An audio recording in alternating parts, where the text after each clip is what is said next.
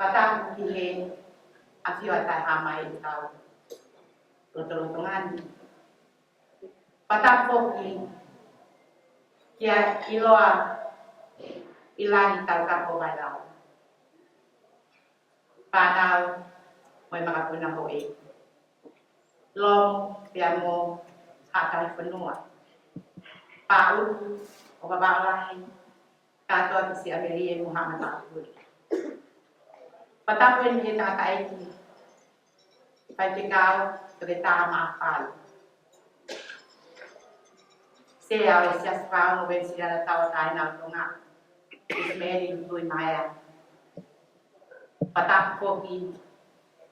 Ye pai tinggal saya sesto kai bolo ya kalais yang sedia. O triba mapapalan. Patapu. Ye pai tinggal oi off tops.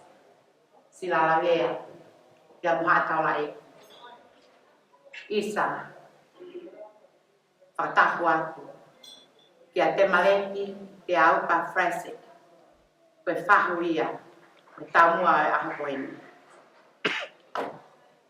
Fatapa te te motoru kutoa te, ai tongo family. Kia pēki singahi fofonga e whae, moe fofongai kamai o tau whataha i he aho whakoloa koeni.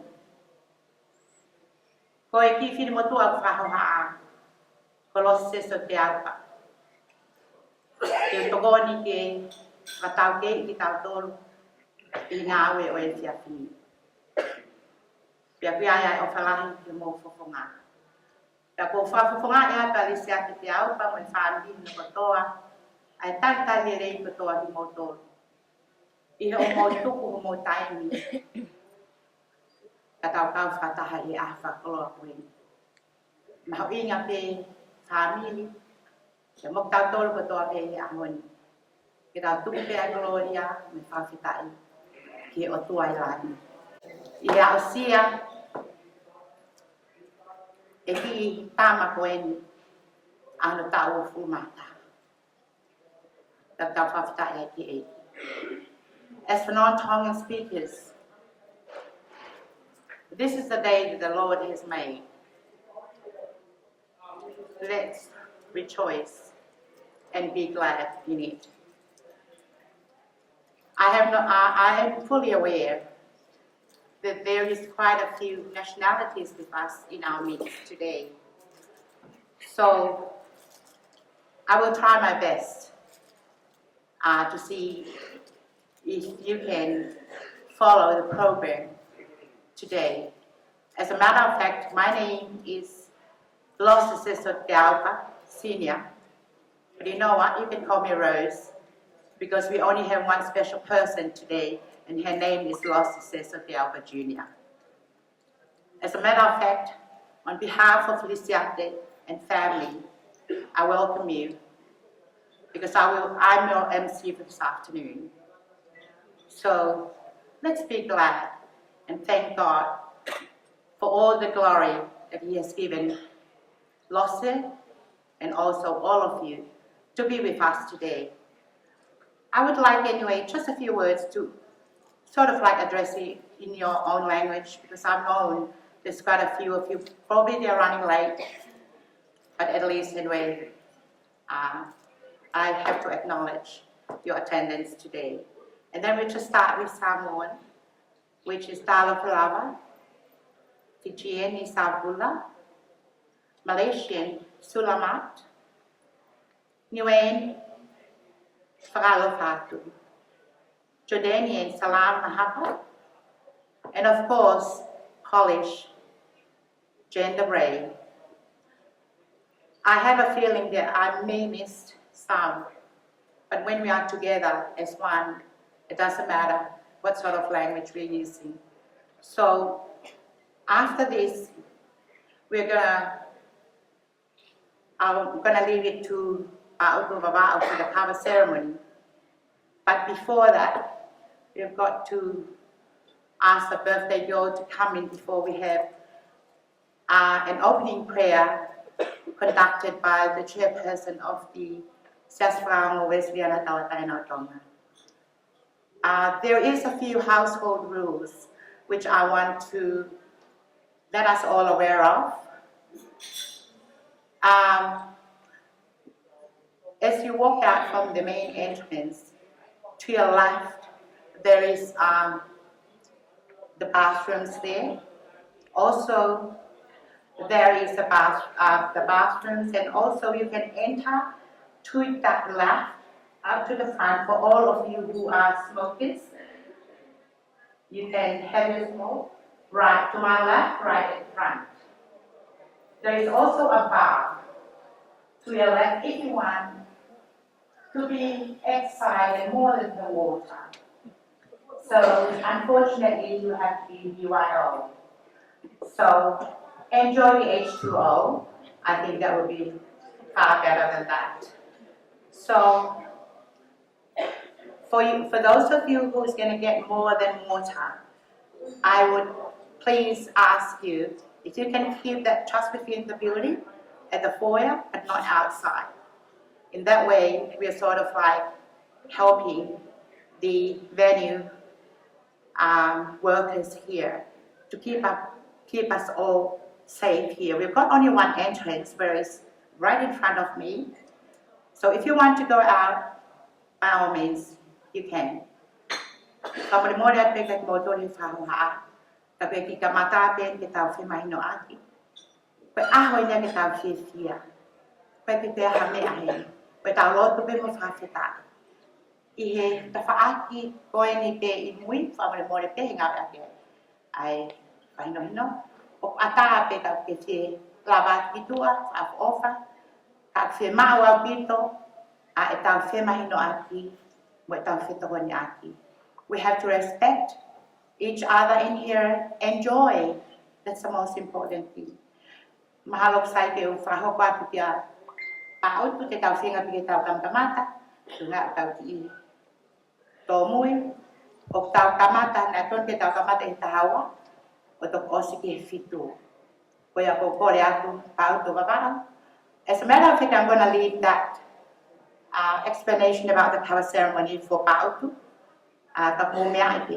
Kore whamare mori atu po mo mea i pe i loa ka mo eiki. Ai ngāwe atu i kawa. Ka koe uhi ngā, mo tau whōnga, mo i whare tau ngāwe atu. Te tau whōtua pe te mea te he. Ai kau whaafe, whamare mori atu. Koe a ko kore atu mua. O whawhainga maare pa te pā utu ia te whae. Ai kore atu mo tōru pa ki ui atu pe koe ni, mo kātaki. O e, me atu ke me ana, sini, ilo Wailala, ilo Ailangi Wailala, Reverend Dr. Ma'afalu, te maleti frase, o ke ando ki whatongia, a toki lava mai, Israeli sea, Israeli lutui maia, wahai te aupa, o tuhiwa, Papapalangi, Siraravea, Olomu, Toklava Fatomia, Asperi, Kakokore atu Ismaili lutui maya o kiheni hohoa, ruata maya kata kio lava mai timuani. Ke tawhaaki kiheni e siri, kata koe ho e kiheni te, whaai koe ni. Kai whahua te mai whahai matau, mako ngāroke. Siasi, o soa, te amo tari mon tawhui. Kapag lama sila lang asperi ki mo kata te rebeke. Kai sai pe ai sia ke lava te tau ki maa mai ka tukwhai tu. Kata pe loata hako o kata pe te tingwa kia kai. La pe kaka buta ka wata te ni o silo tu anu tu. Malo apitu. Disney? Pau to babahau. I'll leave it with you. Malo. Kamala na losi ka bu koe ki mamala ki te tau awhaki o sai ni mua. Tuma moha ki miniti pe nima, whakano whanofo e ka una o whai koe me ho wā o e kawa. Ana lawa ki miniti nima koe ia, koe te uki brief at rai na te hoko hoko. Koe ulu haki, maa upe ma whakano whanofo, e whakaho mai lewa e tahine PFT, e hu mai ki lotoni ki hono no fo anga. Ko mau pe ko ia angere wa sai mamarie ki he sea e safamo ya butui maya ni fai e tau famili o e kawa. Lava pe ko ia mo ko ka bile te Facebook aki mo fatu ta nga we. Mo ko ka bile te fatu ta nga we mo ko kwatu. I hono ngahi kawa feisia hono ua. O feisia hono tolu i hoko lewa e ko kalama kai fono. Hono whaosi lewa hono tufa e kawa.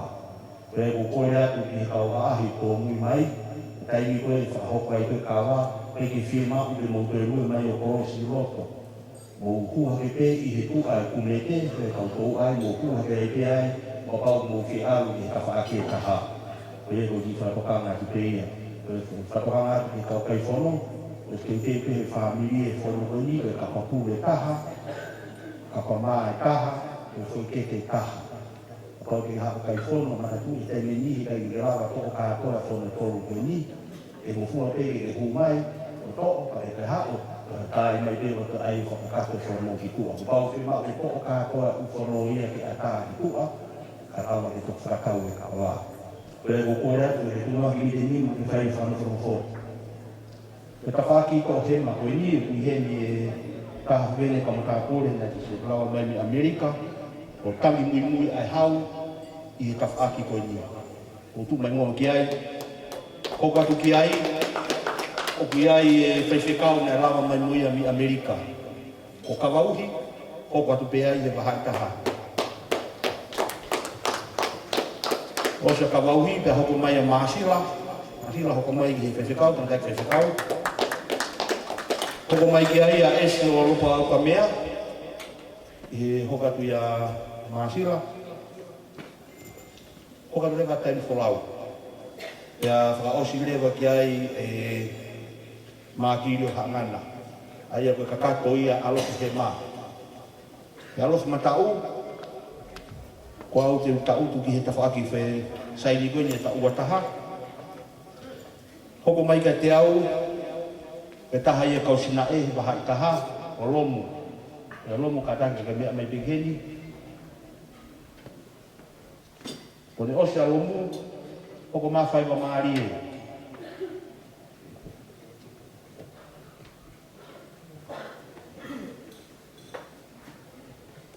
Hoko mai i a whaiwa maarie. Hoko mai kai ko katoa ki sia merie. Ta hai ni a whala e. Katoa ki sia merie. Pea whamui rewa kienga. Hai ko kore atu rewa ki he tau ake mo mea mai mea ngai kawa. Ko e ngai kawa ki he tawhaki to he mā ko uhenya saia mafi. Pea mo po soa he ngai kawa e taha. Pea mo e tau a ku hena mere latai. Ka koe kau whakatau kawa ka taki mo tanguta te mei mui. Pea guai e inu anga kawa pea mei mui. A fofonga ia e whinau vare vare ai iloa ko i kalahi o makate ki nā. O inu anga kawa ia. Ko e lau ngā ue o ku whakahoko pe ia e tapu, taimi mafi. Ka umai so no hoa te na whai e lau ngā ue. Ka uheni pa mo e tamai ki ko ia ke nau whatau e kawa. O nau tangutu mai pepe a mei mui. Ko rea tuka arieta ka pau mau e whasi ko ia e tahine peftei. Pea e mau pe mau tō whanofoko ko rea tu ke o mai e tahine peftei. Whawhi ao mai a hene whakawhae tangata. Taki mai he whahu. O mai ki lotoni ka tau kamata rewa.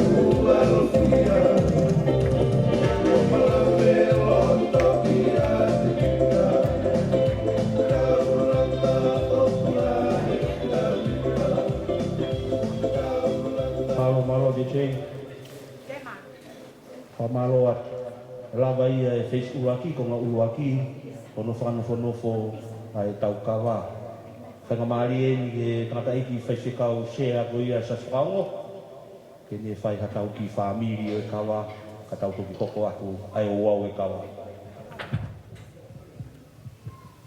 Mahalo.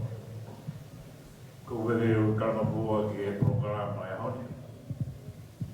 Pa taulotu kamata. Taulotu.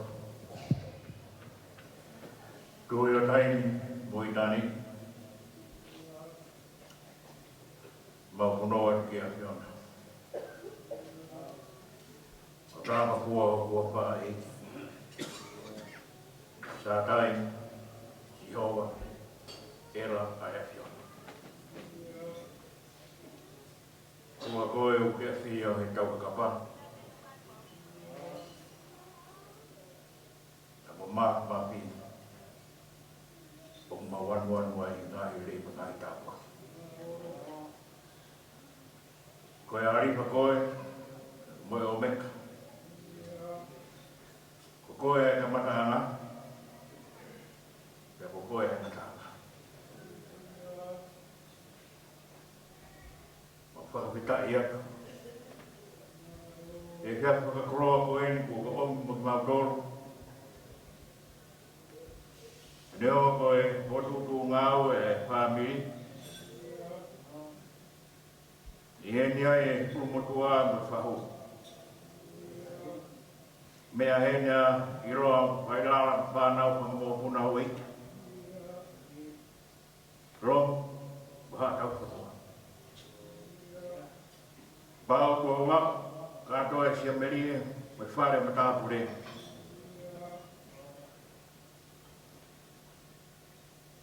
Whai pe kau haana whatongia mamawha e ahoni, mai kau ki tā maafu o tui tonga paru.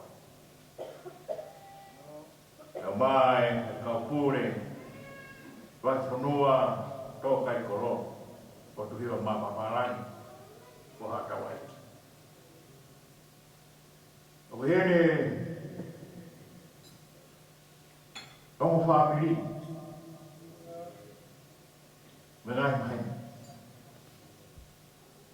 Is, kau se kon from mafai, ai kon very chi, me kai ngaro ko se so ngamo. Mai ngai family of robe. Ona waroro ta palu. Ke mo kau nga kam ori. Mo hiki feira wau pa peta. So hi goe opa au kuato ai a fion. Kufu oso ai e fia mawhana e o family. Koe au sia kaunanga koe koe ofine. Rose, seso, te au Julia, kono tahu umana. Te koe ngai au mau i heni ai heikurani. Te whakakato e mau whakatai whamaro e a plona. Ke kau hau na kong hau e. Kua ke mauro tuia, ke moka. Kamata e whianga, rock whakitai e hon. Oro ngāhi o wau. Ono more pehi. E mau ki e tia, e wakirana ni a mea e a. A tu me ke omi hako fua, kamata e mau whianga an. Moro ngā i ngā matongia teke. Taki e pāu o wā ngā tosia. Makai e mea me hena mai rāu whāna o mga hoi. O ka kako e whām. Ai whāmiri, tōki koe kaunangu. Kua maroro ki hana te kau, āna tongi a hon. Ko ngā he koro koro kore te teu. Pe hiki ati mau hautai me i rau ea. Pai tāpu kina mai, ngai whāmene tope, ngai kaumame, mau toro kato mau waroro, e mau e whaiko. Mau kore, mai ha mau whakamari e, whakatā mai ma toro, e kamata, e mau o au watu whawhikai. kia kia.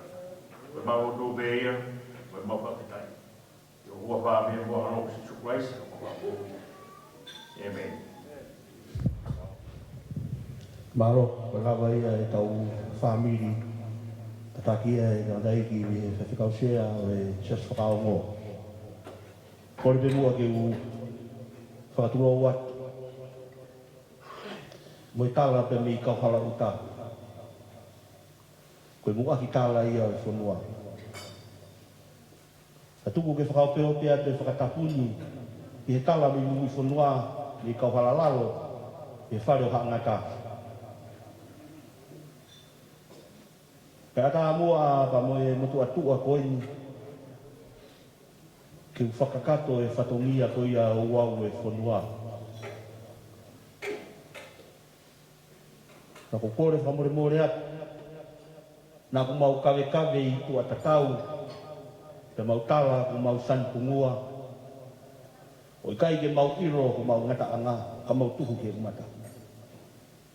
Koe atu ngai se mau nofo muri. Mau ke i hapai pe mo ha'i o no e kawa e whanua. Koe mau fie toa. Ko mau hiki whanua me tonga. Koe anga e se mau manaki i tonga. Puke mau matai koroa. Mau te o mai pe o whakakato e whanua muri koe. Nā koe kore atu ia pe mihe mutu atua koe. Tau tau hia ni ua e molu malu e kawa e whanua. Mono o wau. Ka lawa ke whakakato e whatongia. Koe ofa e na e tō mai pia me i wharelahi. E tahini e ko kuinsalo te tupou hono tolu.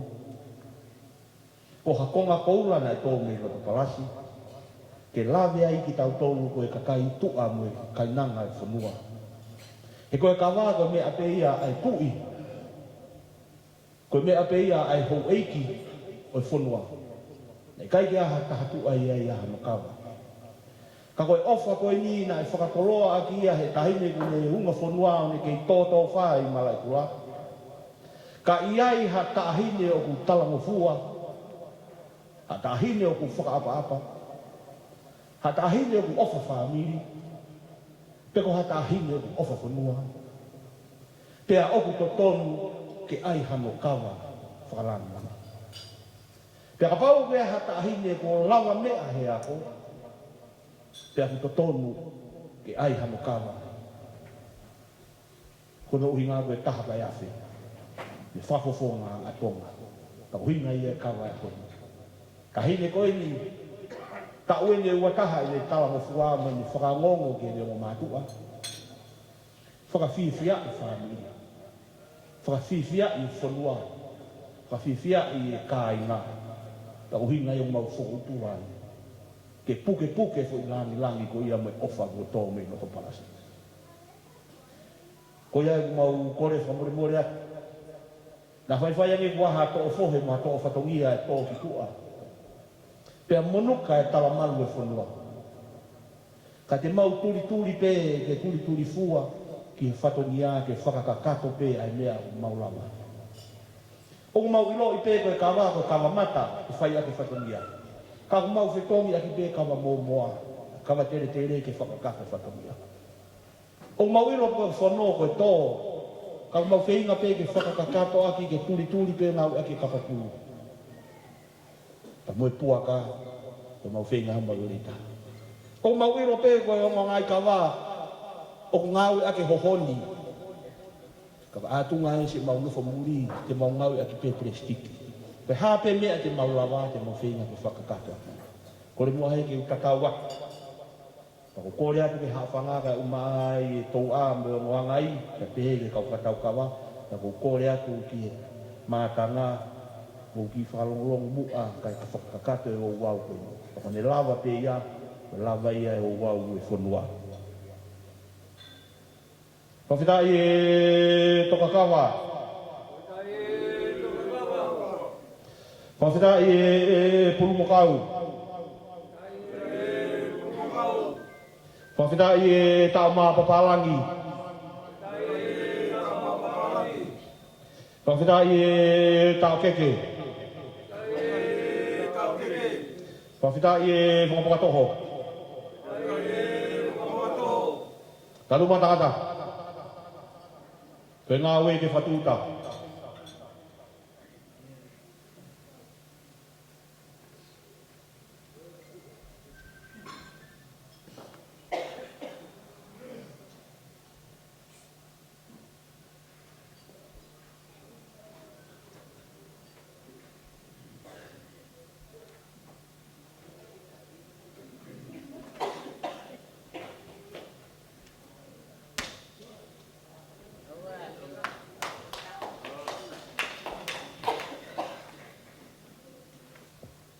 Magiloto. Ay gemba we atamai.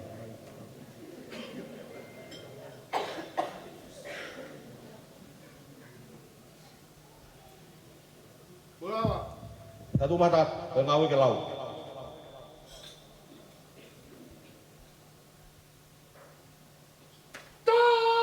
Pafitai whakapuato.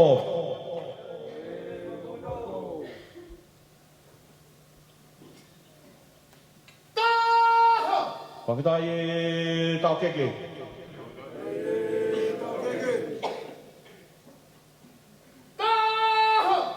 Pafitai tau maha papalangi.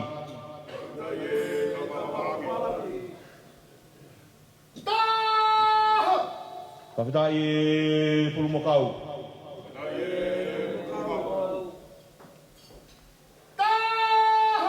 Pafitai tokakawa.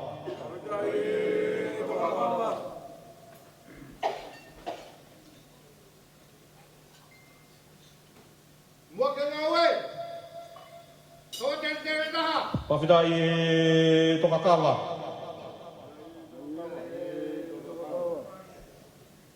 Pulmukau etaha. Pafitai pulumokau. Tama papalang etaha. Pafitai tama papalangi. Taka etaha. Pafitai tau keke. Wakatoha etaha. Pafitai whakapokatoho. Pafitai ngawe.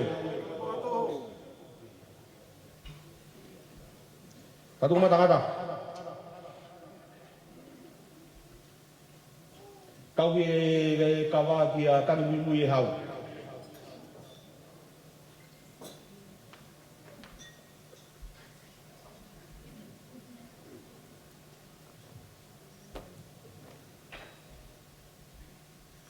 Pakitai Tokakawa. Tawa ke mai. Tahu e kawa gitu.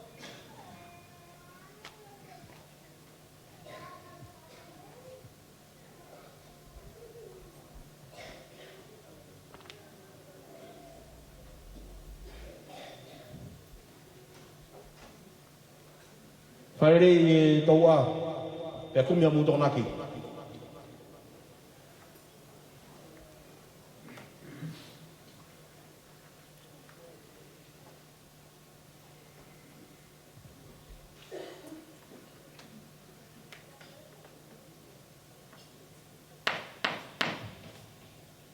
Tarung matakat.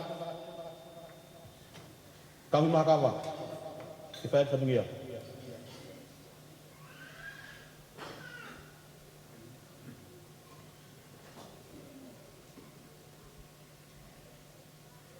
Pafitai tokakawa tapos mai. Tau e kawa ke tuki Kifayat Fadugia.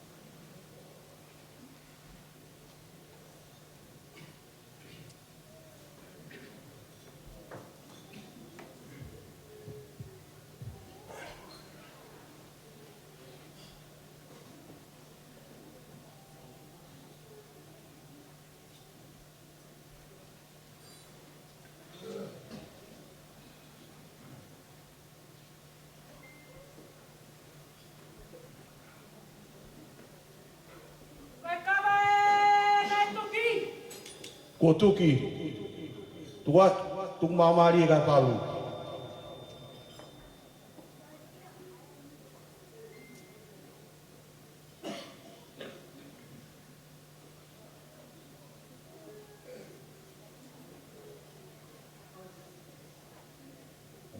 Ta foki mo ua pe au iha mo vai.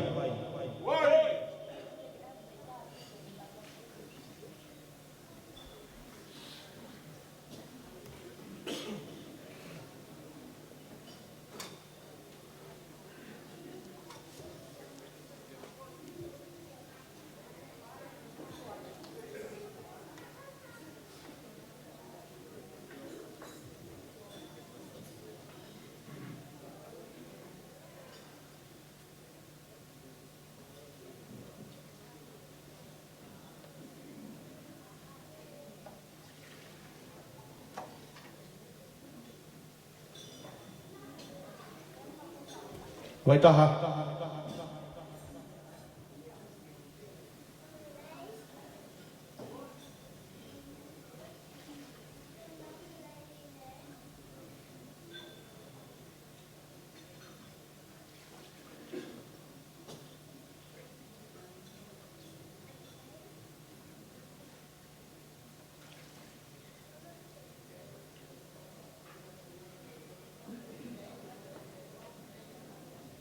Tau fe vai.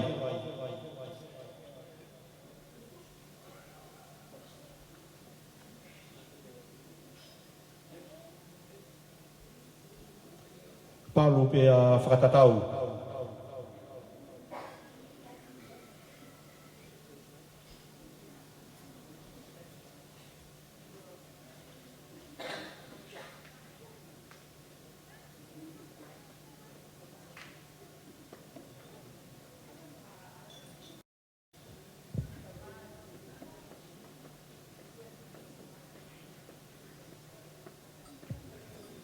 Palu gilaro pe ayang e whau.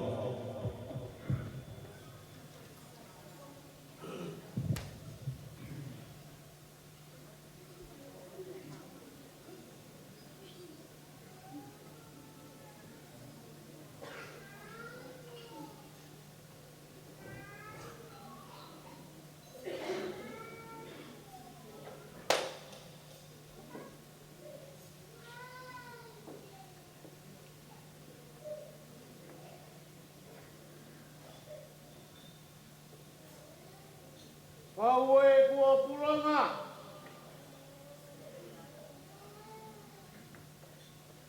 Watapu ke a whio e o tua.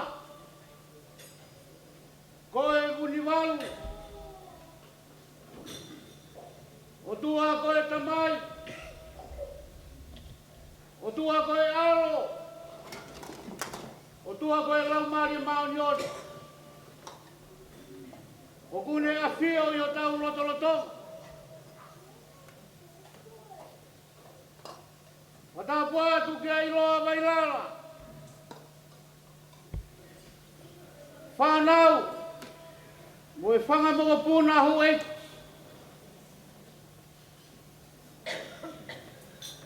Watapu ki a lomu.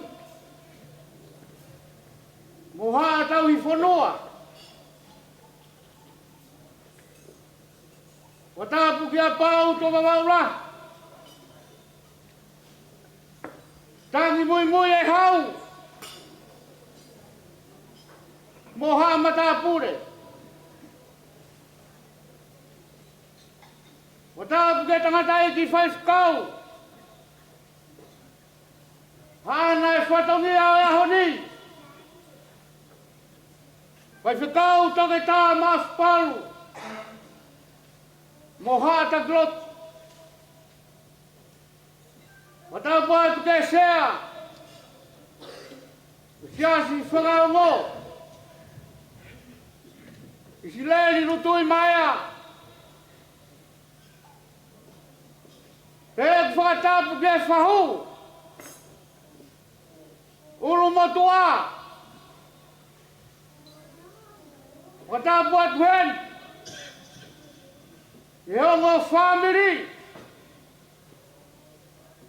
Kau ngā whanonga pirikin. O tau kau whakataha he aho koe. Whakataha pua atu ki ari siate. Lo se te au. Te pēku whakatapu te alofina. Alofin. Ongo e ngai kawa. Te moe tau a. Kawa ukrepa. Ai tuku pe moa ke upu ke whainga maari e koeni. Kua kau nau ki ai he poro kalama e ho. Whai harea whafafonga. O e whaahi whae. Tau kau pe ke whakamaro ia. Ai tamai. Alo. Lau maari e. Kau moe ka kai o langina. Kau mo mamani furipe. Ahoni. Ngai taraki te piwaki. E ngalo e a moe o pe. Mohono popo aki. Kaweina aki o whatongi a ahoni. Taula ke tonga moe toke lau. Mo wongi te tau lotu, mo whakapeta. Tuku ke hufanga tuai. Le ngai tala whakatapu. Kau puke e whainga maari en. Ke tari le rei. Ai toko taha hana. Ai whatongia ku tau whakataha mai ki ai. Lose, seso, te auka tiunia.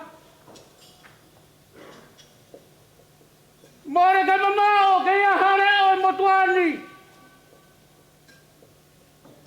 Ka koe whawhetai pepa mo e whakamaro. He kua piwa ki mai, ai whakakau. E tāpua ki i koe, he whai whakau. Ka koe ne whatongia e whanua. Ko lawe ki ai a pāu toka waurahi. Ai hau kawa lose. E toki whai ai e tau hauwhanga. Koe tau kātoa ngā he whiwhia. Ko hoko whatongia. Ke whakahoko atu pēa whatongia koeni. Koe tāmonu at. Ko mao ngai pōpua ki mehe whakatonga. Ka kau tui whakapapau.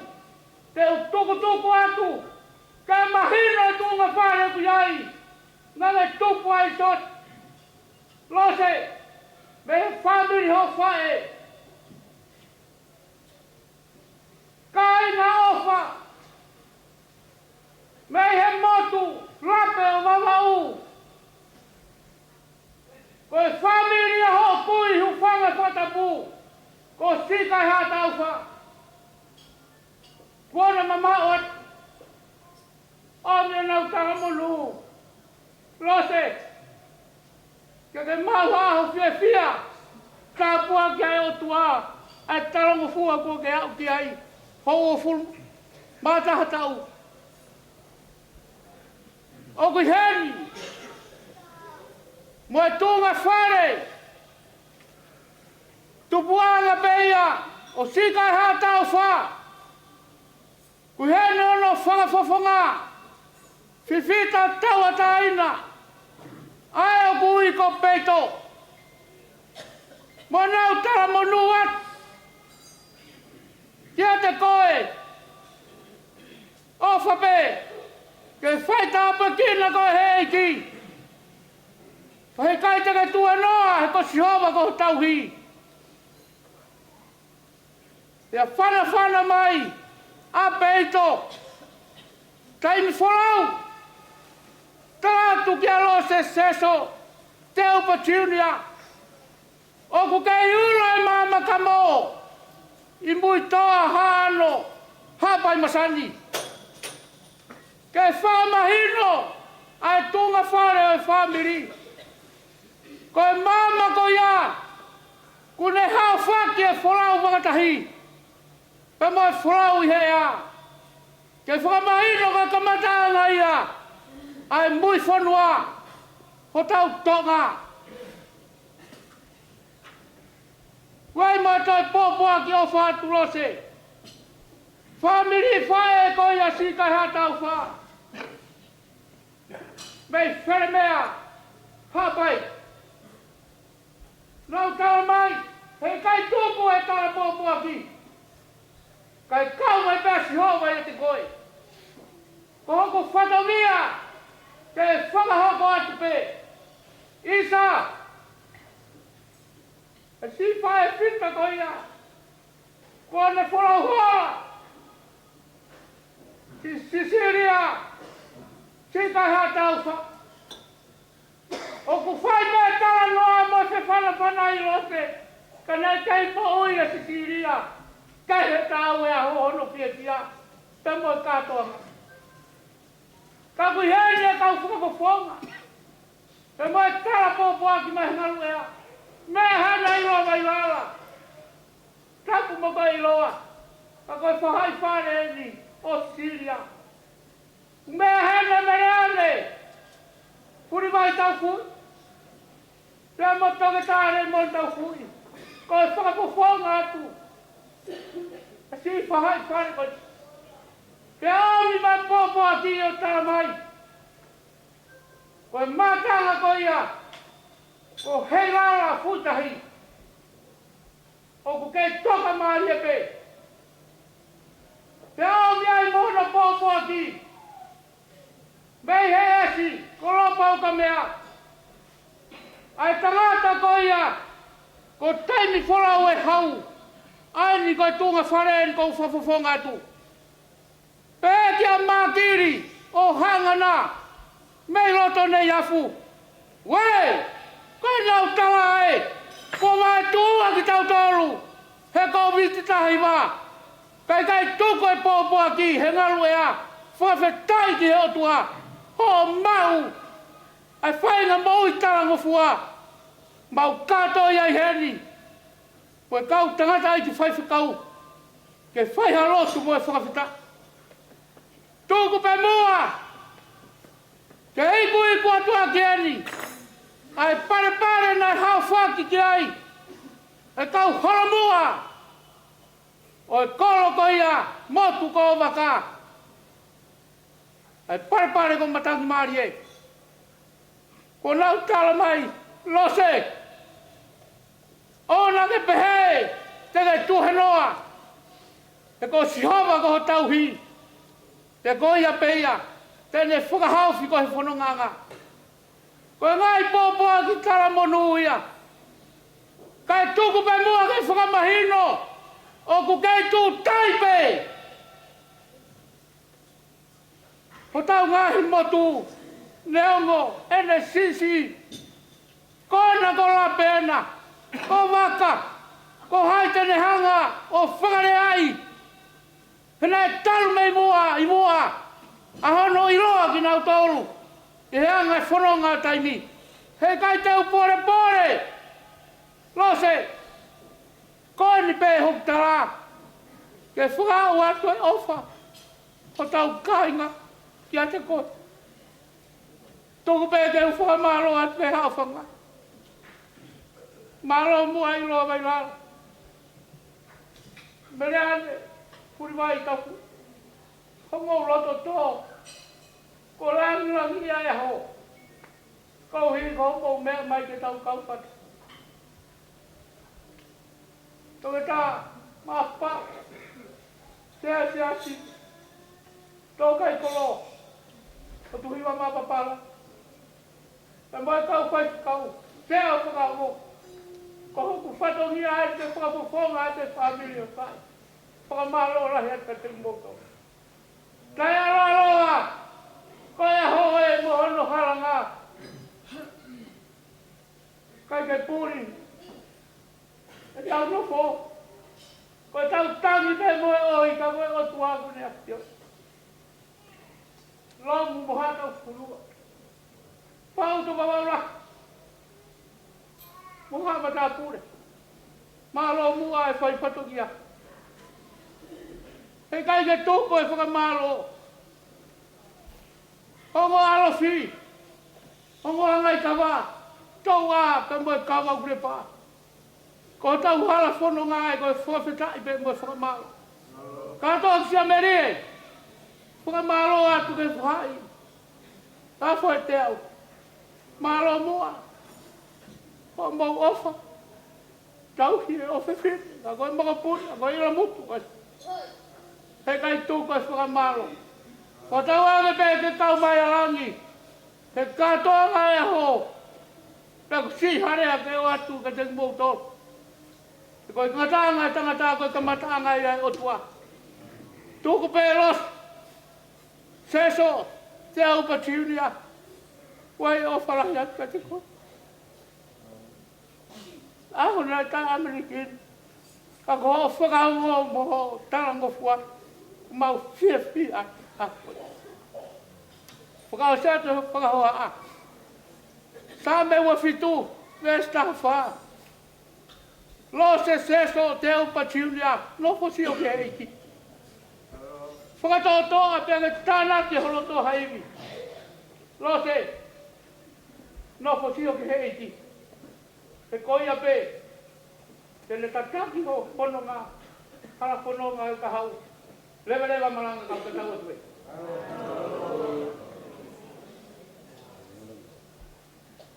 Oku kei fungau no pe fau.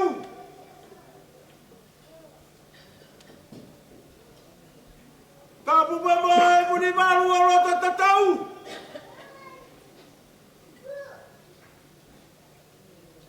Tapu ki raho pa anoi kuanga.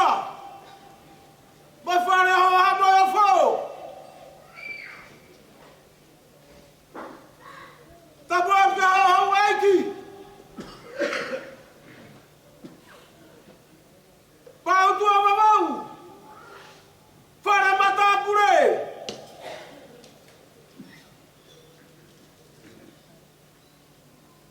Tapu apka kainola.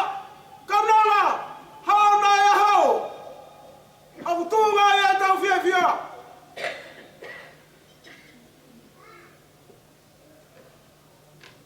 Tapu apka alafina. Alafini.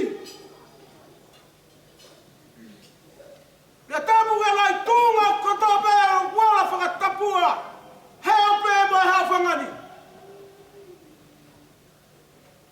Kai tunga mua kia umala maloa. Tunga e hao mono matai koroa.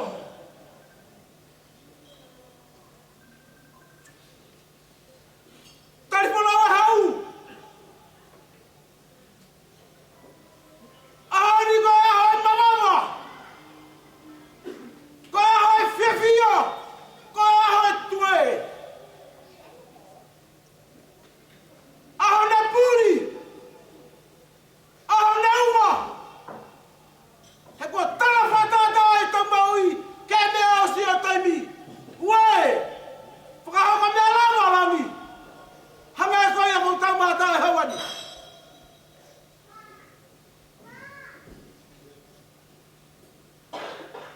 Tahina rose. Kai ki ona rao ki fuha matala. Koa haku tauhi. Nei whai kia te koe tunga e hon. Koe no mea hunga tala. Koe no mea masima uku au whiniwa. Kai whametai. Koe kauma e siu. Se pita koura. O whakahako mua manaki. Hane koe tamata e hawa.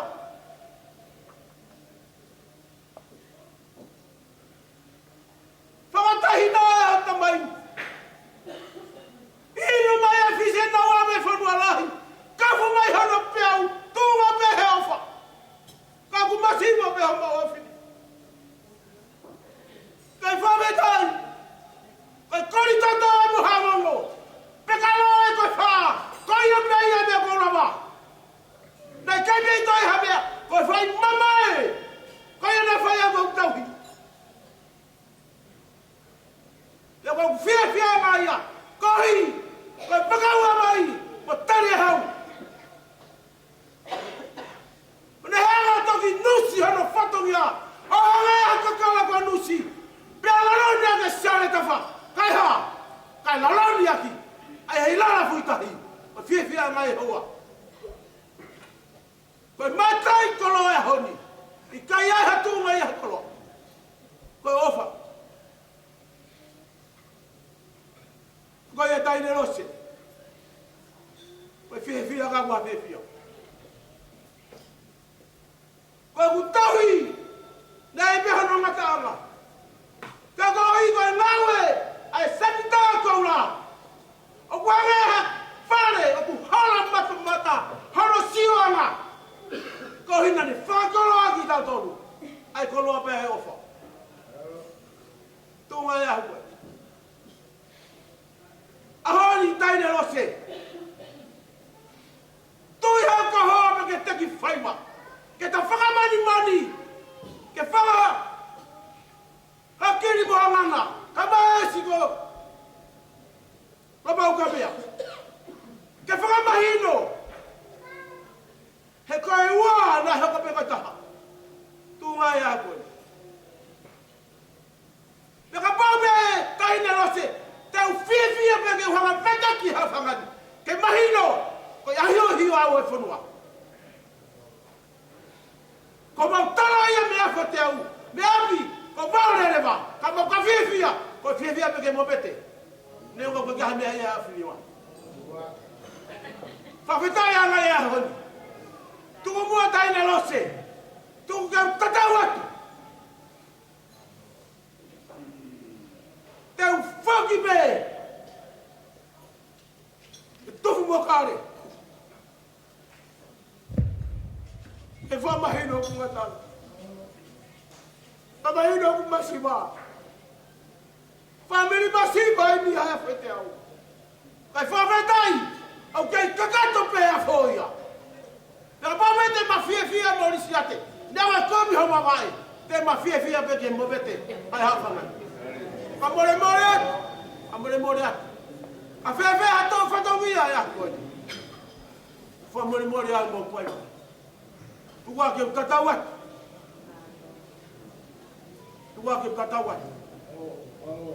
Tukua ke herangi kene whai. O whakato. Au koe vai lebe melanga. Ka katau atu. Tandong mga tangata, ito whasono.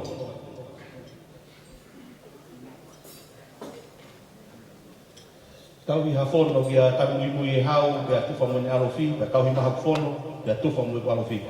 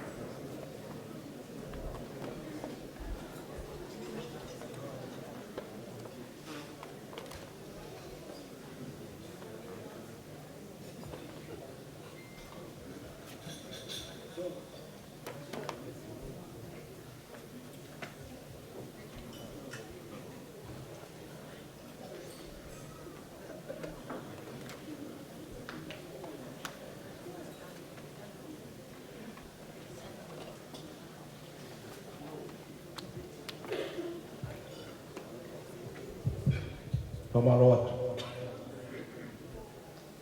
Ko e tau hoko mai ni i kai whono. Ko ia ku whakawheri atu ko ai o kune tā i whono ko ia e tahine ruhina i tau i heni. Tene hao o tā i puaka, taka hiri ia o whaata atu ki hao whanga. Ke mō mai pau ki kria katoa i whono ko ni ke ilo peko toko taha te ke kai whono ai. O kuiai o mo fo i hala i ua, e paha i tō he mā me tō matau te mō pū mai ai ki roto o e whono. Ko ia ko whawhea koe ni toko taha koe ia koe me hiki tanga pe koe whahu ne kai e whono koe ni e tā e whono koe ia ki ke mea mai mua ki he whono ai e tahine ruhinga i e tau i heni.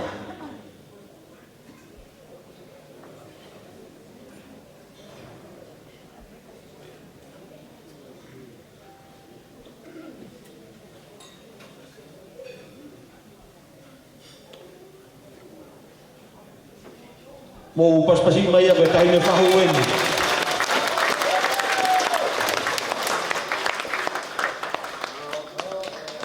Maro ko lawa ia, te tā i whono ko ia o e tahine aho ni. Tatu matakata o tau hi whono e whahu ki tua, te tau hi maru.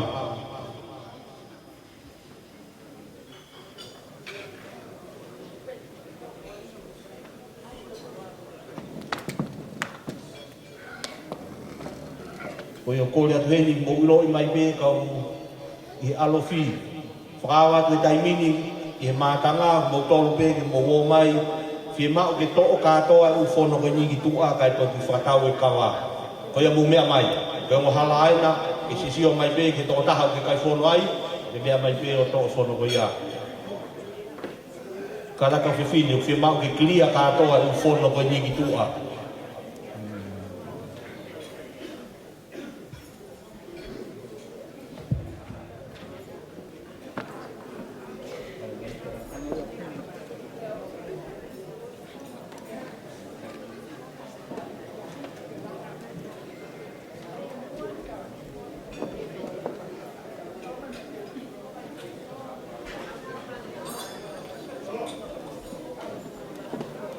Karang mo humay kay to yung phone na roton.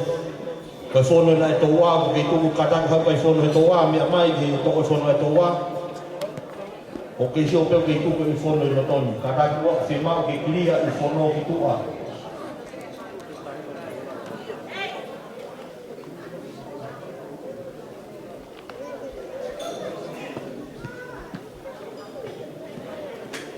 O hayo kay phone ya tayo folaw.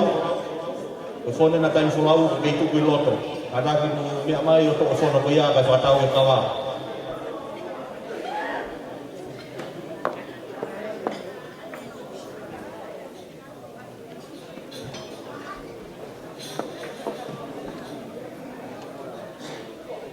Koe whono ne taha hoa ngā wea tangi mui e lotu, tangi mui e hau. O hai e koe totaha koe nine hau ni Amerika ka pau pe kui hano tu whewhini e kui hano whamiri heni. Tāraki o mea mai totaha koe ia, e toa whono koe ia, a hoa ngā wea tangi mui e hau.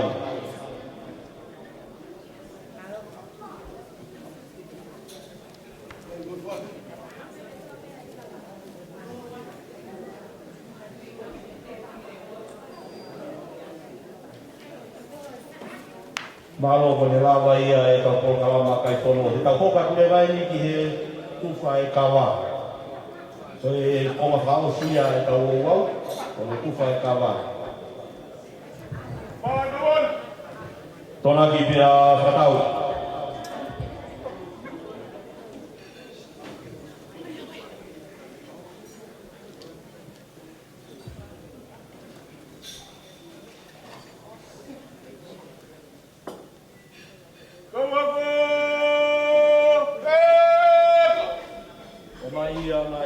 Tōtaha tau heni ahoni, Rose te aupa Chinia.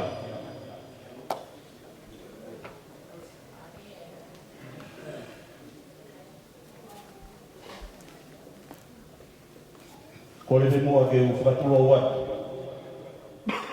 Kau whakamarumaru atu he tala e mua ki whunua, ka me tala e whunua. Rose te aupa Chinia. Koe kāmaina e whunua. Whanua ko tōnga mo no tui, Punua ko tonga mo no hong eiki. Punua ko tonga mo no kakai. Ka mo kere kere o tonga. Koe whonua e no. Funga ni ua atu i e funga e kawa koe nā. E mau tala mo nua atu ai kakai tonga ko toa. Unau whakao peope he whalao peope o se le. Ake mau tala mo nua. Ki a whiwhine o ku tala mo fua. Whiwhine o ku ofa whanua. Whiwhine o ku whakaapa-apa. O whiwhine o le toka i hona whamina. Koe kawa i na whanua. Hinu ia, o whonga ake mau tala mo nua atu ka mo whanua wato. Hinu kawa.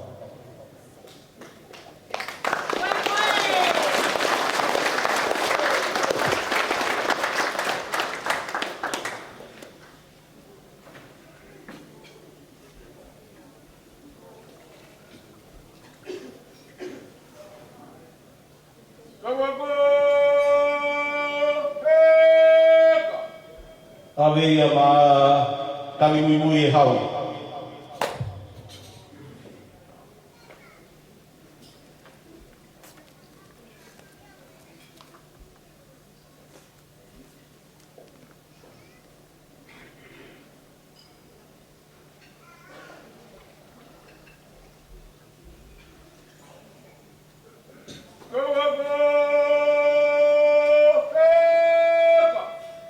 Awe ia ma e taha e kau sina e o kau halauta, awe maromu.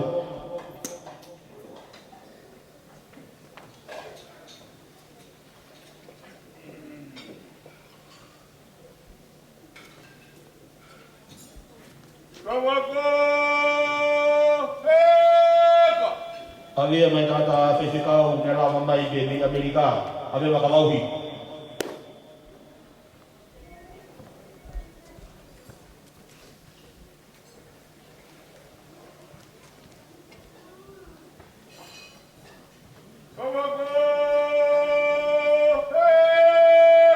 Avia ma masila.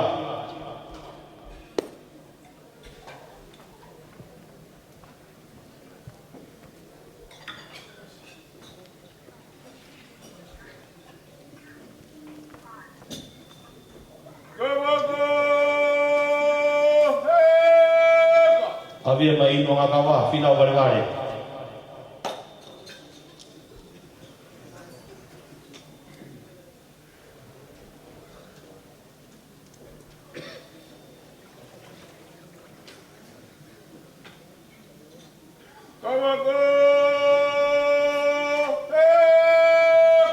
Paya maaku ke tama ke whatungia.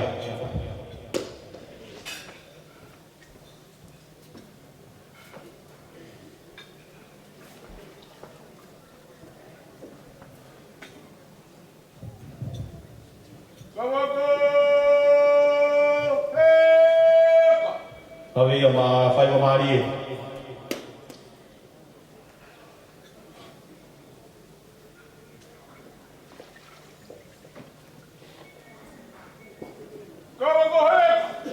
Puya ko kawa.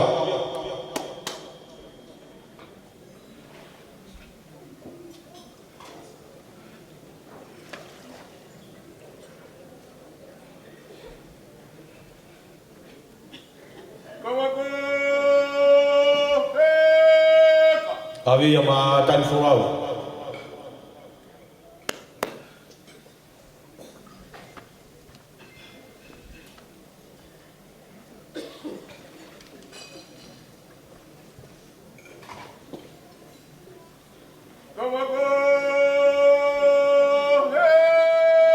Awi yang ma kato ang siya mili.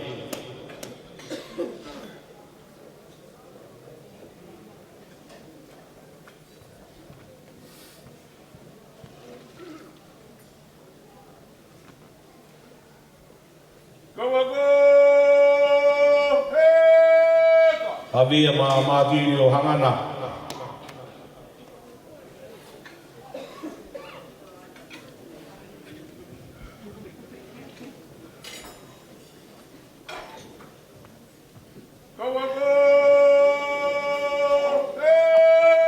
Awi yang ma kienga.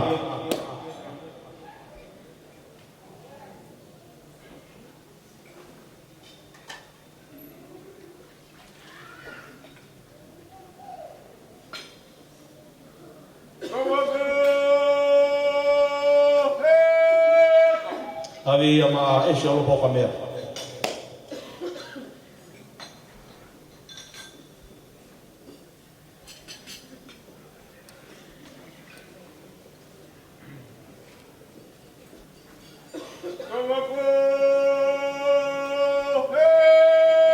Fu mai kawa kawa.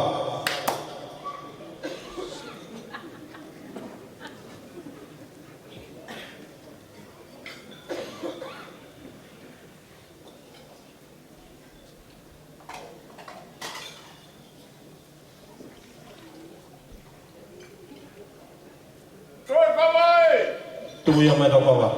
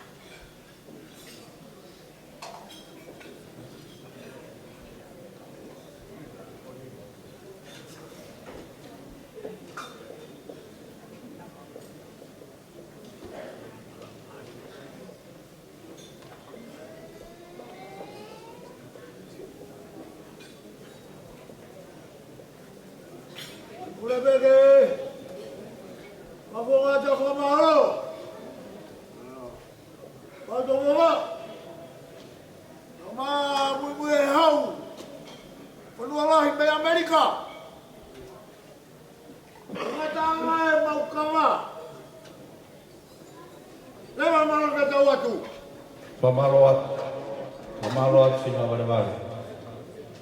Kono mataki mai whatongia sa whakawhae tangata. Whakamaroa tuku poa ngā oe ki a tangi nui e hau. Whakamaroa tuku tangata e whaiwhikau ki a kawau. Kau maa e taha e kau sina e ki a lomu. Kau maa e hau whanga wa me toa me wangai kawa. Whakamaroa tuku no tauhi molu malu. Ko ia e hike toa. Ko kore ake TJ, o spe hiki ai toa, tāre maha fui whasi, e tau ngā merewa e toa, o hao o taki ai taheni hoona e pefte aho ni ke awi ke tua alo fi, ke toke awe ki ai. O ia TJ, tuk maha fui whasi.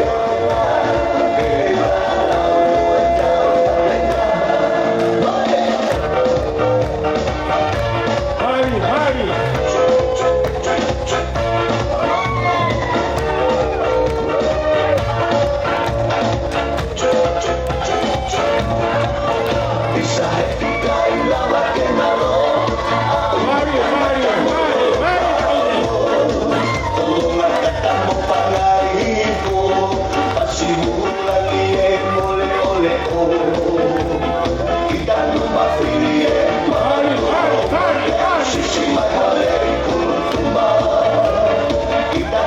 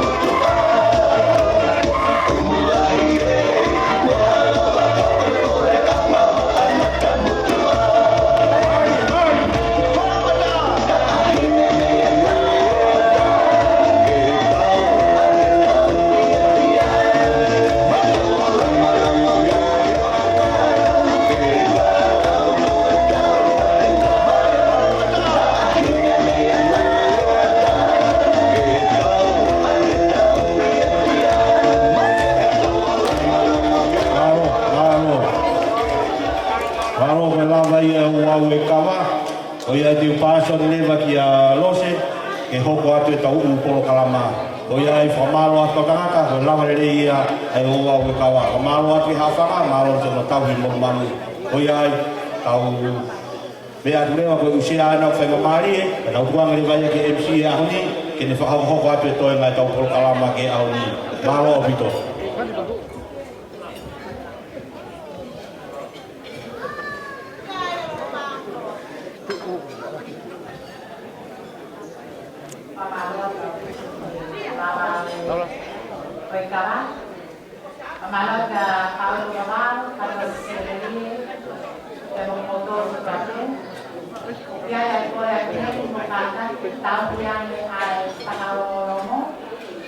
So that we can understand each other. So thank you very much for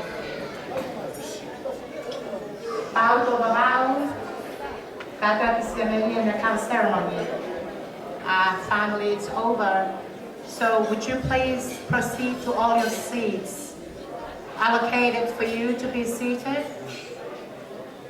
Kataki poso amaya o femawe ki te plimwa, te mosias do kamuto. And all of those, I assume you already have aware of your numbers outside. If you can count the people at the foyer, your seats are available because I can see some seats are still vacant. You can proceed there. Kapao kia ha mo se a mahino pe ka teo kia nga himoa o kei lava mai, me os omi pe ka kia kia mo ka o te tongi. Kapao kia ki ha mea hina plava ke lava kia i whasita. Ange pe pe lava ni nai, koe ni ai ang ke tau whiwhia. Ko whatoka ngai pēr ko tu whātu ai entree i taimini. Pia e ki liliu si heni o kokore heni ki he se tuata whamawhai at naisa. Ke kātaki mua o whaiange pē mua haki i lotu ia ke kamata kia e tau entree. He ko tu whamaia i taimini. Tau ki i tō mui pē. As a matter of fact, I think I can't hear, you won't be able to hear me if you are so noisy. So sorry about this.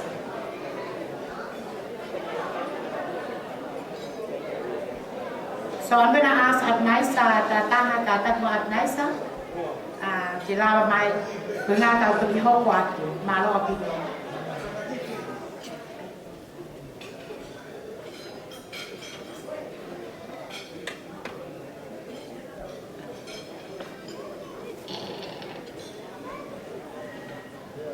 Au hiwa mai e hiki koni. Awa Kristiane ka whakawhiwhia, tālagilangi mo mamani, haka o mamu ia.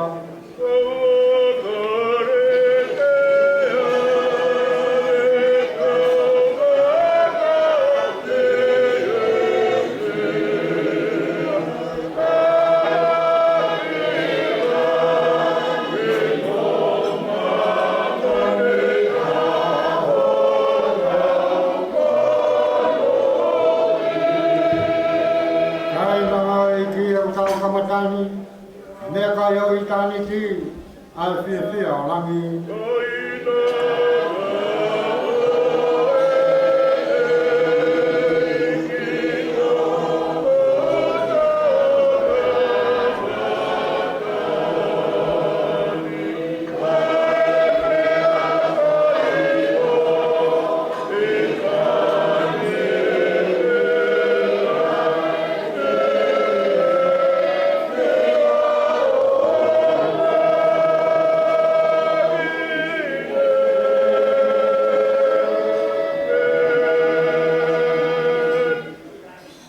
Sāme whakawhiangai maanoana a honi, sāme hono ki tū, wea ki rea koeni. Ke alo mai a kua o whai hamau tāpakina, paulo mai hono whakonga, no mau loto loto mā. Tāpaki ki kaukolo Elohimi, e a pasia ke te ea, anahi ngata ana o mamani. E o tua o mau tamai fuana alo ofu. Pakamore more whakawhonu ho mauloto aki ho keresi. haka mau be mau mo e ko mama ako oto me hera tapu ko la mari ma oni satu ke ulo atu ya ke mama mi ai se na hera mari ako au he tapa ko lo be ako mau pit ho mau le o saka dai mo saka malo ko aha ko om ke mau haka haka de mo fa fia ko aha ko ni ko mau le mau ko no to anga tonga ko aha o ra le ya tamma ko hai ko ai kai wa le ya tamma uma ko mai aho io ofa kumi mai aho afio amana ke fai si ono ngahi o wa aho si kawa ko ni lo se so tia mo siria amana ko hop sia hono maka mai ko hu fu ma ta ta u fei la lahi ko fei he ki ka na ko ni ono ma mo ta mo fu nge ko ya na ma ko si to me ai ko ai hono kawa e ma ta no ko ma fa no ko kawa ko me be ya ha tui ya mo ho eki ka ye fina ngalo ta hine kuini ko ne u honwa kuini sa lo te bo hono tolu la me mo nga ye kai na na honwa ko fa kai lo ha mo ye ko ta lo fu ha mo ye ko fe la lo ha mo ye ko ha ma fa to ke lo ha mo ye ko fa a ya bi mui ha mo ye ko de tau de fa ka le ko la fa ba tau lo amma ma hi nya lo ko to ko mo fa ka ya mo fa ma lo lama kau fakafu fa ta hine kwani ya ha ni pa fema be ya ta mo no fakafu o ta hine te te yo aho fakafu to mo fa ma lo na ne olu ma ka ni lo na ne mo he fi o fakafu no ki fakare ke se fa e da ma kui ta mo ma family o ne komune ya o ne au si ha fa ko lo ko ni o ma fa ta ya mo fa ma lo ngai ko na hila ore ko mau fanu ma mau to mo be ya ki ho afio to ko ma mo mai ki ho afi a to ko mau lo tu ko me a to ko ni ko fa mo sia ko tu ko te ya ko te wa ma fa le ni o ma fa ta fa ma lo ko fa ni ma ya me a me a ko be ko tu ko ma fa ha ma ko to e ko bu ha me ka ka wa to ko mai la mai ma non ya ko fu mo mo aku veke belo to ke foki ko hiki so tano so malo hi afio me to ni ko to ko ta do ke mai ke me to ni to ke ma to nas mai ilo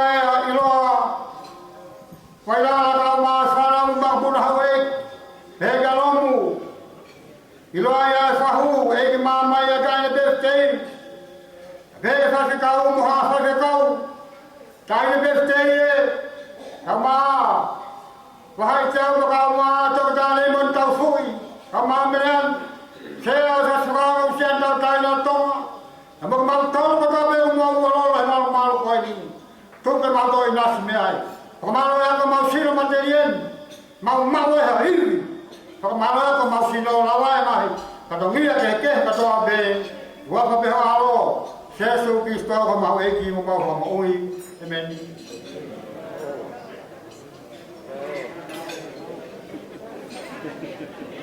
Pamalo pito ni ja naisa ko lawe ete ko ki li weni na kai to kono e hopo kataki a memoria ki falono ko ka ai my left side please keep the piece down kataki te ko ni ke mo ka memoria se mau de mo ki tata ke fa lolo mo istala ro ke ta se ha ki me ta se mai no ati ve ki lili u eni ani pe ko me ka ya ho e ta mo motor ta motor o pa ko to ya pe ki por garan te ne ta to ko tu pe ko mo ha o fia ta ko por ya ta ko hili te ni ke ta me ta ki se ko e dite ta pe ki fa se ke ta fia kai toki hoko ato e paro kalama hoko ke no tu ia e aho ki ka nanga koe ni. Te koe ne hili te ia e swante tai te mo ki. Kena e toki osia La donde tanto más me tocó ya on rey, la mata que está me tocó ni, la coin pola kan mato tanto lo kamatai. But very out to pay. So after this, I'm going to ask the DJ or la band, please play a music for us, and then we'll have to welcome Losse back for her Thanksgiving service. After that, and then the key ceremony presented by her father. Ko yo ka ofara ha motor malo apito. Porque mula mai te ki mo ake se a koini. Kai kolen kasiri ke ha ufa ho patla ka to nia ho ko.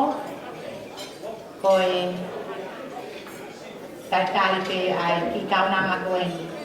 Pe mai loto o fono ni ho nga ia. Ko uhi ko dia sia do ka wa ka ha. Kalau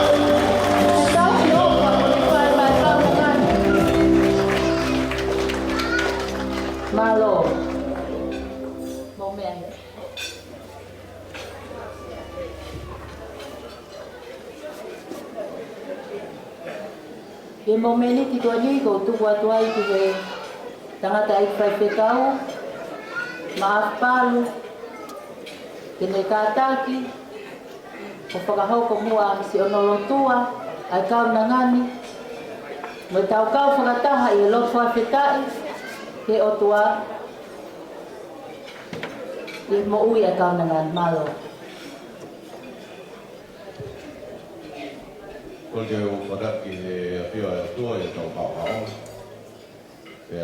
O pada que tá aí ahon los ses ya o junior ya o por mo tu kupana te nai kalfa tap tu tau pe ko a fak di ha pangai. Ta ke tau pau pada mo ma le ke mo me to poni e bien mo be he tu mo ke fai te patongia no tu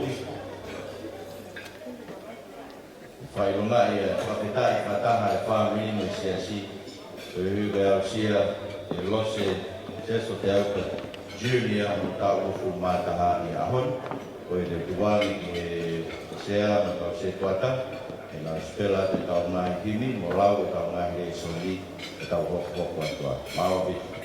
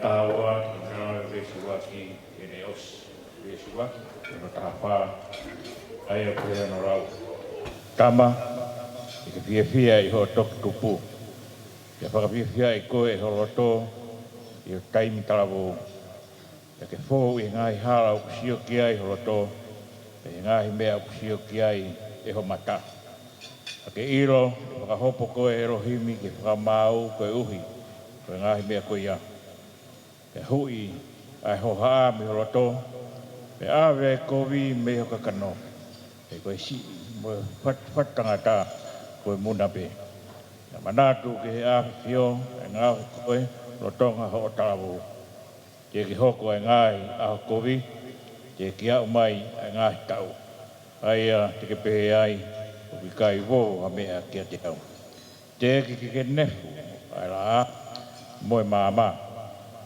moi mahina o ngai fitu e foki e ngai ao hiri ai ua ai aho e tete ai e kau tau whare e pepe kaki ai tūnga tangata marui e tuku e ngā oe e kau momosi ko e nau tokosi I e ne nefu e kau sio I he kupa e songo ai ongo rau matapa ki hala I he muhu pe ai whare momosi e te ne tūhake ke sio ai fure heu e koe kau tāhine hiwa e olo lalo.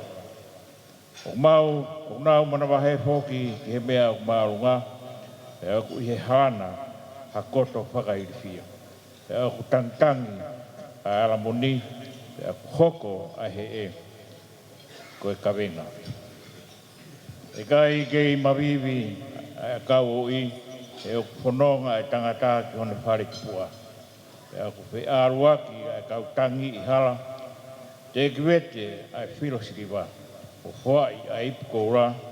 E mau ai sia I whauniteni. O laiki a sārio te fusi I he waikeri. E ako ai fu I he kerekere. O hange ko ene I ai mua. E whoki a lau maari e ki a erohimi. A ena ne tuku mai ia. Muna oi muna. Ko rea ia ko hereti. Ko muna ai mea katoa pe. O katoa pe ke whakaha. Ko poto a ko hereti. Ko ena ne kei whai atu. Ene a ko e ka kai I iro mea. O ne whiwhiri mo whakatotoro mea. A ne whau ha ngāhi paro vea pira. Nai ha au e ko hereti. Ke mau ha ngāhi rea vovo. Ia mea. Mo e mea kua tohi tatono. Ko ngāhi rea e ala wharala ki ai. Ko ngāhi rea e kau poto, o hange ea koni tau whakateka pūru. E ko ngāhi mea pehe o kau iha kauma, o hange koni whao ko whakama. O omi katoa me tau I pēta. Pea ka koha mea atu, tama kau whare I koe. O kai hano ngata anga o e whao tohi ke lahi. E ko wha lau tohi ko mea whakaangosia ka kana. Ko ngatanga eni o mea o au hono katoa. E ke apasia ke aerohimi o tau hene ngai whikau. E ko katoa o e tangata ia. E omi aerohimi ai ngāwe katoa ki whakamau. Kai o maa ai mea katoa kufu. E kurere ia pe kovi.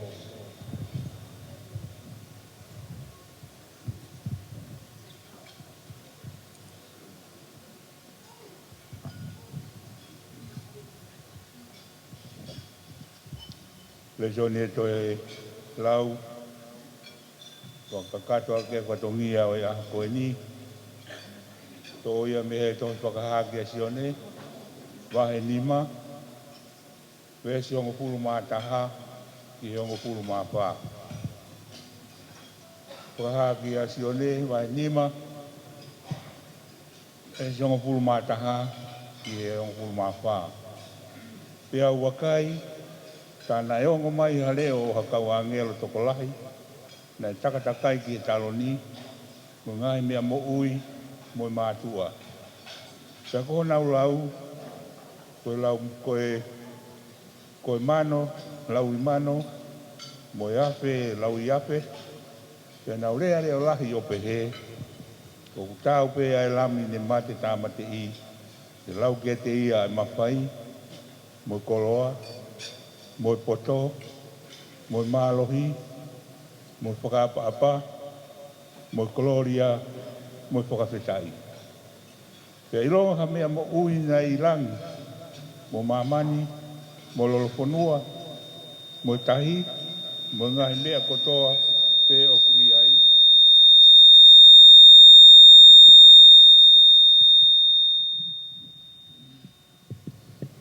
Nā whanongo ki ati nau tolu nau pehe.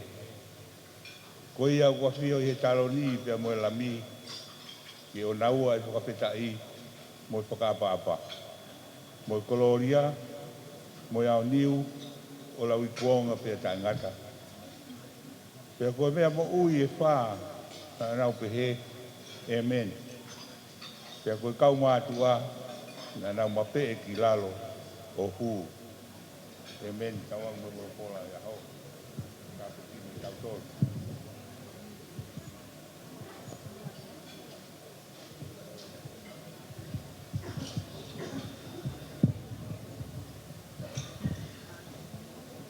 Ecclesiastes chapter 12, verse 1 to 14. And the word is, so remember your Creator while you are still young, before those dismal days and years come when you will say, I don't enjoy life.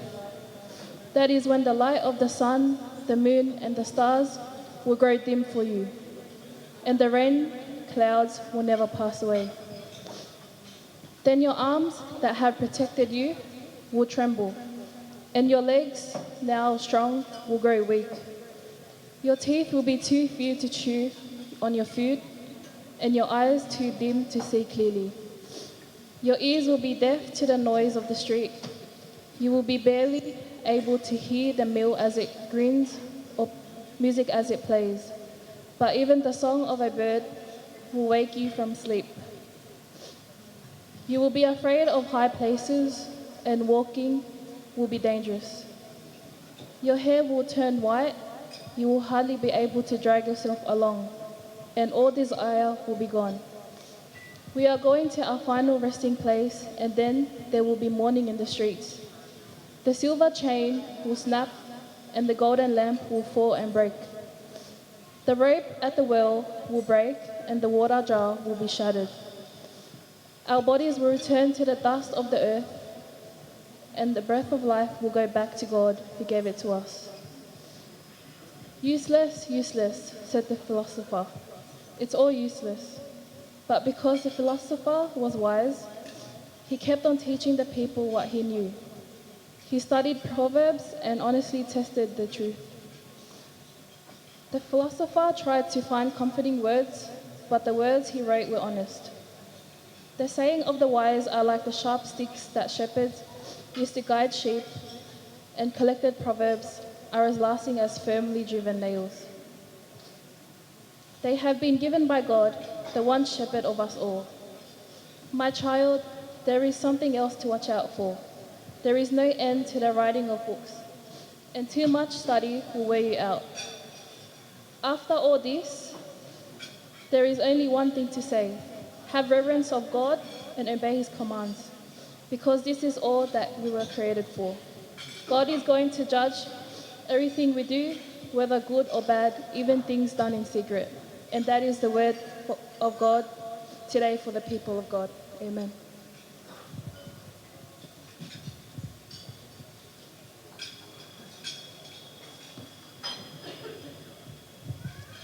I'm going to read the book of Revelation. As you heard it in Tongan, now I'm going to read the English version of it. Revelation chapter 5, verse 11 to 14. This is what it says. Again I looked, and I heard an angels, thousands and millions of them. They stood around the throne.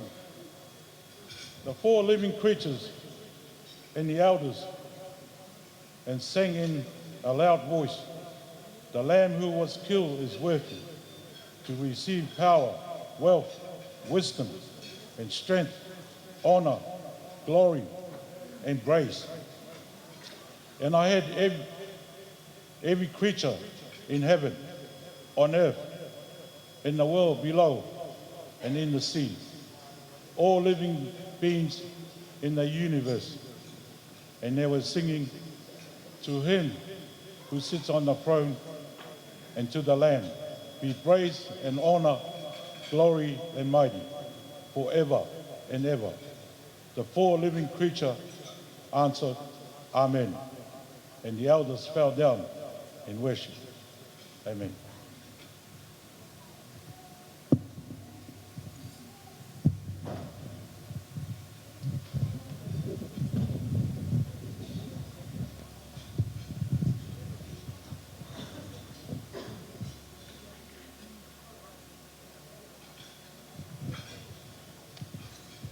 O mole pe ngai feliwa ke to por karavanga ko fia o bito e ko tui ko alunga pe ia o ahon na whakaukau ke whakano e lotu ko lawe mai ki he kauwhine eiken e taurunga ku kei tonu na ua e pia toi mau e na tonu me u whasi koe ni hiwa mai he kauhiwa koe ko pe malu sai peke to ki lo pe lotu ke nau mau mo potohi ke nau o moi o mori peke tu mua ke u whanga pehe ngahi tala whakatapu e whai pe mua ha pou ma sio tau o whine koen e vi ko e hoko sia no tau o fulmataha i ahon e lose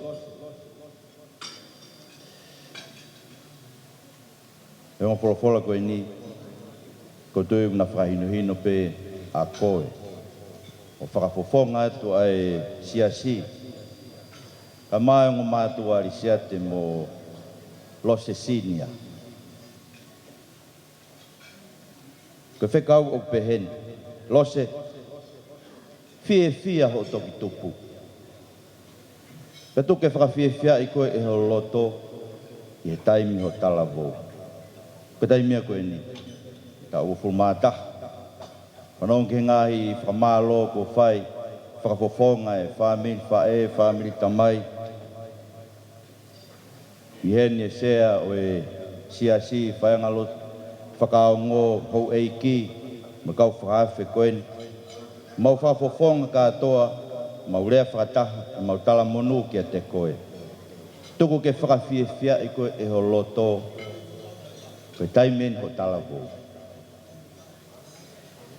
peke whau he hala o kusio ki ai ho loto pe he ngahi mea o kusio ki ai ho mata ia ngai mea o kusio ki ai ia ngai mea o ke whakaukau e aonga ke kahau ononga anga aong ke family aong ke siasi koe whahino hino kau ku ke sio ki ai whai koe taimie lolotonga ho kei talavou lolotonga ho kei tupu ka koen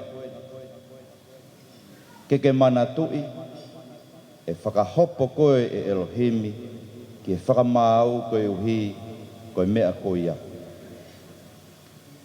ia e kaha ia e amui ta ua taha koe tau mahu ingai ta ua whailonga e fia ai family whatahamui siasi mga hikai ngā ofa kotoa pe whakafofonga i mai ngai kuke ke he family me he whakatonga ai talamonu mo e fia ki a te koe ka koe whanonga ki whe e whaino hino in e poto e iai aho e whakahopo koe pia e hopo a Sihova pia e whakamau a Sihova au tu nuku mai pa koe whakaosia ni o mea koe ngata anga e ni o mea ta mai he poto koe ni keke apasia ki Elohimi o tauhi ene ngahi whekau he koe kotoa o e tangata e koho kotoa apasia ki he otua whakawai i koe ki he otua whakawai i koe ki he ne wholofola o tauhi ene whekau kotoa pe koe kotoa ia mo ui he omi e Elohimi ngāwe kotoa ke whakamau kai maa ai mea kotoa o kei fufu pe o kuleleia pe ko So Lose, remember your Creator. You're a creature. You were created by God. It was His will for you to be yourself, to be named Lose, Cecil, Te Aupa Junior. It was God's, the Creator's will for you to grow up in this family, to belong to this extended family, to be born a Tongan, to belong to the church of God, the Whakaongo Wesleyana Church. These things you didn't choose for yourself. Your Creator, He chose these things for you. And this is the reminder for you today. Remember Him. Remember Him today, especially today. Special day for you, 21st birthday. Very important day in Tongan culture. Perhaps in the Western culture as well. It's a day in which we, the family, the church, the extended family, we gather here to give you your freedom. We give you a key. Well, they will give you a key. But for us Tongans, you know they still own the key. You go, you come back, they'll still be waiting at the door. This is probably what distinguishes the Tongan culture from any other culture. But remember Him. You're young. Remember Him before the days of trouble come and the years approach when you will say, as we will all say, there will be a time when we grow old, we will say, I find no pleasure in them. In the things that used to give you pleasure when you were young.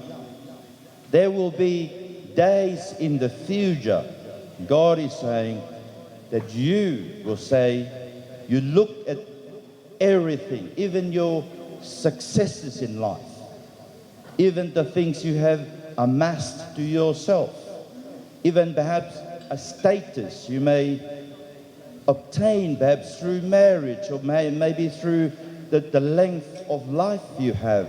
You look at those things and you will say, I find no pleasure in them. It's just the nature of life. Because according to the philosopher, this is the Bible's philosopher, he says, everything is just a chasing after the wind. Because one day, whatever you have obtained, whatever you possess, whatever you have amassed on yourself, you will have to leave them behind. And death mocks everything we have ever obtained in this life, because you will leave them to people who come after you, and you don't really know what they will do with that. So at the end of your life, you need to ask yourself, so what is it that can last beyond the grave? What is it that can last beyond death? Is there anything that could be taken beyond the grave, beyond death? Because that is something worth striving for in your youth, in the now time of your life. And so at the end of the reading, the philosopher, he concludes, this is like an experiment that he did with life. And then he says, here is the conclusion of the matter. This is the one thing that would last beyond the grave. This is the one thing that could not be stolen by death. Fear God and keep His commandments, for this is the duty of all mankind. To fear God is to surrender to God. Well, how do you know you're surrendering to God? Well, this is His Word. And His Word is Himself. If you want to listen to Him, you listen to His Word. If you want to know Him, you read His Word. If you want to have a personal relationship, you talk to him through his word. Let him speak to your life. And so that's what the reading from Revelation tells us. At the end of life is worship. You know, everyone who's here today, and even you, we all come here today because we think you are worthy. You are worthy of our time. Your parents think that you are worthy to spend money to gather these people and give a banquet because of your 25th. You are worthy. Today is your day. We say to you, Losse, De Alpa, Junior, you are worthy of everything here. You are worthy of us. You know, at the end, there's a day coming when you and I will have to say to Jesus, worthy is the Lamb who was slain. And this day is meant to project you to that day. We came here because your parents think that we're worthy to be invited to partake in this celebration. So how can we get to partake in that celebration? The celebration of the Lamb, where everyone will have to say, worthy is the Lamb. Only because God, the Father, makes us worthy. So your parents think that we are worthy. But God is the only one who can make you and me and everyone worthy of the Lamb, worthy to take part, worthy to partake in the banquet, in the celebration of the day of the Lamb. So, Losse, happy birthday. And remember your Creator. Think destiny. Think worship. Think worthy is the Lamb who was slain. Because he was slain for you and for me, to make you and me and everyone who will be open to receive his blood worthy of the banquet of the Lamb. May God continue to bless you in your journey in life. Malobi.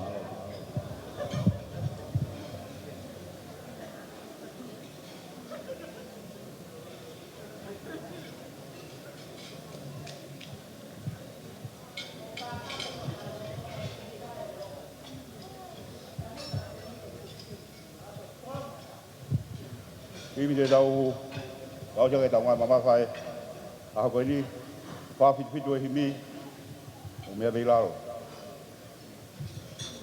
gọi cụ ta lại đi là coi về đây cụ ý là tuần này cụ ngã là tàu lại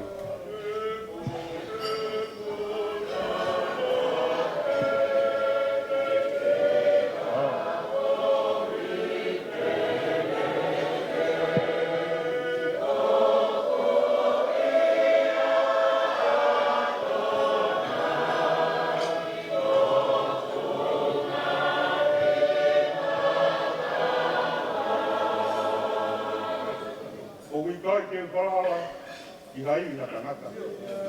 O ku ia tonai, o ku ngā na kawai.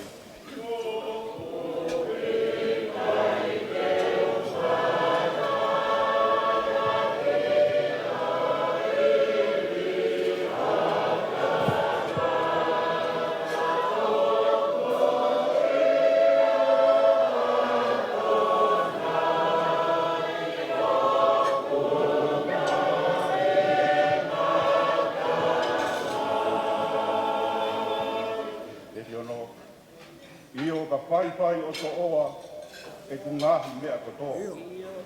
O ku ia atonai, o ku ngahi na kawai.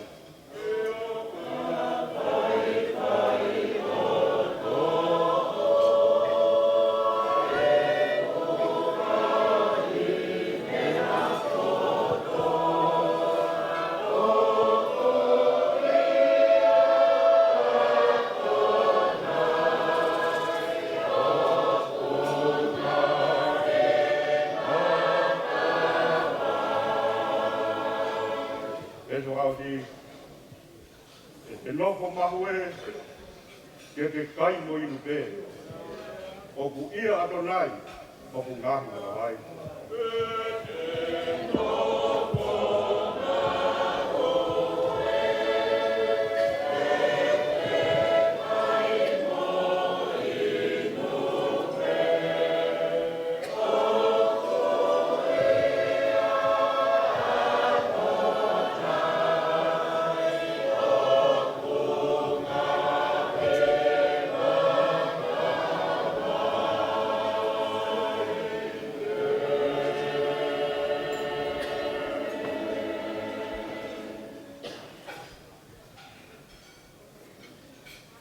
Ke tāpua ki mai koe si hova mane tau hit.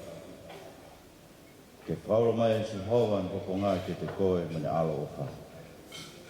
Ke hāngai ko whonga mai si hova ke te koe mane atu ina merina.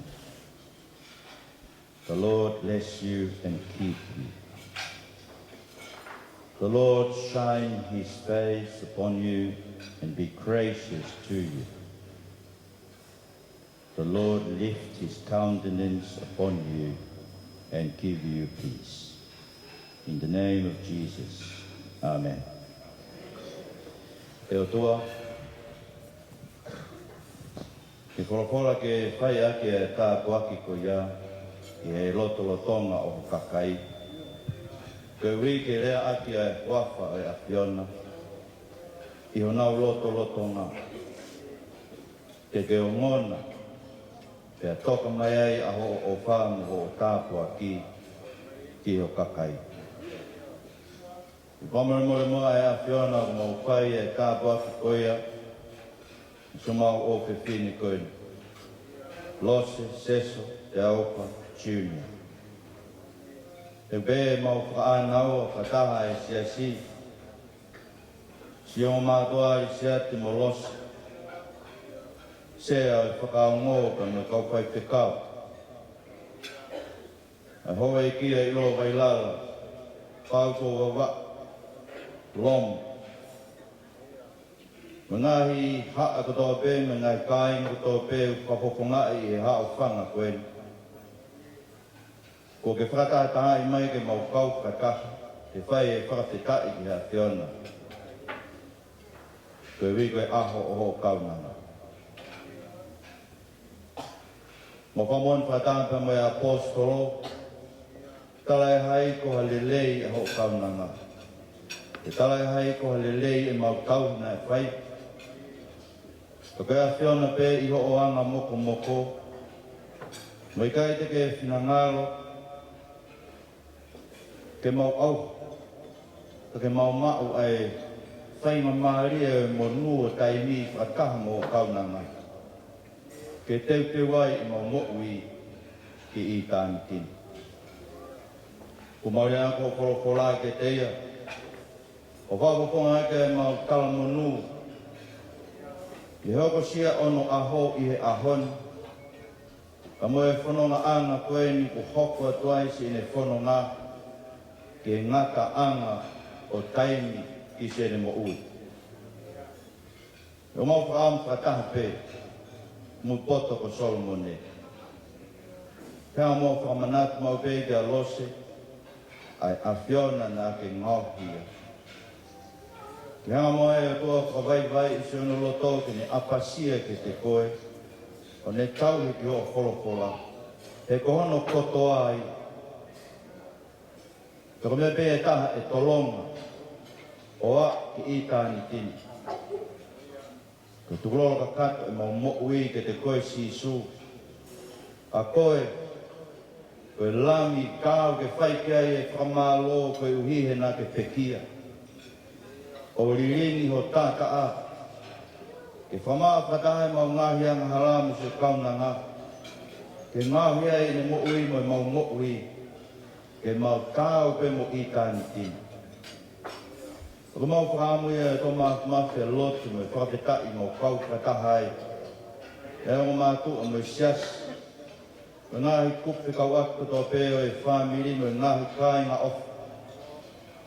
Mau kau whakahai e whakapetai e ahkoe.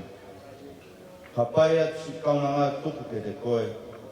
Pai atu mua e whanonga, he ko koe pete ke hanga o tokanga e kina si ene mo ui. Ngāhi mua ia e o tō maafi ke nōko ko ha whewhine, hanei ko lute, ko whewhine fitu. Ko whewhine o pasie ke te koe, e kalamai, ko e whaka o whango hoi hoi fua, ko more ngō fua pei. Ka koe whewhine o pasie ke te koe, ko iaia e whakamālo ia. Te ui e o tua ka aho tene no whamiri ai. Te tau e anua e o tua se a tangata ki hoko ka hospaniti e ofa ka sisu Christ te te ia. Te oka i kai ke pehe ko mau tuku atu kauna ngai te koe. Ke ria ke ne mo ui mai a Fiona sisu. Kei toko si ha kau whiwhini. Tuku e nau mo ui ke more ke hui ke ngau e kosperi. Ngahi kapa ke e ala au ngai e ngau e ke kosperi mau kore toma mafi. Koena si ilose seso te aupa junior. E whai moa he a Fiona so no whakahino hino. Whai moa hano teu i. Ai kene ilo lahi ke te koe si isu. O lahi ne tui ke te koe mo ne ofa ke te koe. Te whakāko hai moa ho whawhalahi he ne mo'ui. Whanonga me kaimi ki i tāni tina. Kāri moa maulotu. Ye sisu Christ ko alo ko mau whamo ui. Amen.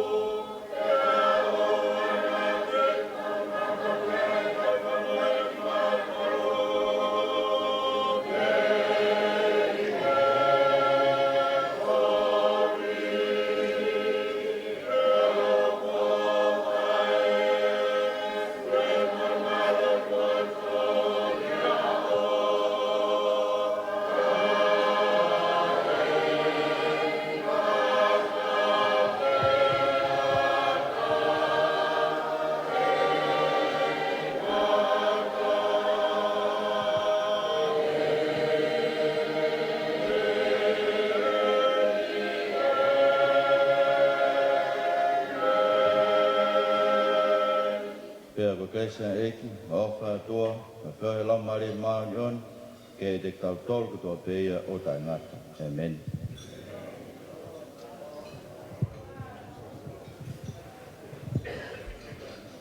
Pamalohin ke tangata ik kritikau, i he lavalele ngawe o e whiwhini, ai lotu pe ki he sea saspango, ia mai tokoni, ma se tuata ki kāinga lotu alo fungani. O ko kore atu pe heni ka pau e lava haki ata o e kritikau pe mo e sea, pe mo tolu ko ini. Pili pe ko ia ko kolat ke mo fokat pe ko mo lo fanga kai lava te ai kai lava mai ki kaunanga whānai aho. Pe ki ne tangata ki ke whahokata lewa e whaki o e ki. Ki mu aia pe tau toki hoko atu. Thank you very much, Reverend.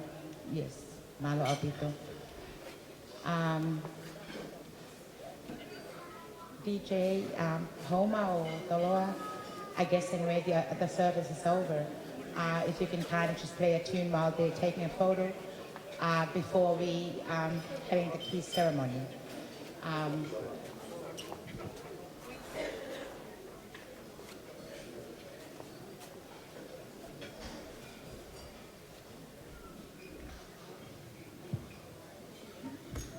ko hiri pe ni a ko kore atu e ke hou e ki whamare more pe tamasi I loa I lang tau kapo vai lala e ke whahu he mok mau tolu pe I he te pilimua ke mau kata ki o ke ai pe hamo ki tā o se pe ko ia pa tau hokat ke ki mau kata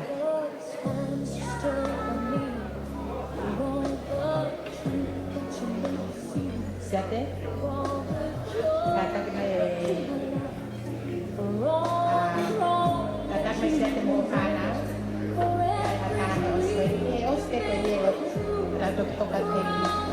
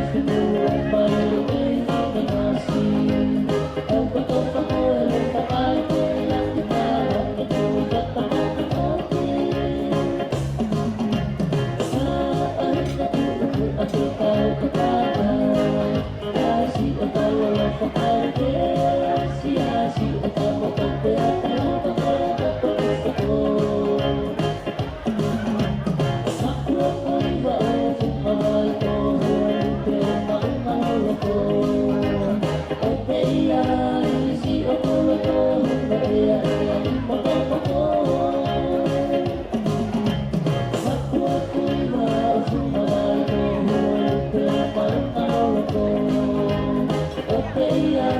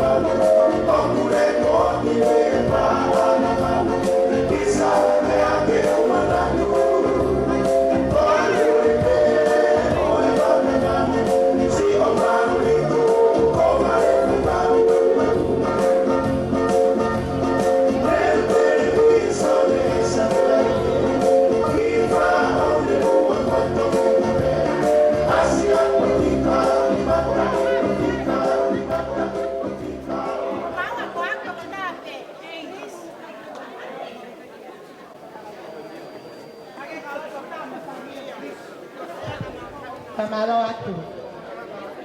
Kataki ke ospeta koe ni. Kore atu ki he whahop atu ai ki e he katai ki. Te ahili le bako ia. Te a kokore atu ke lava atu ai ki kaunanga. Kai toki hoko atu ki tua. Hoko a pea strategia. Pea kau toki hoko atu. No. Koe alose. Kataki me ki eke ai hoki. Pea mho tata eki. O wau eki. Osko ia. Pea tau toki hoko atu. Sibi. Mo kataki. O tokan ke tau ngau. Koe.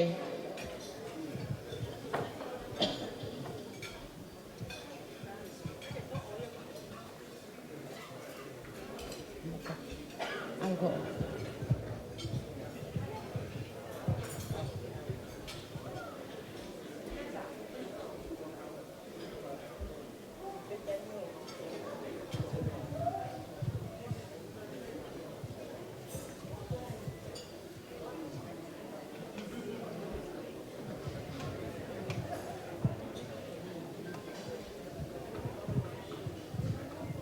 Vale, dei.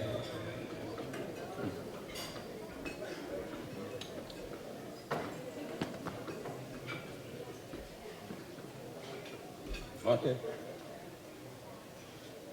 Ei que fa o atu e ki. Ya. Ke koe. Ngoi tuku ha. Ngoi tai mo fa malo. Ke tua. No tau kai koe. Ke a. Ke tau ku ma ta ha. O hai ia. O pai ka ma tua. Tai fia. Ke tau mo ku. O ke fine. E au sia. Tau mo ma ta ha. O ia rose. O pake ato e ki. Ai ki ho tau ki api masiwa. Api kufuka ana ua. Ki ke tau a taima. Ke kato mo ui. O ia rose. E fuaka te ki ka te koe.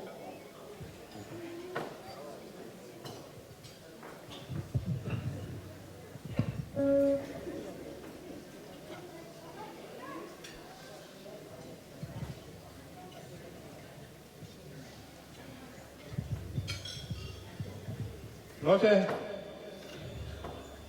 o que é que é? Mas alguém arreia aqui, o pai que é tu. Já tem coisa. Vai torre capo, é morrinho. Vai capa saia, eu vou não há.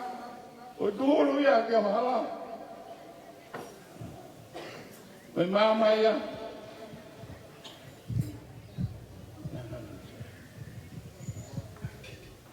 Kata ku itu dia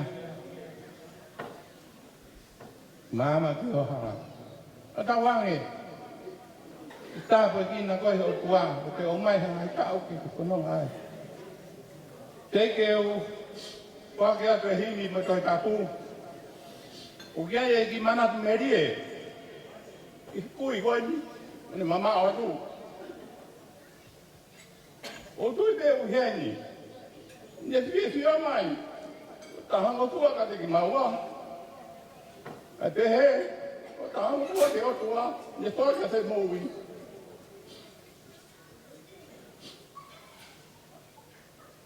O ia ka whoki ki heki anatu merie. Taru ho tupu mai ki mahamani. Ngone puluhi te koe ki api te hoku.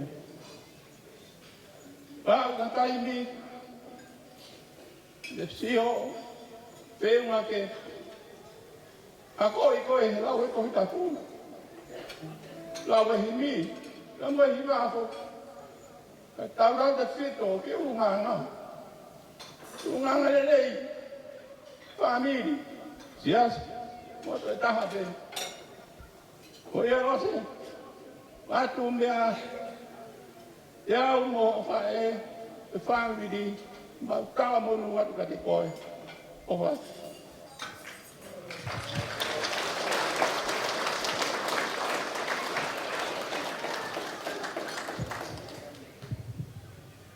Malo, Dad. O ko whawhetai mo whakamalo ke o toa mawhi. I hene ofa mo e tau la mahau, ko ne whai maaku, kua o sia e hok taua mo pulmataha. O ko whamalo whoki o tua, e tāpuaki, ko ne whai kia te koe mo mamu, hono tau hiau, o wa oe ke honi. Ka taki be, Dad, malo e mauki, ka ko whawhoki atu pe ia, ke hoko atu ho tauhi, pia oa te ke whiu.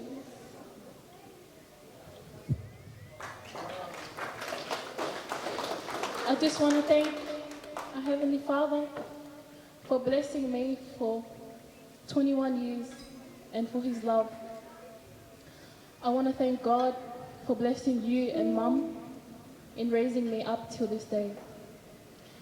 Thank you, Dad, for the cave, but I'm returning it back to you so you can continue to look after me.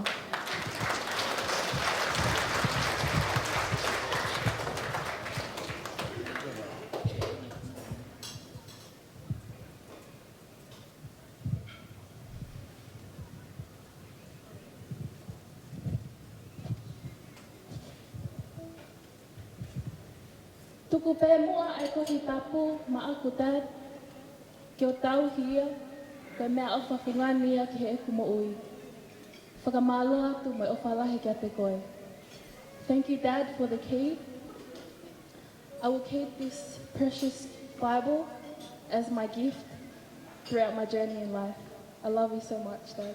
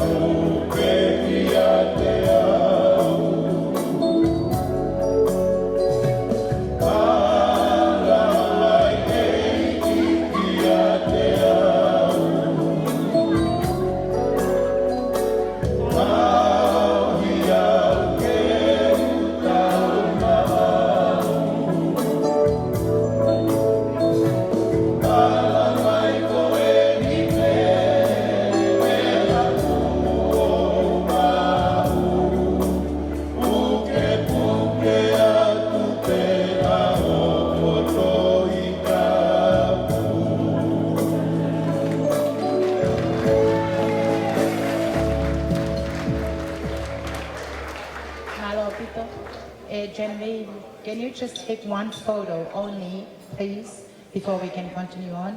Genevieve, if you can kindly just take a photo of Losse and her father, and Williami, and of course myself. Just one photo, because there are other things that we're going to have taking photos of, but I think we are running a little bit late.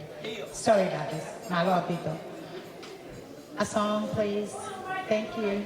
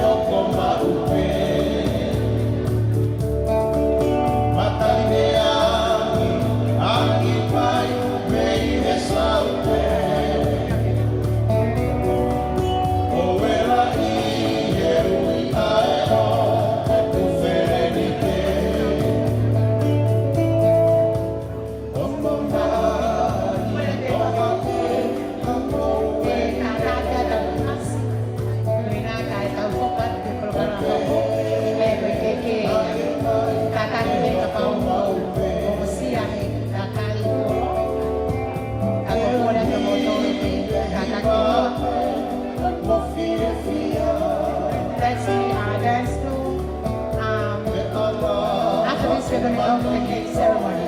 So enjoy yourself. We'll just try to clear this.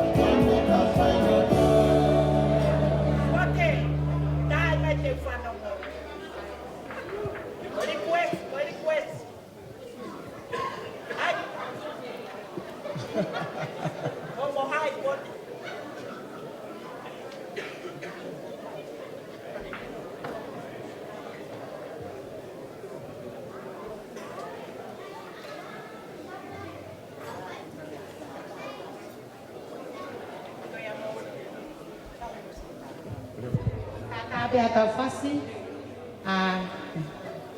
kakaki tolo ape mo putemani be ka homa kai kukok watu ai itau ngawe o e fiafini itau sio keke malo apito.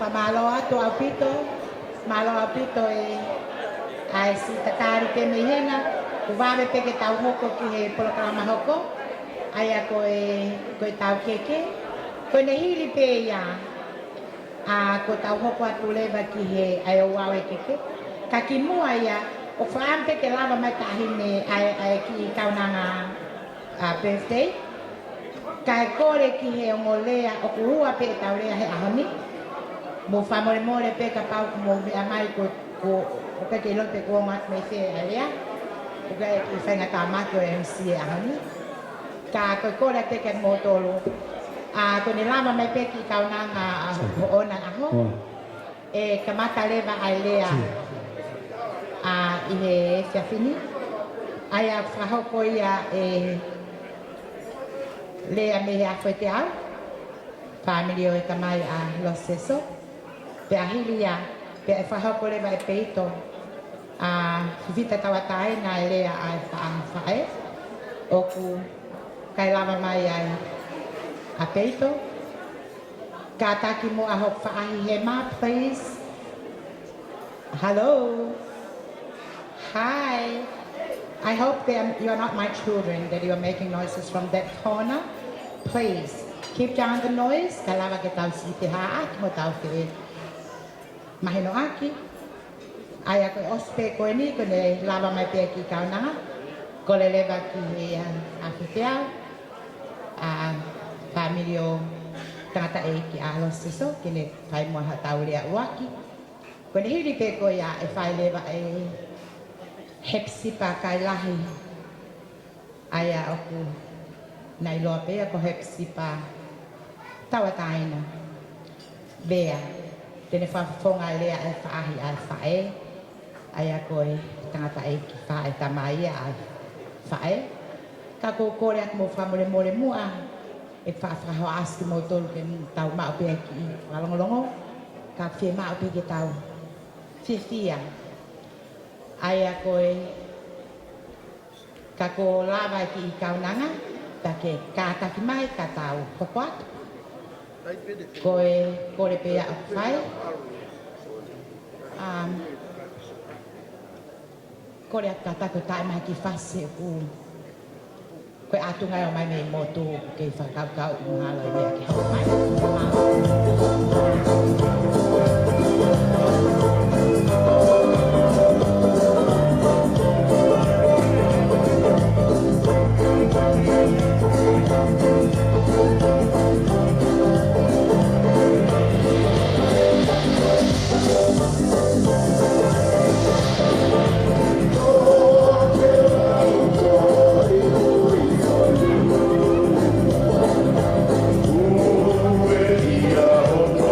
Say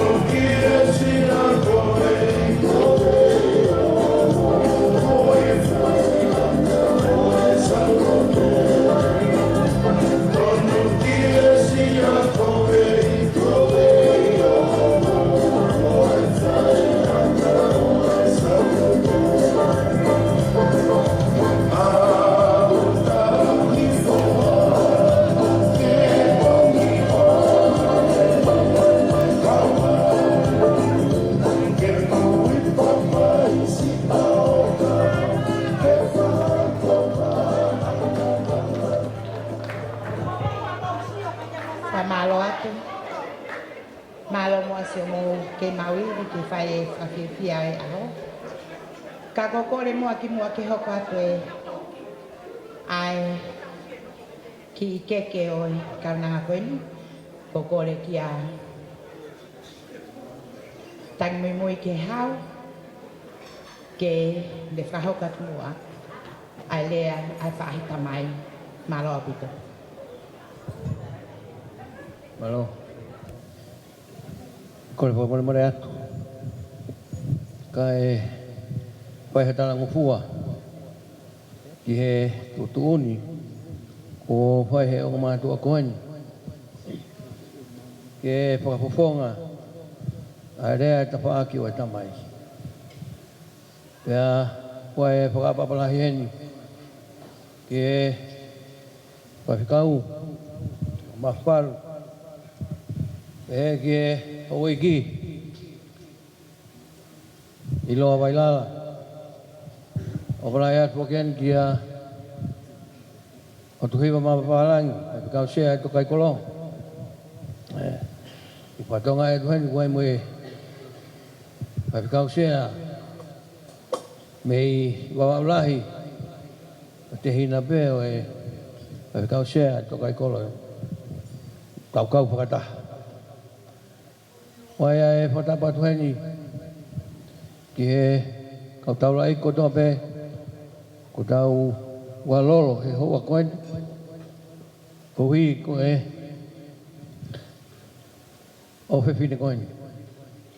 Pea ko tongia e whatongia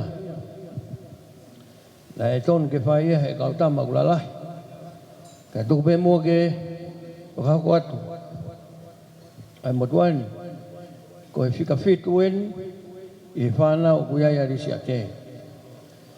Pea lere mai au me he motu ke i he whatongia ke rawe he koloa he aho koeni kuai ai maa whanarahi ai ai mo ui. Peneo ngoe lolo wa ai whunga i whonua maha ki whakaririfu kuto maha manila mo mahen kotoa pe mo meai ko Amerika onua e na lahi tahai ai tōtau ai kakai o au ki kakai mei tonga kai whakawhetai pe ko e whakahoko he otua e honi hao mai ai e motuani kau he maalari o e ho kai kia hare ai e mo ua whamalo atu pe whamiri tamai, whamiri whae pehe ki he siasi kainga, kau wholau tuku mo ua ka mo mea mai he ahoni ka hui ki tau whihe whakataha mo e ho whiwhine ko heni o pala hea tupo ki heni lose nā ku heni he mahina taha ko hiri nere mai he ki Māori pea au whoki atu ki Amerika aho pena au tau atu ai o siha ki u telefoni ko toki siha i whoka hingoa lose o kutohi ange te au Angkol pea ki hao ki he ka uataha ko pehe kai ke ne tala mai he uno fo hini ke uno fo pe o tari he koni bu ka ne tala mai e ko fo ke au ki he ko to e visa fo u e to ko ke ta ke to ha a fitala ke mo ho i ki me ai na u ka tonga pe wala to fa ho ka kai e lo a ko ho a ka ilani ho ila mutu tamai ho i ki kana u lo na ta e pe ko tu ko tang pa more more e wal ko ni e finga ke mau mai e ori ki ta ya u o pala ya ki pe dona ka do ke ses ko do pe mo lo nu khe hon pe a ko o fa du he ko fa hu ko tam si ko wa dia ba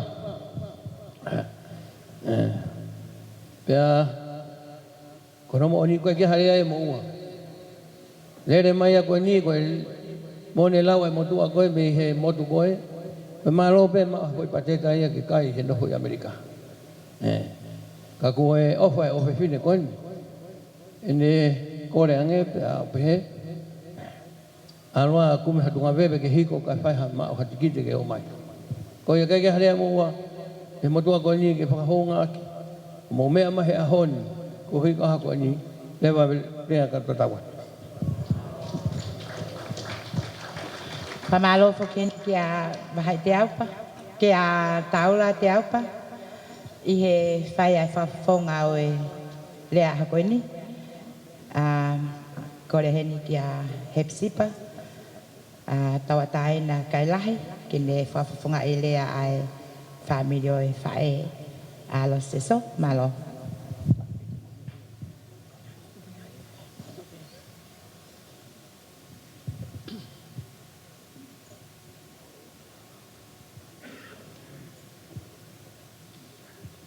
Kole ke hufanga I ngai tala whakatapu katoa pe, kua osi hono whai e ngahi muakelea ki mua.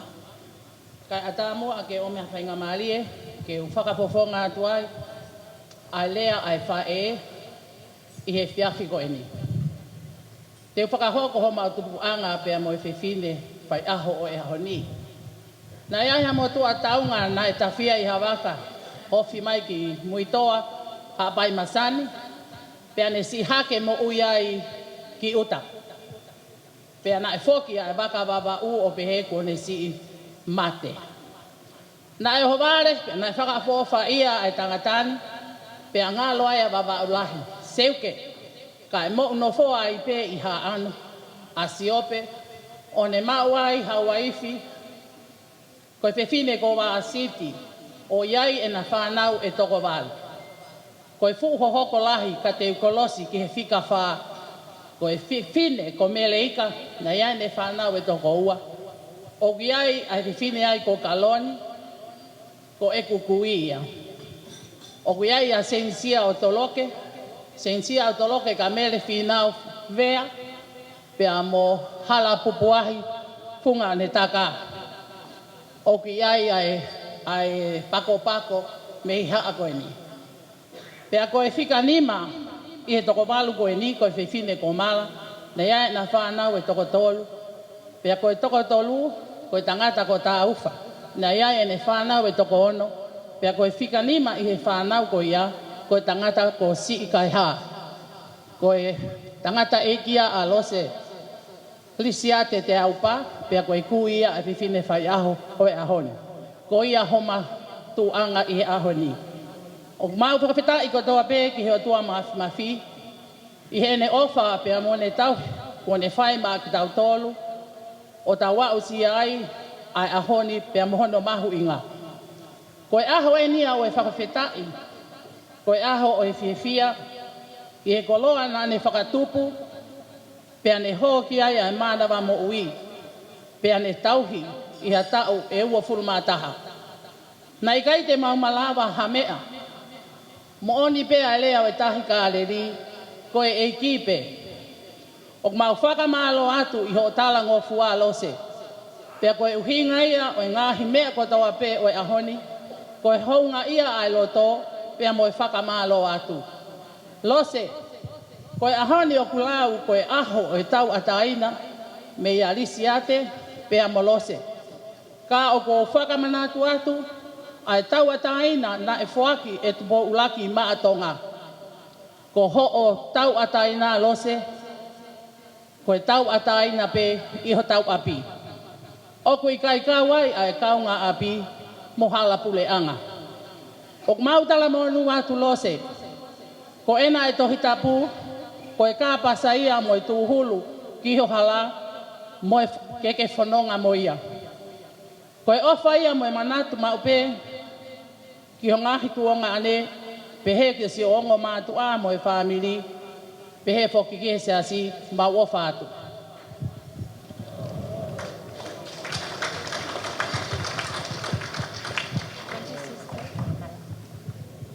Whamaloa he ni kia hepsipa he lava o whawhonga e lea ai whae. O ki ai ai whamaloa lahi au pito ki he ngō lea koe ni. Ko e kore ni haki fasi no pe. Ko uhinga ka lava mai e ki i kaunanga koen. Ki he no ki whatongia ki he ne ki i whoikeke. Ka tau hoko atu. O ki ai whakaamu heni ko e tau main course e tu whātu i he whā. Kono uhinga ka e toki hoko ai pe tau whakawhiawhia. Kui ai ha tau ki māmalo. Pea koe au kore atu ki fasi no pe. Hataha pe i he DJ pe pe la band.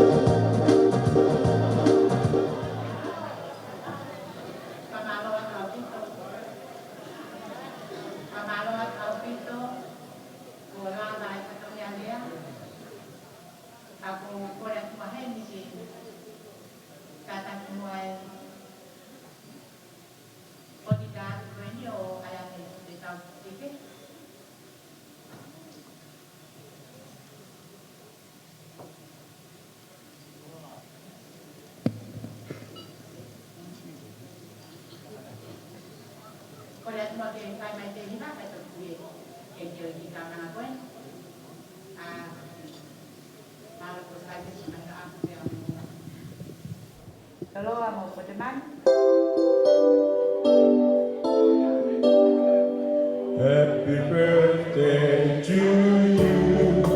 Happy birthday to you. Happy birthday, dear Lose. Happy birthday to you. Happy long life to you. Happy long life to you. Happy long life, dear Lose. Happy long life to you.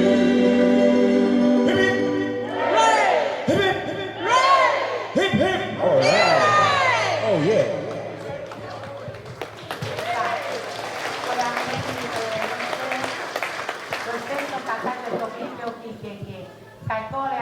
I'm going to give you about 10 to 15 minutes for photos.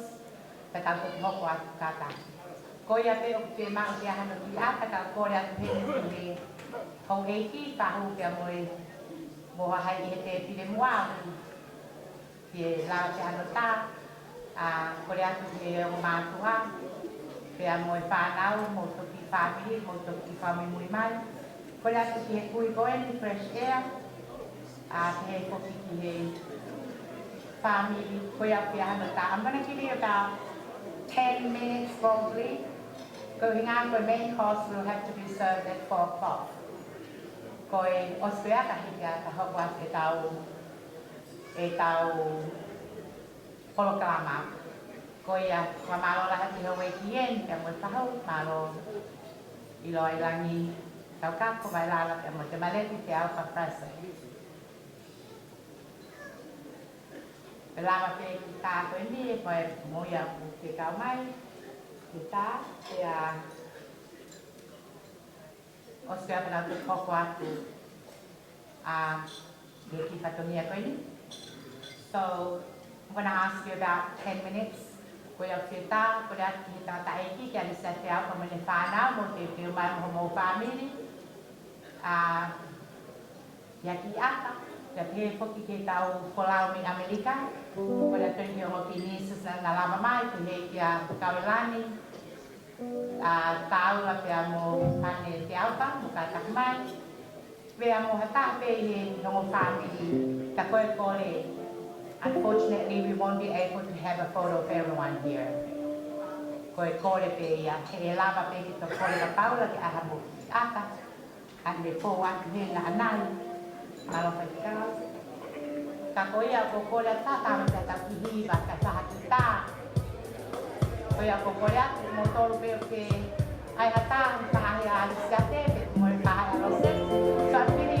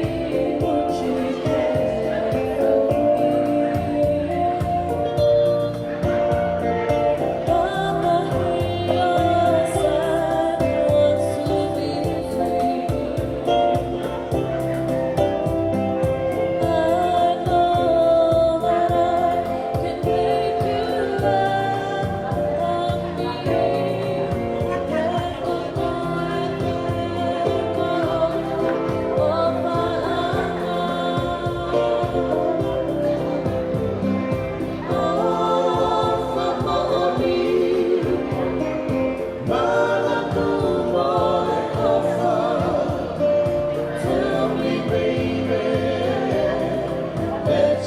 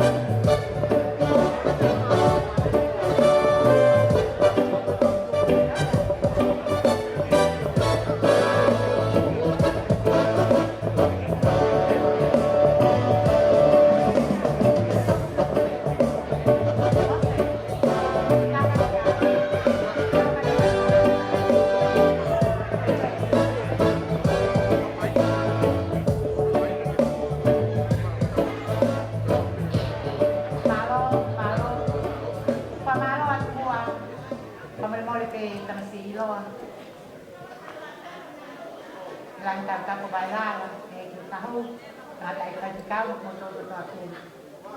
Semua ke pai, kita tongia koin, kita tongia maulal ke siapa sama pai ke mahok.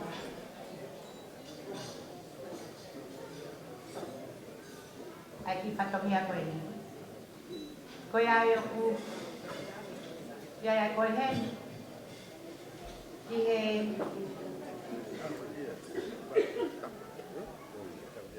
family masiva. Ai kau papae koin.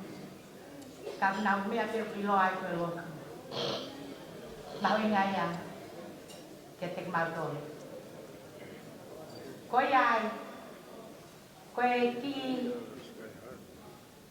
a koe ni, koe ki kalang-lang,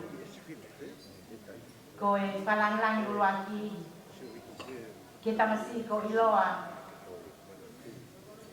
ilang tau-tau, bailal. Koe ki, koe pakanak te, ai proseso.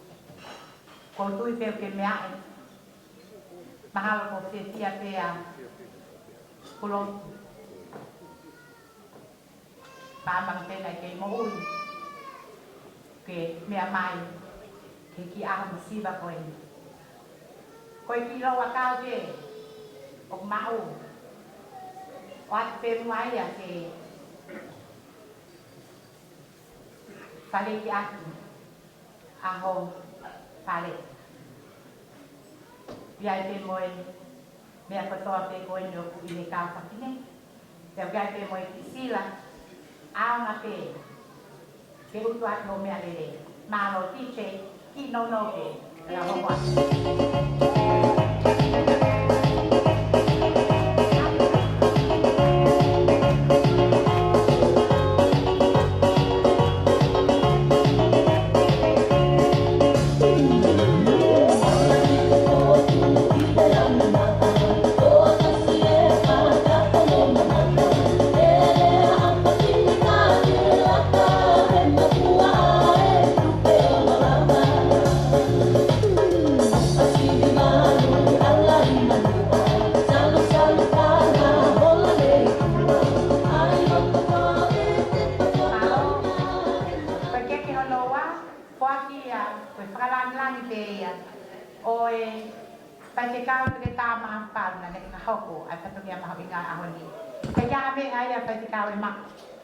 Koe kataki e ngakae dan oslang pe mo taimi ko ya pe mo to ka ngamai ko uhi va pe tau taimi kaya pe ai mau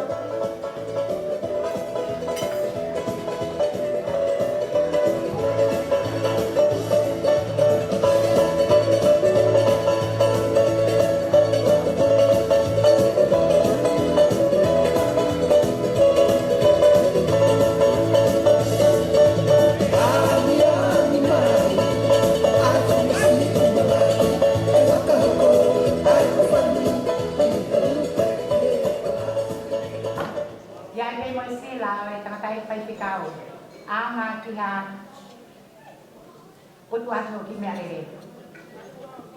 Koe keke hono hoko, koe keke ia ai tahu. Koe tahu, koe keke ia a te maleti, te aopa, crescent. Pea koe, keke koe ole mangi mo kakatu te taho pati. Koe ki bawe te a tākoe ni wawe au kito e tau taimi. Pea koe ki poutua anga oe ki kaunanga koe ki hono rotui. Pea te he ki he kawa. Pea moe ki poikeke koe ni. Katoa ia. Moe ki poikeke. Waki a me ki sila. Ki fahu o se so. Te maleti ki apa tasi. Ki pas no no be. Ya ko te na wa.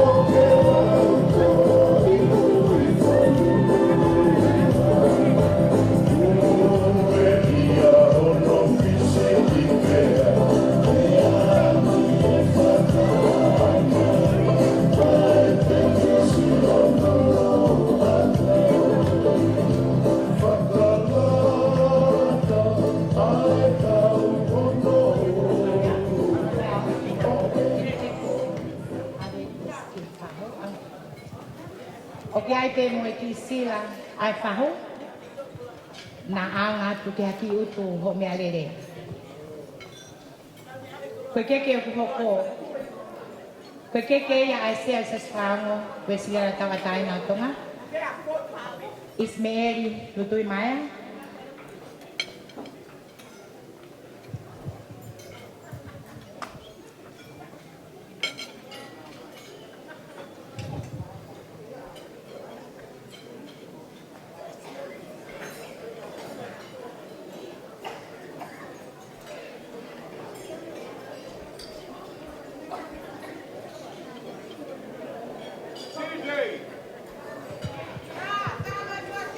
One makataki ngan fae mo kataki mo futo wala hena mo kataki ba be ma mo ngawe he la hela he tau ngawe fae kamore mo ya ko ke ni kataki mo a ho hema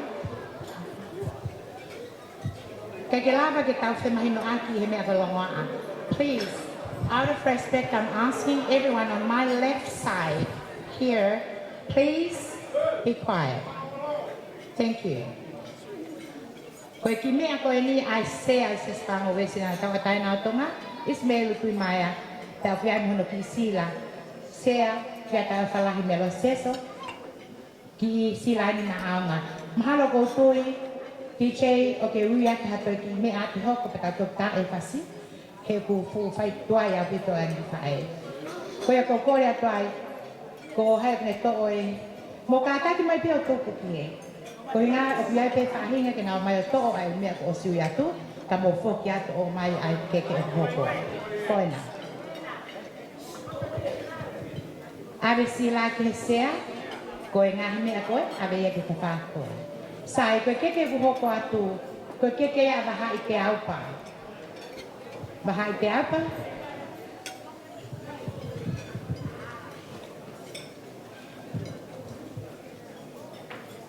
Koe mea koe na bahai te aupa, koe whangaki lai, koe bahai te aupa, o piai pe moi sila, ke ai aki haane utu,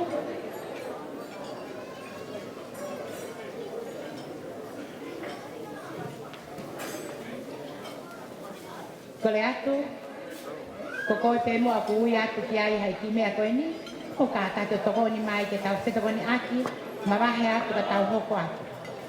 Malo, ko ki keke hono hoko kua ki a mai whai tau sea o e sasu ko kai koro ia kalaisi, whai te kau atu hiwa ma papalangi, pea koe ki lai loa kau pe na mo ki sila, na ao ngā tu ka utu ho mea lele. Malo, e DJ, kata ko tayo makifas kita i-break ya, kaya no.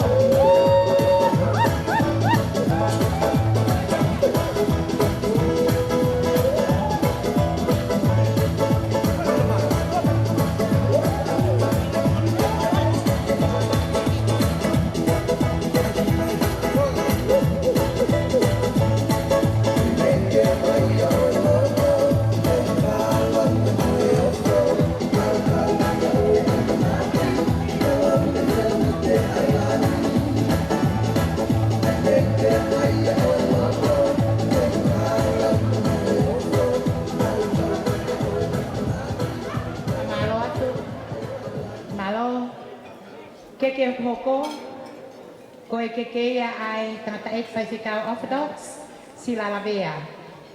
Ki loa kau ko e ni, atua tape mai ki sila, na lava mua uta takau ki mea lere o mea lere ha foki. Malo whaiwhikau.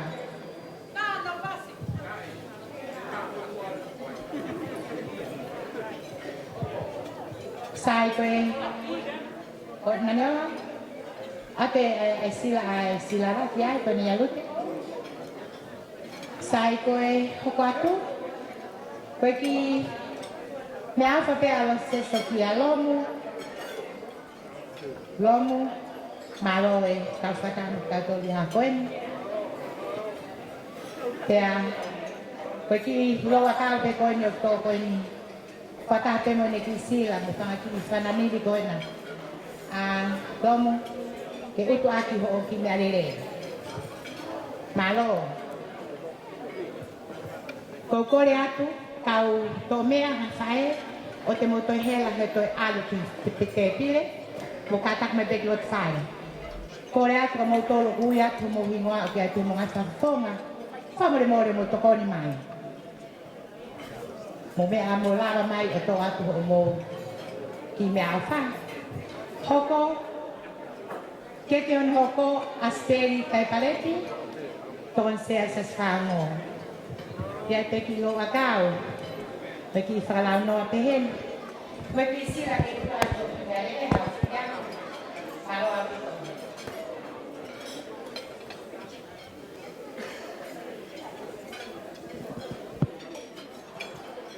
Sai hoko atu, koe ki mea papialo seso ki he se to ata whamawhai ki si aso kau ki ai. Si aso tuto e ka moto. Ki ai te ki whananiri, mo mea mai pe ki ai ki lo akau, pea moe ki sila koe ni, na aunga atu se tuata ki autu ako mea lere. Malo.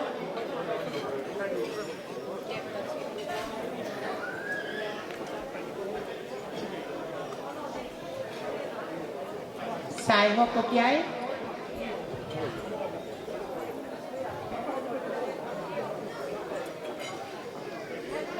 Koe keke hoko, koe keke ia ai se pata tau yo alo whakungani. Ko poso amaya. Koe ki loa tau ke. Pea oku wate mo ki mea whananiri koe na. Pea moe ki sila pe. Na aunga tu peha utu ako mea lere. E posoan.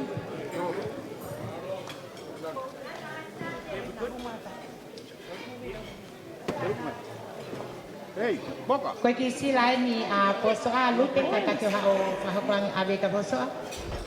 Pea koe keke hono tahawa. Ki foi keke hono tahawa. Fua ki a mai tok taro i min tau fui. Whamalo lahe ki he reta he kau fua taha mo. Ki mo hanang koe ni. Keke a mea mo ua. Koe ki loa kau pena me ki sila.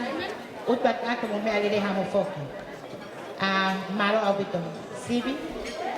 Sibi, ave kore atu tae mai mua ki foi fasi ai ke tau ki malo.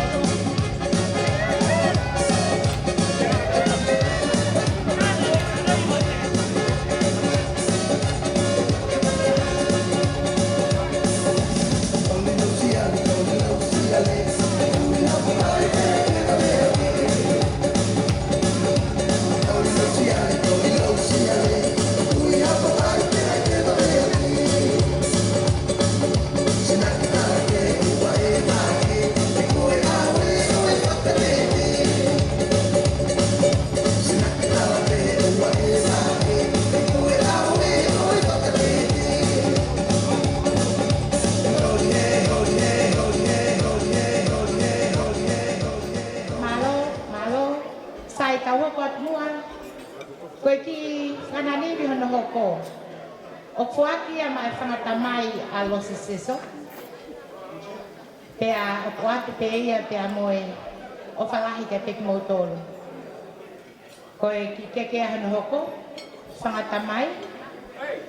Pea o kuaki ia aki ai o whalahi ka peki mou tolu. Malo.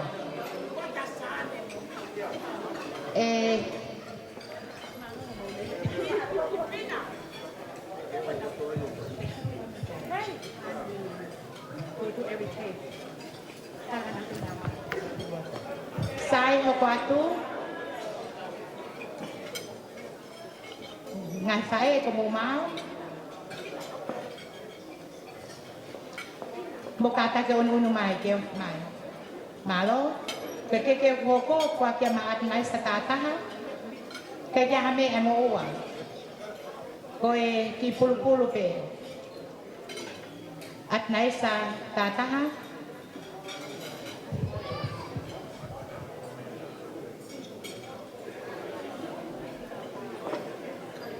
At nai sa tataha. Koe kore ya ki whakae koe ni.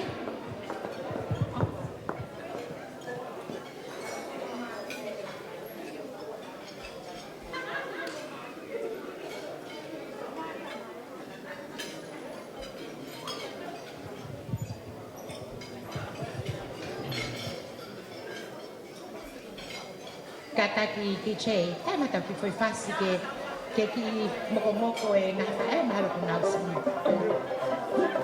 Na ki ya que diferente.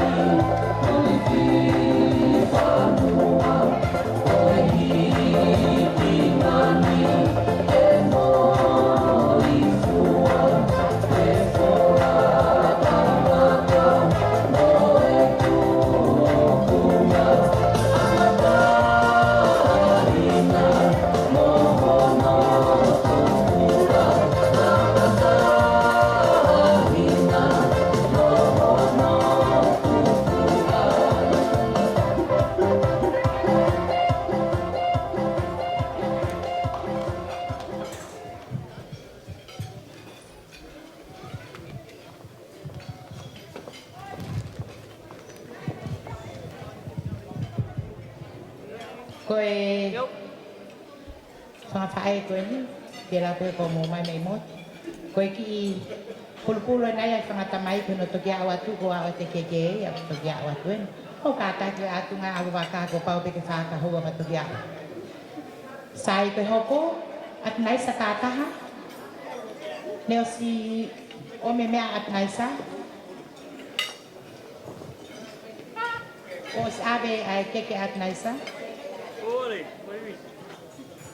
Tataki Homa, play a song, will you? Please get a quick one.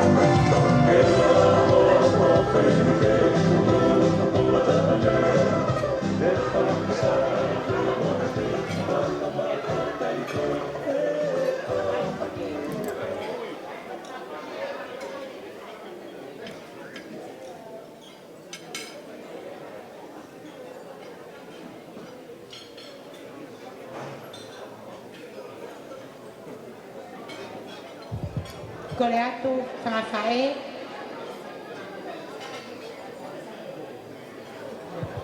Ko kore atu o mai mua ai ki pulu o keke o atnai sa whakawhae before we go on. Okay?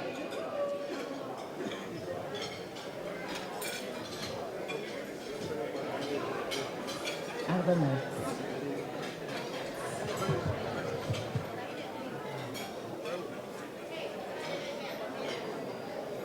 Mai, foi fácil.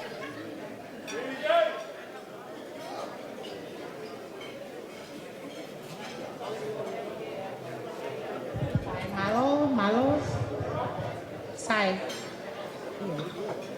Koe hoko atu koe ni, ki chei tani ki whai pas no no ka ole bato ke ki hoko. Ke ke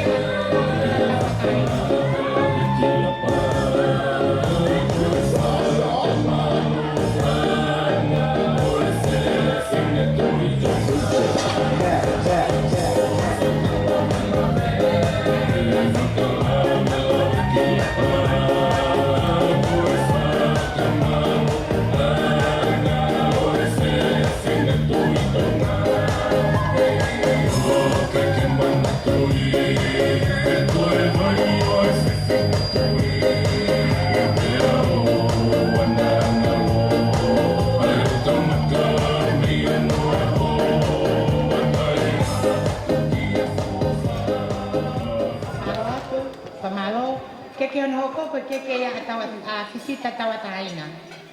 Fisita tawa taina mo katat mo ao mai faki fanani ko ya ma fisita. Ko hili ko ya o keke mai ai ki ko keke ma fresh air tatai. Ko tahai na hikuyo ke moi. Fisita tawa taina ni ko lava.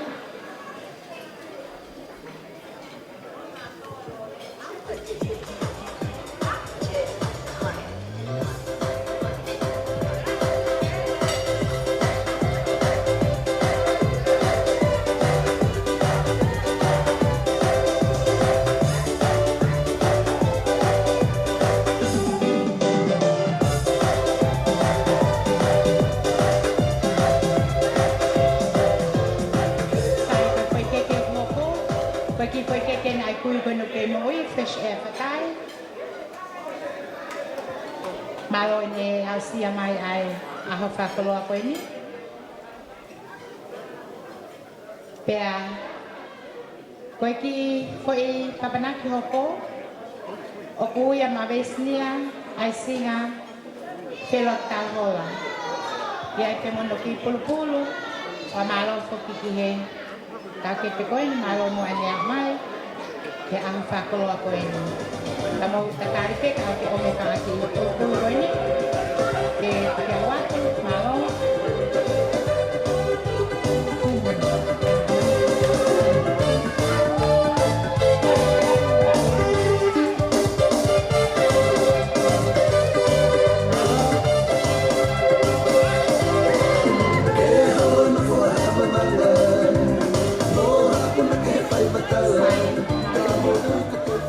Keke o kumoko, peki falau noe alo seso, ki he palestini oe family tu, ka koe whakalau noa pe ki tangata eiki. Kia sioeri po mia mai au. Ai tangata eiki koe ni, oku mui holo ai o whiwhine koe ni he ne tamai, koe winga koe ki fa koe koe ai soeri pe ke hame ai e maho he fae koe pe ki pulu pena malo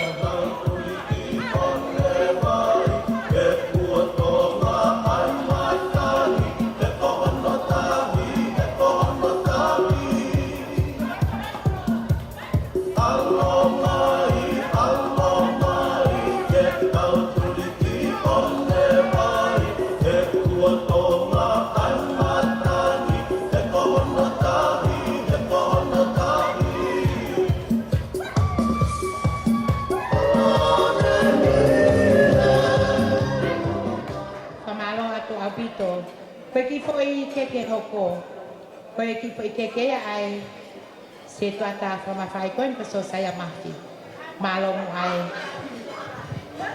ngawe lahi ko fai, keke hame ai, koe kilo akau pe na au ngatu, malo.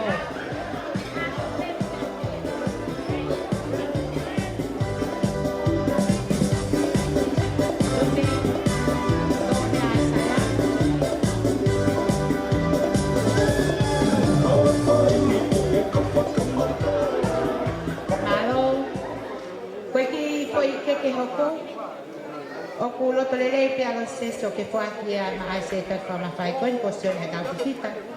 Malo au pito. Ngahi whatungia katoa. Malo. Kei ka hamea koe ki pulu pe na au ngātu.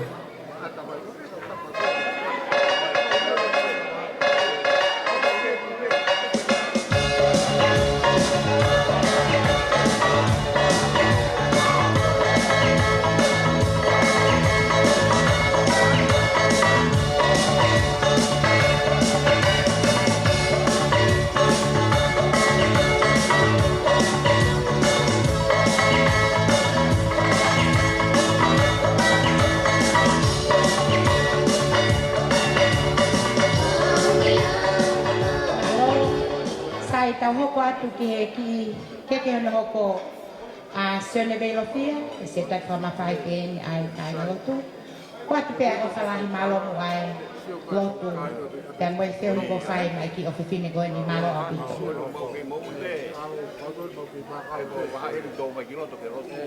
Sai koe ki whai keke koe ni ku hoko, o ku loto lelei pe ai whae, te a whamawhai koe ni te moe ki kaunanga. O kuaki a mas ke kai pangalahi ai se aspango we sila na tawatai na tonga. Ma pe naise moe aki ola o te taha. Te kia hame a koe ki pulu pe na a ngatu ki atu koe. Malo au pito.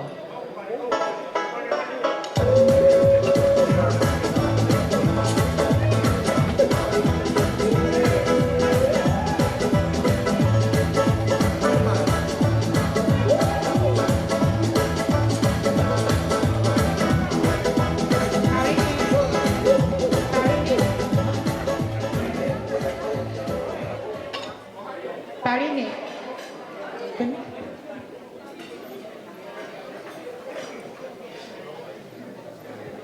Mutokanga mai whakawhae, ko mukata ki ki ai ki.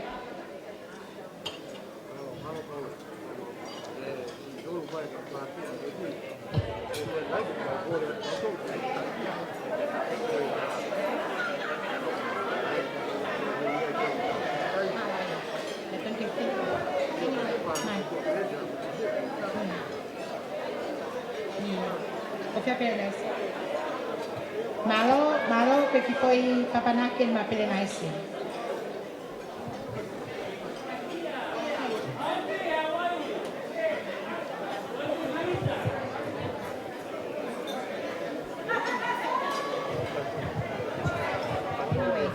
Malo koi foi keki hono hoko.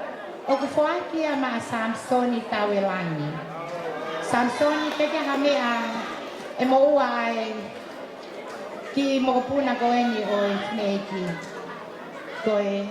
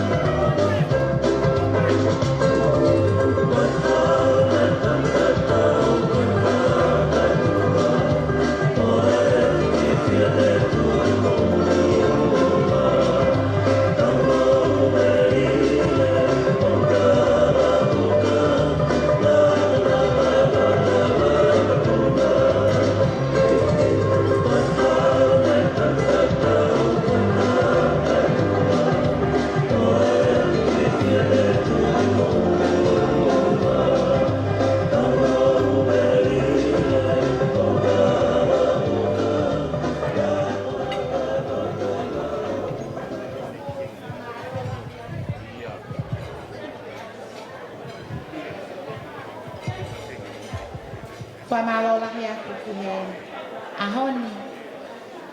Te ako kore whamare more atu ko i te nia i hoku hoa. Tara mai o kulo loa. Kai tara mai aku go too slow. I'm so sorry, darling. But I have to do what I have to do. Koe patongia pe mi whae. O kai peki mea kopat homa. Whamare more one more tune kai whahauka te ki whatongiani. Ka la vai he kurunga ko mahara ko kamata serve my main course. Ka tau te wat pe tau entertaining.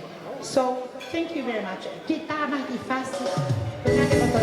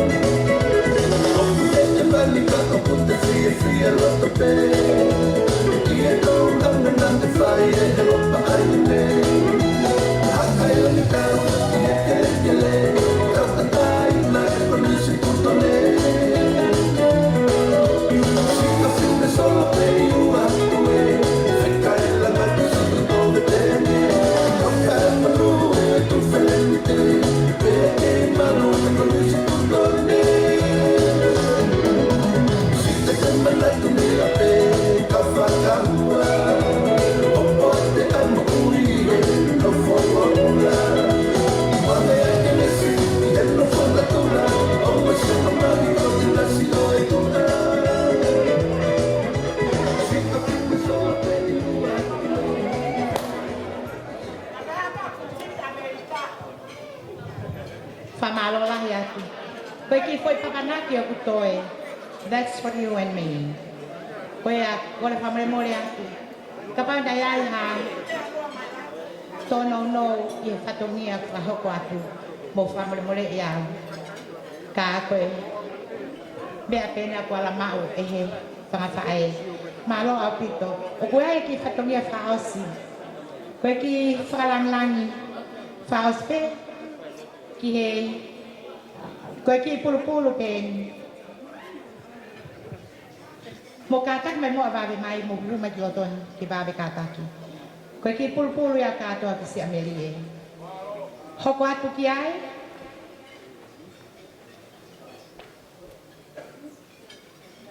Ka pau pe hold on about 1 second or 2 seconds so that they can enjoy walking to the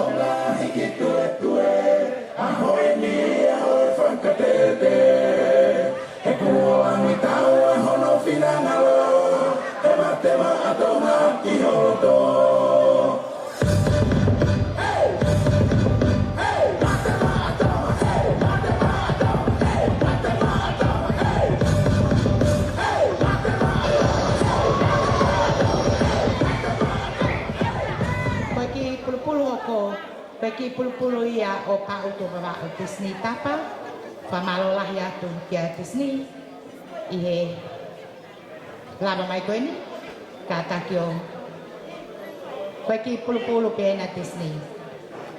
Ko kore atu, a mo ka taki, tako o atu ha mo mea mo ka taki o tok whaiho mo fuaki anai ko mea whai ai mistake. Pea mo e misunderstood ai the great, the people. Thank you. Actually, the next one is for youth. Saskango Australian youth. Koe ki mea awhatein mai youth malo mua whanau youth. Homo lava mai. Koe a mo tuku pe motori lotona he. Lava lele pe youth o lava atu ki loto o to'o i nga mea awha. Malo au pito. Pea koe wha ose ki whananili. Alo se so te aupa junior. Koe ki mea awha ki whamiri tū. O loto sene, koe whamiri tū, ka taka kia mea e mao. Koe naniola, malo, ka koe na ku ilo pe naniola mea no whai tū. Malo au pito. Homa, give me a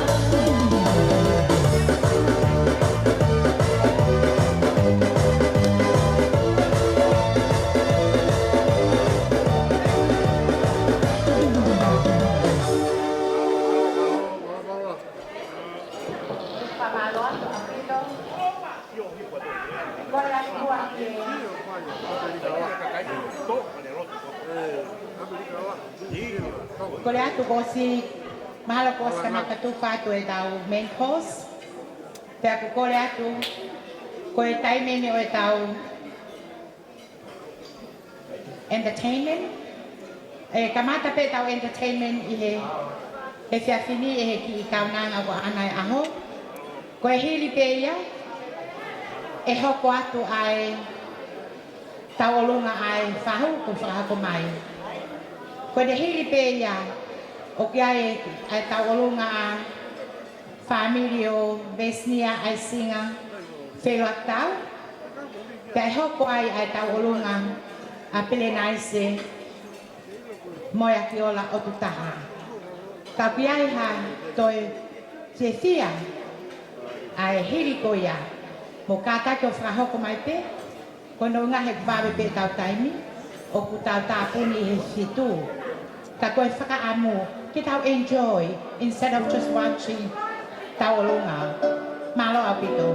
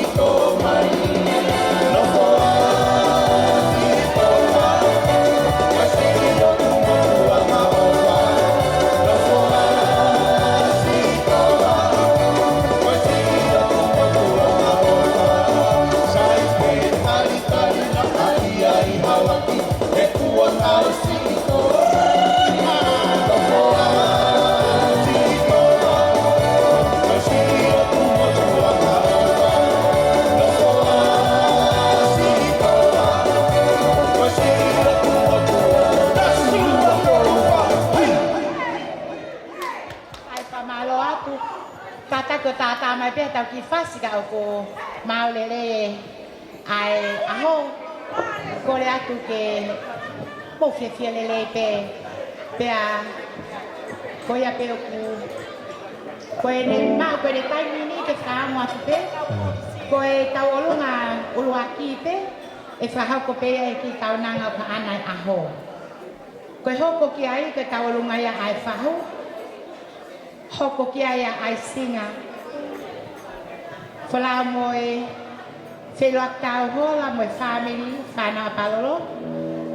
Pe a hoko ki ai a pele naise mo e a ki ola taha. Hiri tu au pele naise ko e family tu. Pe ko hiri a family tu e hoko mai ai a Benjamin Daniel te aupa. Ko mea pia ku mau he te pile he taimini. Kai lava tu ya katau tisko mo tau enjoy. Malo apito. Mamore mole ato kia kia mo tau lunga ai ho eiti.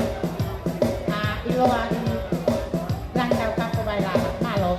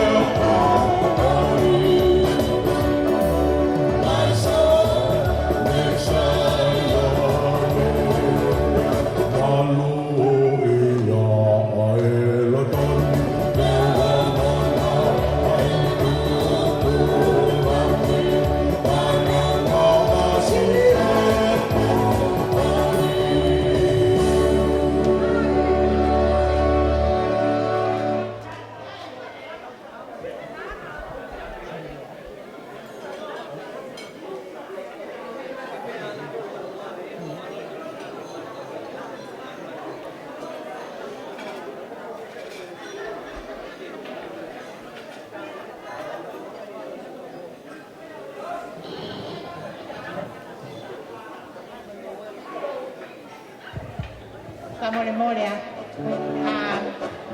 kataki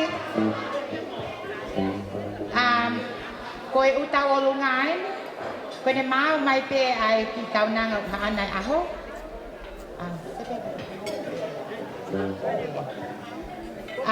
o si pe kaunanga lo siso hoko mai ai fahu hoko ai singa pere naise o tutaha Benjamin ke aupa family tu fangatamai a lo siso alo fafungani ki kai ngalo talo fungani sailoame a kesa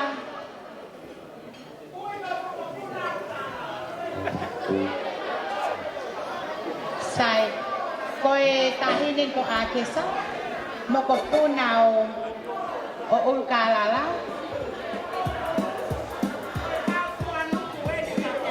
te atak moto ko moto le after this family fa alisiate hili ai tau olunga ai moko puna ulkalala tahinin ko a kesa toki tak saya ke tau tete Malo apito play a tune please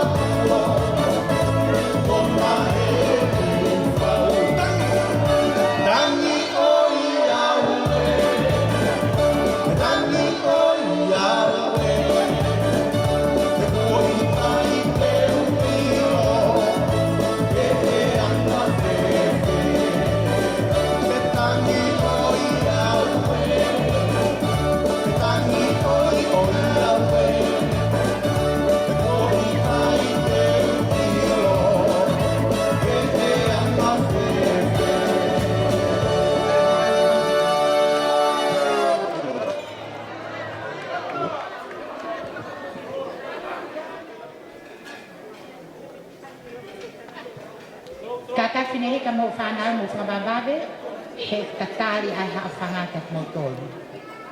Whamre atu. Sai, o kia e kore henu.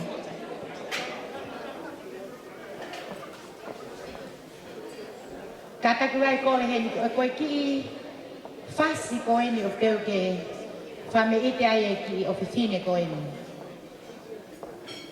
Kore atu pe mua, ka pau ke ai haa maa whana. Toki takai hono tu o wa, take toki te fiai. Kai tuku pe mua ke whai haa, ke tau whanongo pe mua, ki he ki whasi o e ki kaunanga koe ni. I ne he au sia e tau o fulmataha. Koe whawhiawhia au pitoni ki he tamai mo i whae te he kisi i whaingatonga anu, mo i whamili. Ai au sia e ki kaunanga koe ni. Koe ai lo stesso, I think Misfa, as a matter of fact, Misfa is the chef, the head chef this evening, and the manager of the Warwick, Tara McVilray. Thank you very much for putting up with me this afternoon. I believe that dessert should be served right now. So thank you very much for being patient with us. Our entertainment will start with Lo Stesso. Kata kio lava mai ko hinga kai whai lewa ai ki I whas koe ni. O kia ha mō whasi ke mō lava mai a ke pe mō rue no mōlo mai pe. E o homa. Ai kata kio aha ki whas. Ke hu mai a ke ki kaunanga. Taha mai pe koe ha whasi. Vava o tuka ha apai ki motu ko la pena ngalo sa taka auku. Okay, ko o tipe.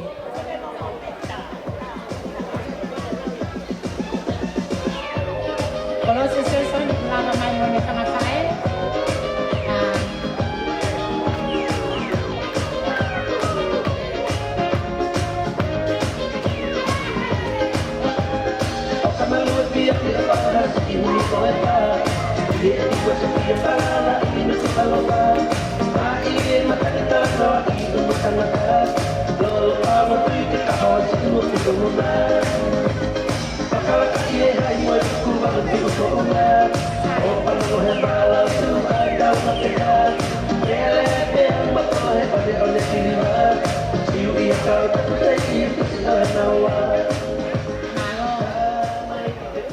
te maleti te aupa fresek.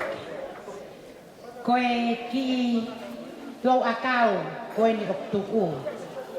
O atu pe ia ki holo anga. Wataha mai ki teki koe ni hono ki ulu koe ni. Kore atu lava mai o to'o atu. Na aunga atu ki he utu ho mea lele pe koe ko mea kahao ki foi chocolate. Pea ko kore atu ki te koe. Ka takwhine he ka takai ai whala. Kai kore atu te maleti ko aho. Ka taki o lava mai. E pea ko kore atu ki he whaehuki. Ke he koe ongo. Ka taki mo talanga tae mo whaehuko ni ka te au na kai te tonu ia. Kai hang koe lau whawhitai pe. Ka koe kore kia mau tolu. Ka taki ho kuongo ta whaaki mo ki quiet hifo. Ka lava e ki lea hao. Koe kore koe ni. Ka taki unu ki mui au pipa Lo Stesso. Fie mau o kui kai fie mau hataha ke tau olunga. Whamore more o kai ki he aha uhinga e. Pau ngā pe ke tau ki sio pe mua he ne tau olunga. Pea koe ni osko ia. Pea koe whasi hono, toi tā hono angawa. Koe haihu. Ai tā hono wa. Pea toko fua lewa ai whakare. Sai. Tau olunga tu la whare disco, but not at this time, not the first round. Koe a koe ki whasi koe ni. Nai whai pe tala noa pe a moe. Whamalolahi ki he Aotearoa ki a tēne lātu. Ki Aotearoa. Oa mo te mau toi whai ai mau koe ni. Mo mū ki mui. Whamarola hen kia tēne lātu, te amo ati mata, i he whasi o e ki I kaunaha koe ni. Well, as a matter of fact, I think I can say I wasn't it, I was doing the lyrics. Koe anga pia e hua, tātak pe te ini. Koe ai, ho whanongo mai pe, hiri ulaki pe takaia, takai hono wa, kore atua mo whitura whare tau o lunga, iai hao whia a tārewa. Whamaro whoki ke tau hui pare koe ni lahe tau rea ia mo tolu e. Malo, sai, hauma whamaro atu. Tau ka mata. Ada watu, ki haa katobe, o whaa whakatapuha.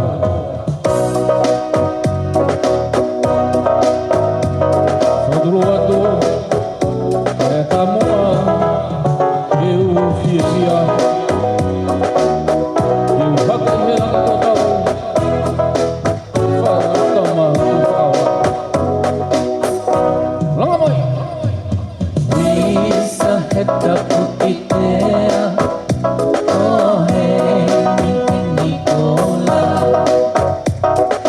Ala noa heta wate, ai tuku lau mea. Whangako makakau mai, aho e tau ake tangata. Ai lupe ka papuna, kakuane kuola. Ihe moe katala, oe api ko whakaanawa.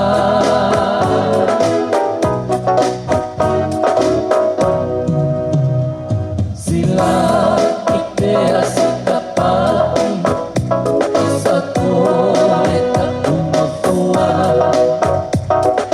Ki o tau akaina, whakamau he wholopola. Hei lalafu I tani, hiki langa kalimo e munga. Kai ni whalau e hau, o makili o haanana. Whakahiki taua, asi ene ulo te fua. Siki a pika tuko koe a hoe, oe mamama. Mata pea whatakau a, ene alaha. Se ino e apo e te au lani mai, ke tau e wā. Oe a hoe, oe, ale ia tama. E tau tua tue, e sikola whau ka mea. Lo se si e te lupe hao hawa.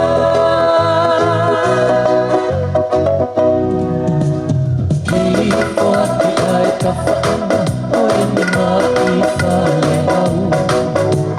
Siu alai noa, whane whahono kisi I te au. Kapati ai a, akangi mai e te alatu. Tuka tuke a kukula, maka I kuloa ati e latu. Koho te salu salu, I he lolo ala e malu. Sili o whaapui, o te kei malake loto. No se so te aupa, ai kona te ano loto.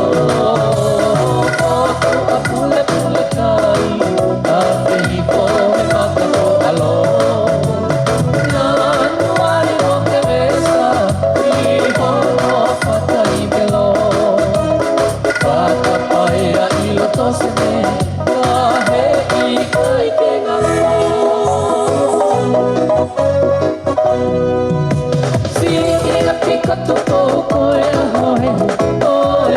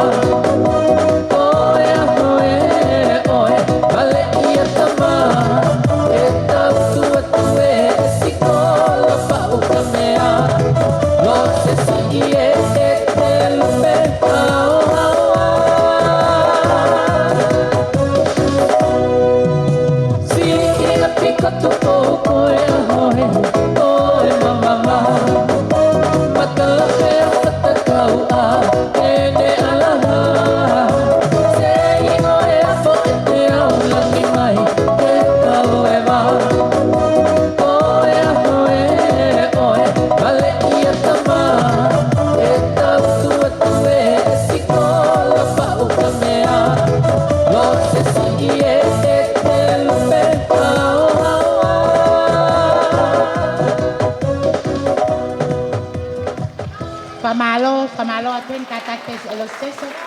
Itu ke ai Grace Salome en Moan en Emeline mo kata ko laba mai Moan ka mo geheno kata ko mo famore more atu o se e kutala e tau whakaamu ko se ko hoa pe mi mama uni pe ako famore more atu ko ki takai ko ni I'm so sorry like they said I'm sorry for my wrong. I have asked everyone to hold on until the second round, but as a matter of fact, my husband just spoiled it. So please forgive me and myself. Ko rea te whai tōtonu ke mō katak mai kai, mō katak mai pe o tāna ke te tā senti ko ngā kui mai mō tolu. I see off ai kakai, ka ko kui ngā ke mō lava mai pe off mai ka te au. He ko hono mō ni, ko e whewhikau ko kore anku whai mai te halo, tu maha bos ko ni ko te si whare mahaki. Kei ke ia e manana. Ko ia i whamare mōre atu i he mau i he hoku hoa ai ahoni te api he mo e ku mohono whoha. Kako tui ko whiawhia pe. Okay, the second round is for everyone. If you want to stand up, dance and enjoy. Hiri ko ia, e lava ka lose o ki i te tongi. Ka e whoki mai, ka e hoko atu e he whahu. Ai tau runga ka e play mai e home ha ki whasi. Hiri a mea koe ni kata ki lose. Homa, please. Play again. Ki hākatobe, o whaau whakatakoa.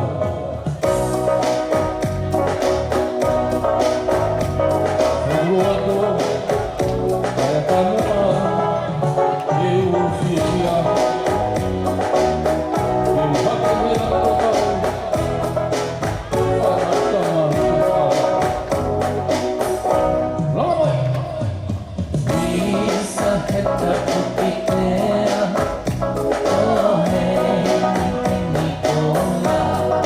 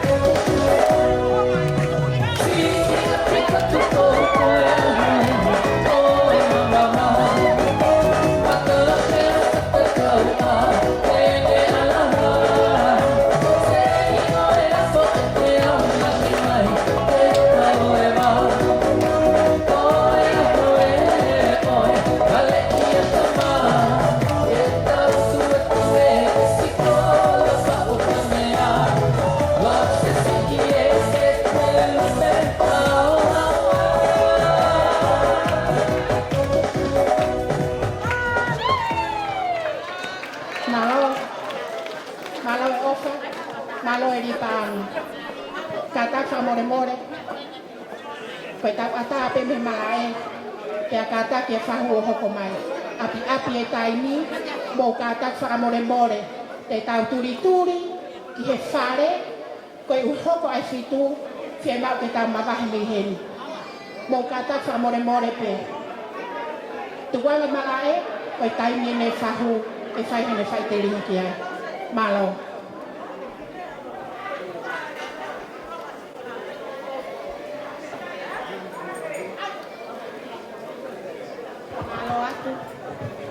Famalot a los seso, kata ko famama bang ite aho maka ime maki fasi, katu ke lama mai alo se ko nga ke ao nga ai nga hi fa fiti a fa ai, to ka be pe ni ko ni.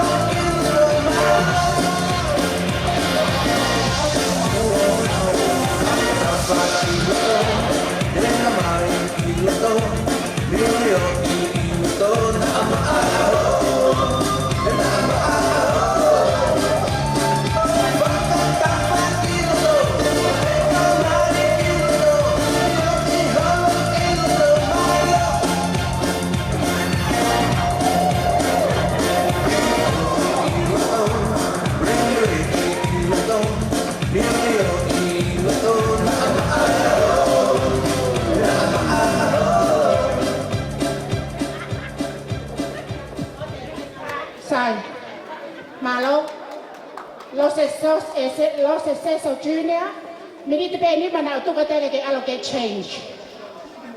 I'm so sorry, but time is ticking. Te heka ke tau pure faren. Peko me arrivare ko mo kore fa more. Me arrivare ka turi ta tolu ki tua. Te tau turi ki taimi ai pala ni. Malo. Ko malo pe ai fahu Los Junior. Me need te ni ma ko tu ka ke fetongi. Atak fa more. DJ, ki me ni te pe taha se kore tau noa. Malo. Hit me. Koe opo ki toki no si nilo ai te.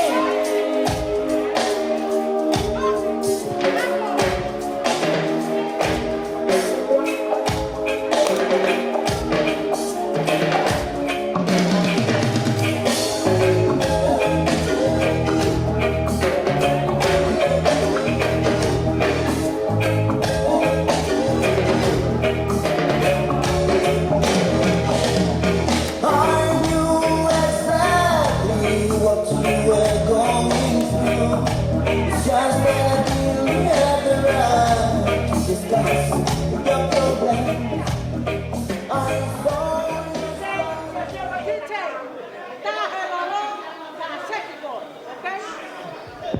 Koe mau pe a whahu, mala e nu ata, malo.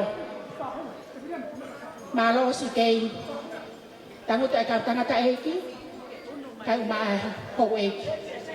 Mo ka tak wha more more pe, he tuai, mo si i ilo i pe, pea mo si mea i, koe waka e o pouti, pea koe wahin, koe tahina e ki i hou hou, pea ki i tuai si ene lele, he koe lele a estima.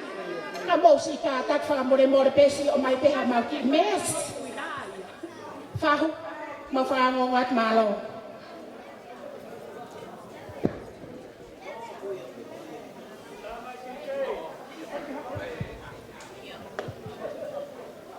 Ai mai peha ki foi fasu se kon pe tolu noa, malo.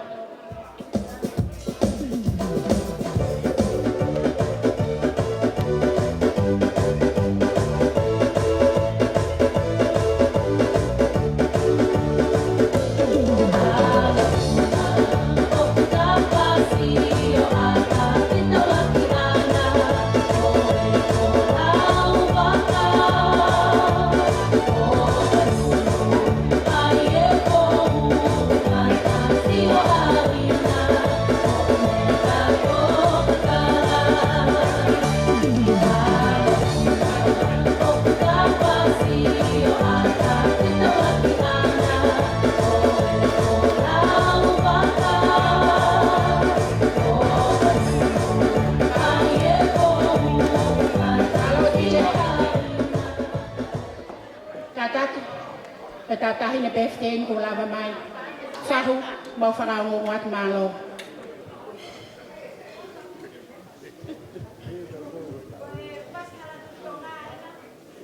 Mo kataki, tau he melino mo whakalongolongo kai atai. Ai fia.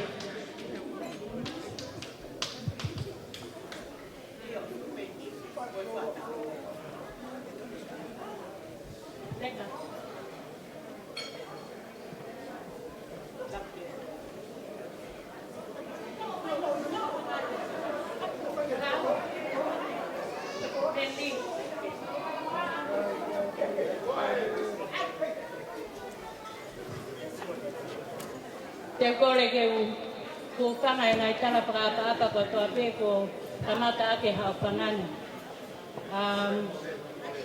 Whakamole atu tamasi iloa vailala.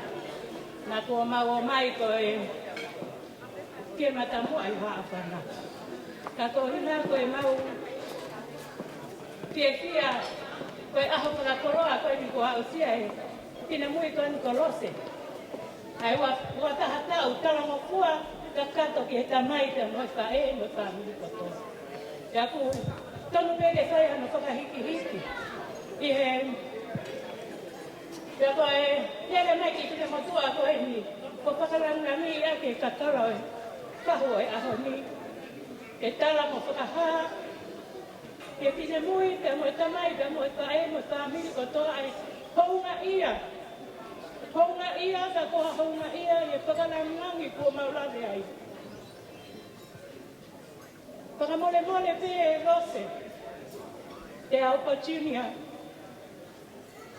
Ka pau e keke whenunga mo tāu e ki nai takapau. Ka te heki nai wheta aki kulele mai te mo ki me hitanga masiva tae i loa koe ni. Te pāpotunga aki ai oka, kia te koe mo i whie tala monu, mo whamiri. I he aho maho ima koe ni. Toki whakakato mai te he tamai he wani ho mautai kakato. Kai tuku mua ke whai atu he ki mongo puna.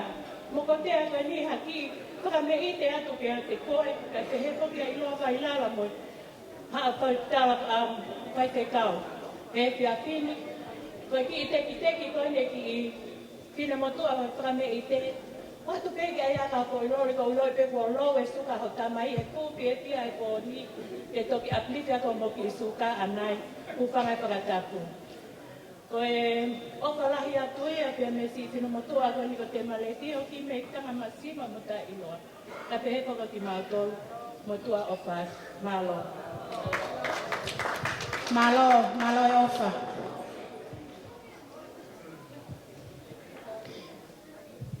Kataki mua DJ, tai me ki foi fasi kona nai kore I atu. Second mi DJ,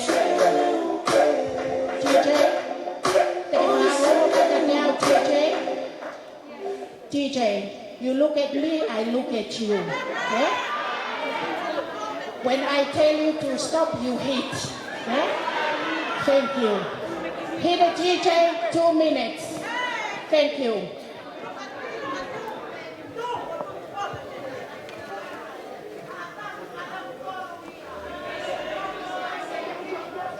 Malo.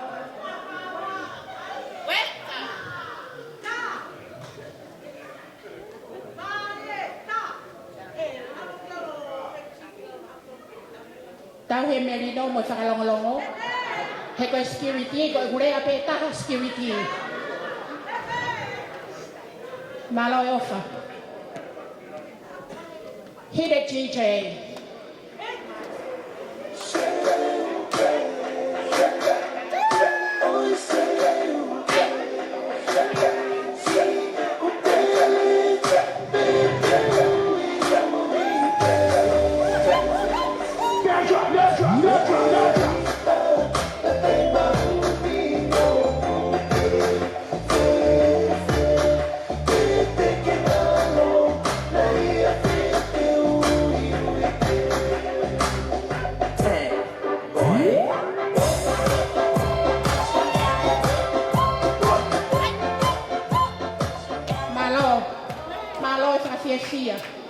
O kia I kukore whakamore more heni.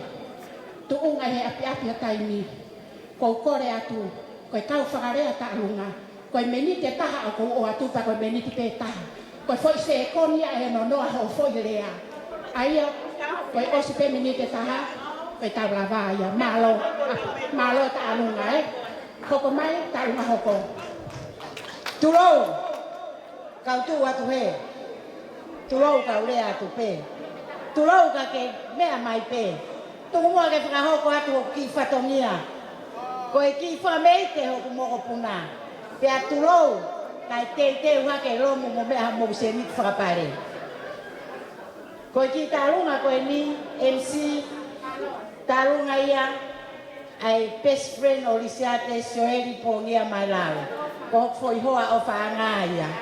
Ko e teki, sai te tawiro hoku hoa o whaanga. Koe ki tola e taha, na ao ngā atu lisiate, tu ao whatu. Koe pasi, koe nepi tuno, ko ape, koe tuno. Malo e ofa mai la, malo so kei kātaki.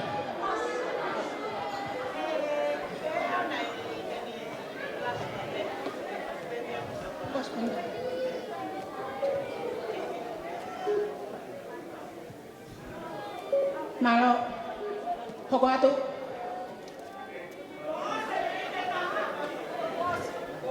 Ta DJ.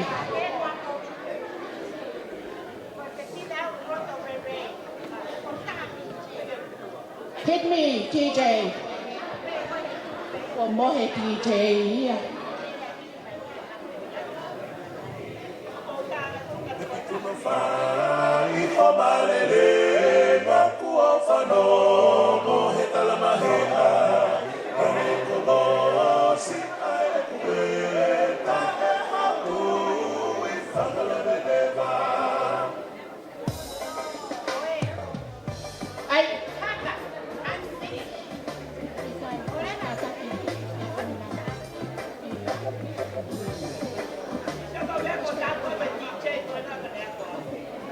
Kataki DJ tuk maha ki foi menite taha tahi ne talunga. Ane si ongo ipe ku mafa na na si fai ku mokosi ai ki tahi ne. Malo.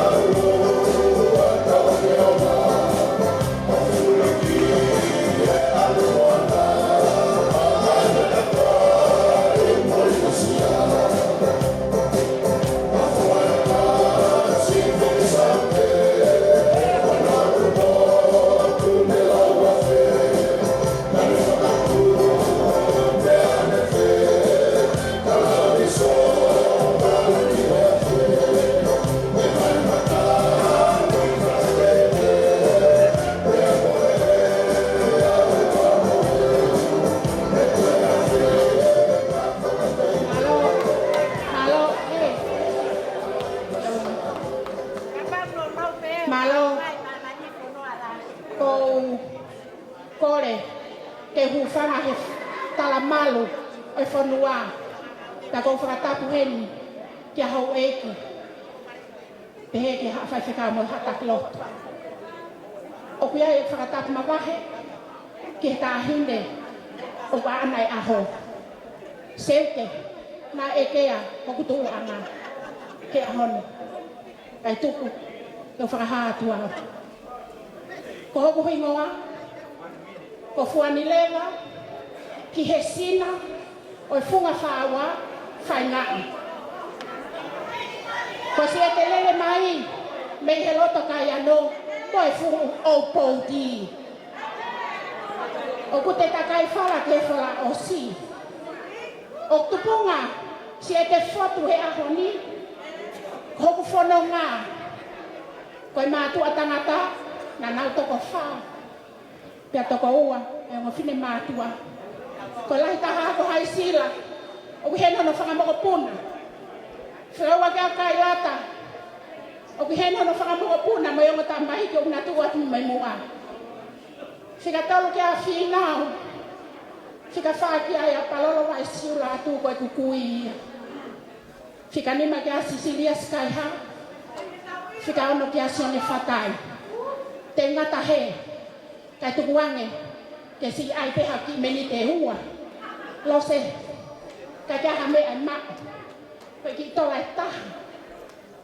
O ko fotu mai mo ia, he kai whakatataua ia, mo e mau o wha. He ilo pe, na ao ngātu, ki haki kapa moko moko. Te we whatongia, kai tae whasi, malo.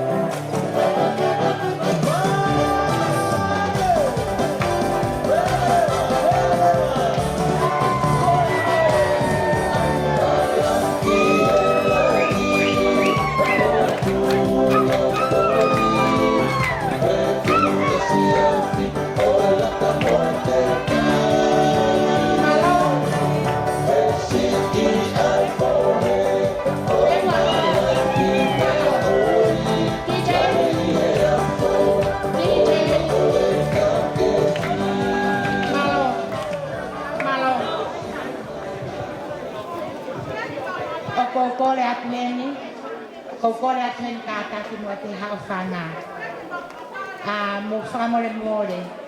Koe taurunga koe ni o kumoko, koe taurunga ia a Perenaise mo ia ki ola o tutanga. Koe hili ko ia, e hokwa te taurunga ai ki mo kopuna koe ni ko Benjamin Daniel te aupa. Whamore more o kisi kei mahina fiku. Te mau ke si hoki a malolo. O kokore aku ki e whaahi koe ni, whaahi a aku, please. Ka taki whaahi a losa seso te aupalahi, please be quiet. Ka lava ke o ngona, ai kakai ke e tau ki katoa whakamotu o whai. Please control yourself. Kore aku houma, te whautua atu heni houma ko o sio mai pe ku ki virini aka ki kuropula mahino rewa ko tā whiunga. Whamoremore o ku lahi lahi ai whawhiawhia ai ahoni. Ka kau whawhita e ke moi whamalo ke eiki. Ko ia Perenaise ko taimi o Owen.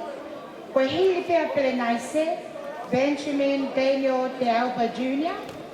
Hoko ai ai family tū. Hoko ai e whangatamai a Lisiate. Pea e hoko ai a ki kaini lotu aro o whakungani.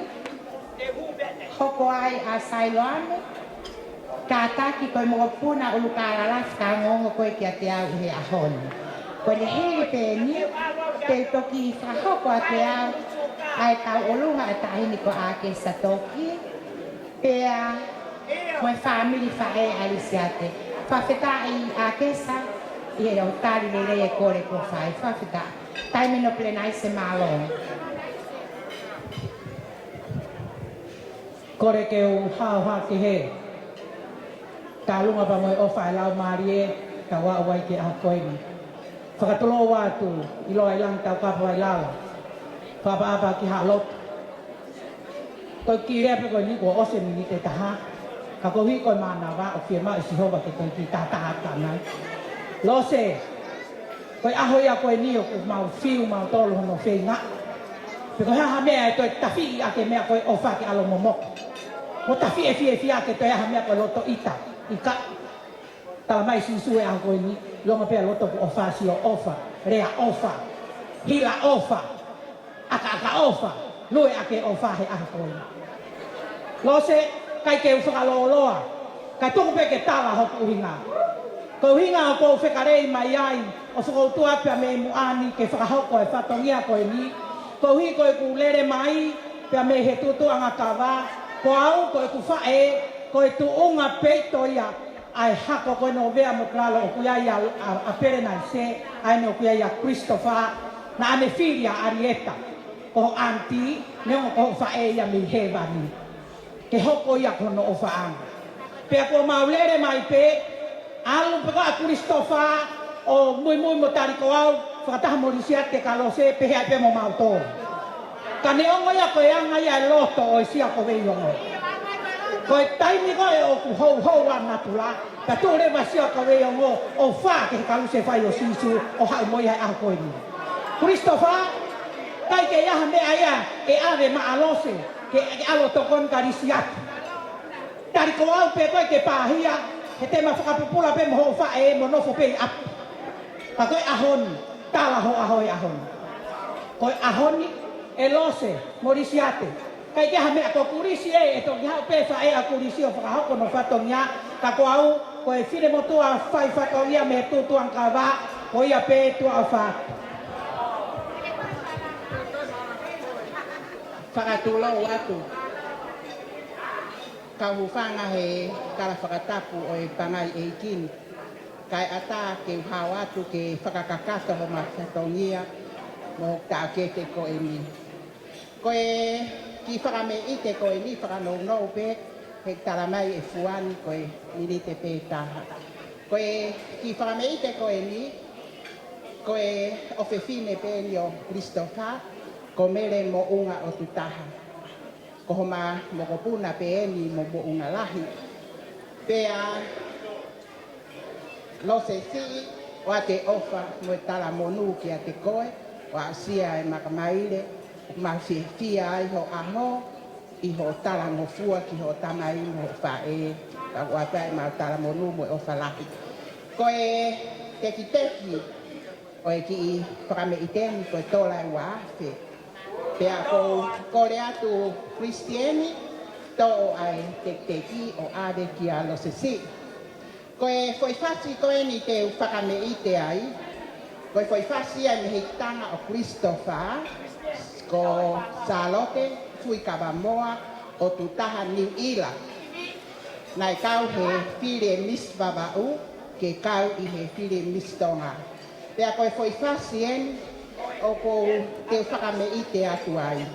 Ko Salote fui kabamoa koe tamai ki an he funga pouono api ko otu mata.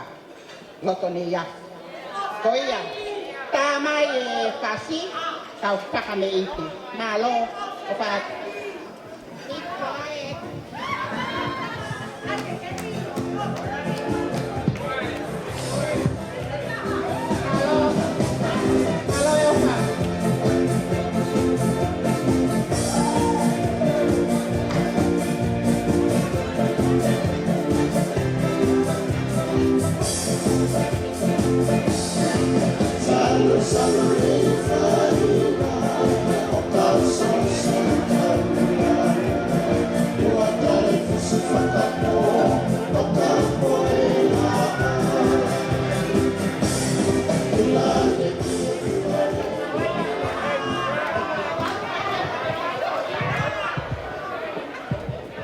whamore more atu mua. Mo kātaki o whakaangonga mai mua kia te au. Te toki whai atu pe ai kore ki he taimi o sai. O ko kore atu mua te ria nā whai ko hoko e tau whiawhia. Pe ai ai hano pe tau tuku a mea kai ke lere. Hai peke tau ai lere, peke lava lere homa. Tā e mai peha ki mea ke si whai e ki tau olunga koe ni. Te toki tau whiatu pe, kātaki. Sio mai pepe homa kātaki. Ke mai peha ki mihi te kaha kātaki. Oa te motokanga motokanga taha mai pe di chei kia te au. Malo api.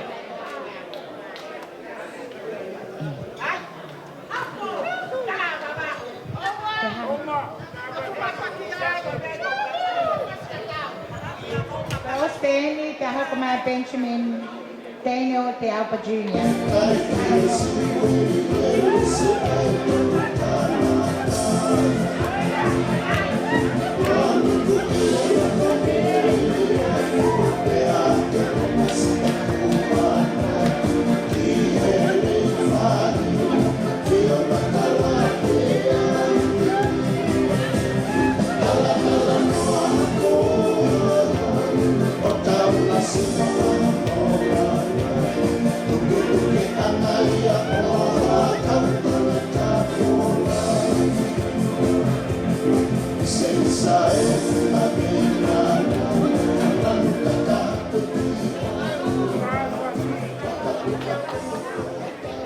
Pamalo atau pito kia Perenaise te amo Carlos Autaha te akokore atumua famole mole kapau pe mua tuku pe mua ke ki o mai mua hoki leo for the first and the last time di ahoni ke mo kata ki tau kau ngā kau swataha kata ki mua o ia famole mole malo au pito Perenaise ngan fae kata ki mua mo toange mea koe ni o tfalen.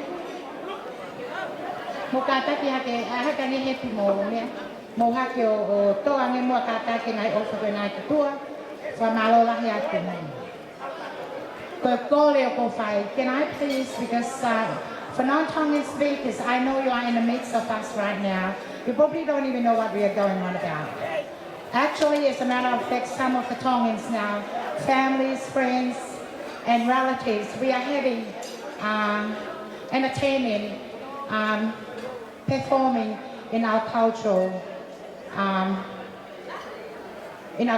ways. So I'm asking for the guests, please, let me just speak. You do the enjoyment. Benjamin Daniel Te Alpa Jr. and now it's your turn. Osi koe aho katai te family tu, whangatamai ang Bisiate, whangatamai alo seso. Alo whapungane sai loame, taine ko ake sa toki. Hoko atu kia e ngā whae alisiate. Taolunga ai family o sikai ha ai tangata eiki. Ai ako whita tawatai na my family. Hoka kia e one taki family. Oku o sai ka hoko mai te ao ai youth. Ai sesrango from Remore atu youth. Koe nehili pe koe ni. Pea hoko mai lewa. Pamalo atu au pito. Malo au pito. Mo kātaki pe mua malo. Pera. Whakatulo wat. Ka maho e ki ka tuke ma whakanalmalo atu. Ko e whakahistoria, ko e whaehuki, ko e mahina pe whitu. Ko e ki i vare ko Benjamin Te Aupa. Te Aupa mau tuu ko toa pe, ke whakafofonga e atu ai taalunga a Benjamin.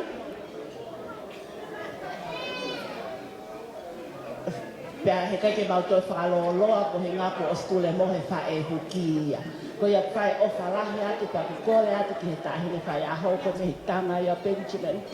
Lose, ke mea hake o hui, ai te ki taalunga a Benjamin.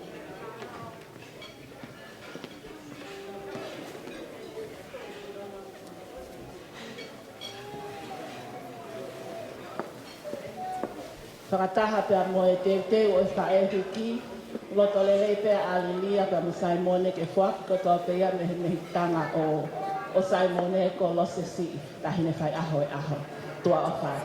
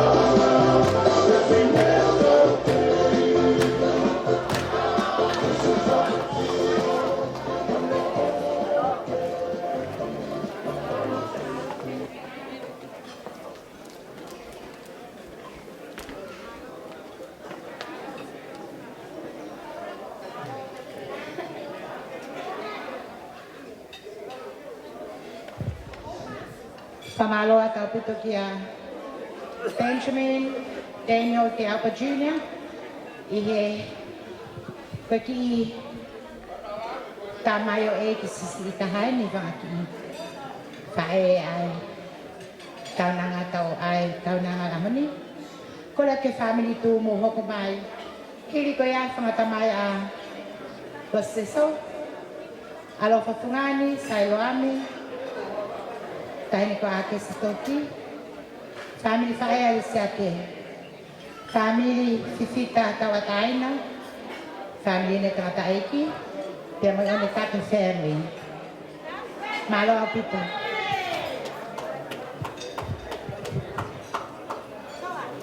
Koe talae kua osi hono whai pia mei he whae alose. Ka ke kataki pe lose pia morisi ate. Nai whanawhana ma i loa ke oa na whakanou nou ai rea ki family tu. He koe hou eitia oi family tu. O koe heni ai paresteni. Pe au maulere mai e lose. Koe hui katoa e kau te au pa. Ko nensi la waka mohono mari. O kunau i he family tu. Pe au ku mea ma i loa. Hanga tala ke mahino e whatongia. He ka ikai ke tala ke mahino koe osien whakahifu ai pe koe me sekeritari ai family tu. Pea koea, koe teki o e tau olunga, koe paanga e tahafi. O ku fie maria pea i roa pea moe presteni, moki mautolu kotoa e fine mātua moe mātua pea me family tu. Ke fuaki pe ia he kolose chiunia, o ko ana e aho koe ni, koe me mi pakakato ia, pea koe ki tahine, fine mui ia. Pea moe ki fefine koe ni o te ke whakahoko ai tau olunga ai family tu. Whakamore pe kai tuange mua ai family tu. Ke si hakai e nau tau olunga, ke nau fia lose. He koe osi pe ni ka pau te ke hanga o si i matuki. Koe mau si alua i pe ia. Moe loto tang he e ita i loa tu au whaak. Ko ana i loa, koe hoa ia koe oi hou e ki. Ke ne to'o ai teki. O lani koe tahine ia ai family tu pia mo lose. Ke oange ia ki a lose. O te ke te hau ko whao he puha ko e Pe ko puhai a family, ko family tu ya ko puha i loa al pe ko mo ya fai te ria ka to ki hanga pe lo se fa o ana. Ko ia ko kai ke hare e se unga los mau fia pe mau tolu ke mau o mai. Ko e pure ngā we nia ko tu me mui tala mai ko se unga pa ko ia tau leve he ka ta mai e fasi tuku mua ke ki awate fasi ko fase ne usu fuluti a pere pea moi a hinati moi a roti ma me ko to pe ko apa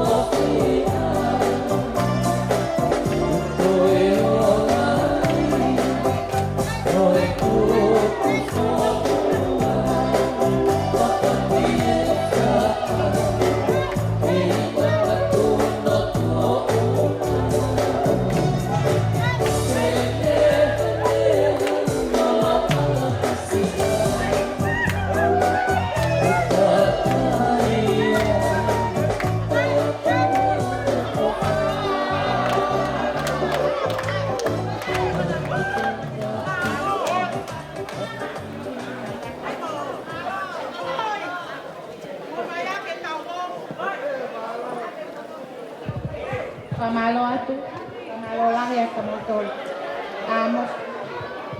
Mokata ki o kikalolong wifo. Actually, as a matter of fact, we are at 6 o'clock now. We have to wrap up from here at 7, but I have asked if we can go for 7:30. I mean for 8, but they can only let us stay here until 7:30.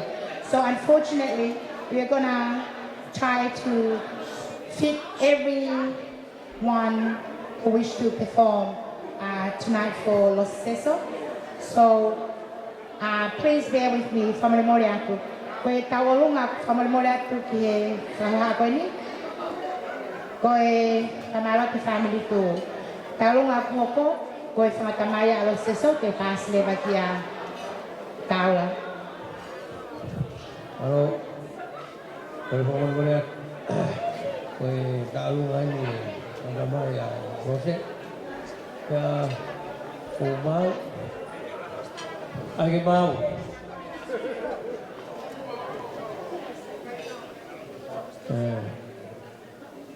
O tu é fora, mas bem aí que hoje que kau kamata kita ni. Angin ham mau mai ni hak kamu mau mai.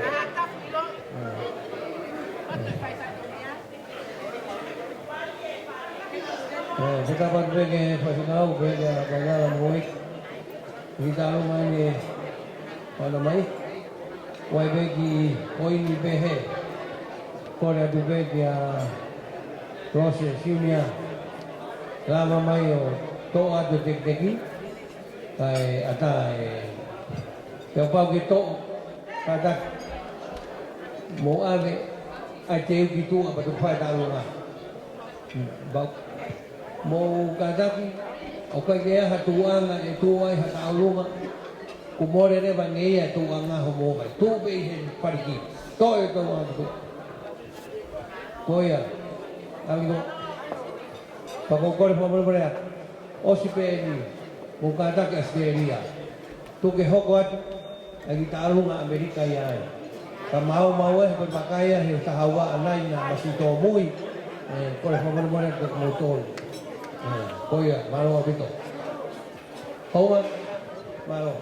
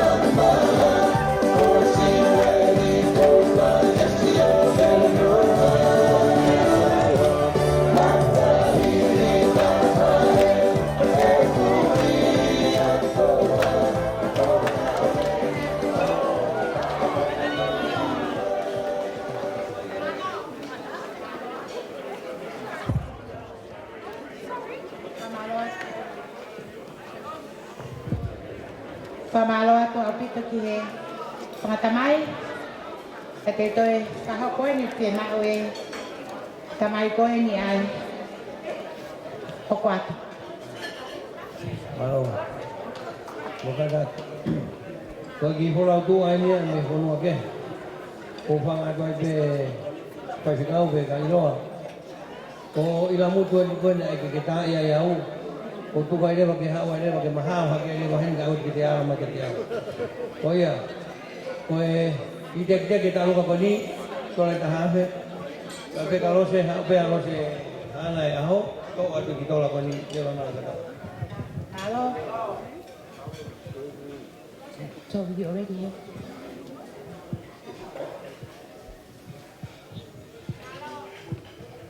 Malo.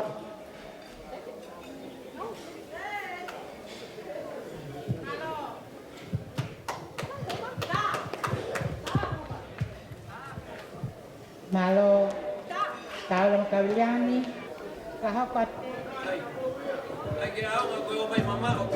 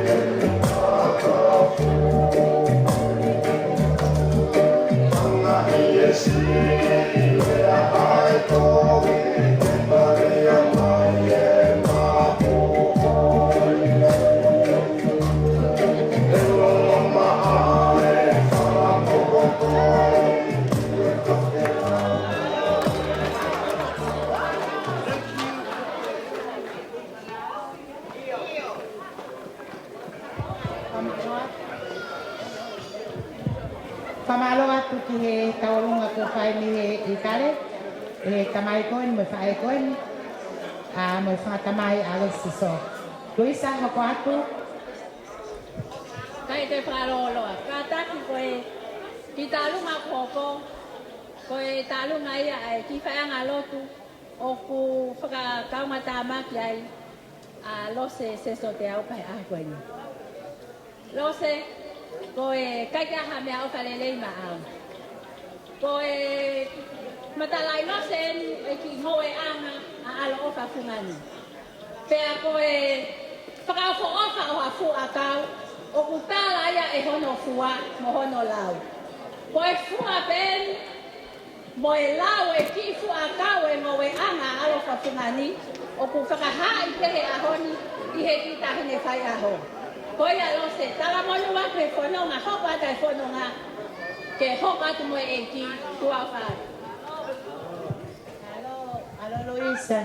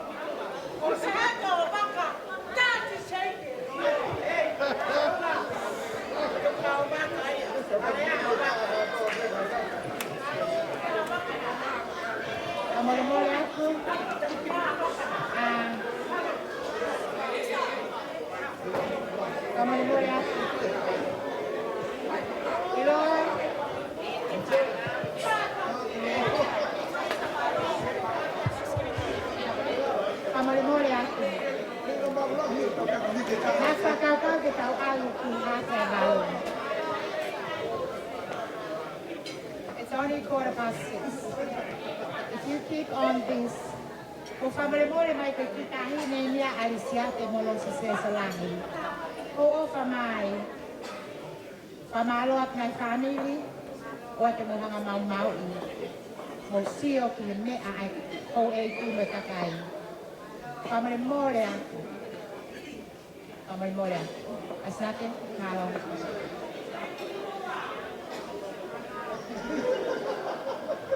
Pwede kayo kumama.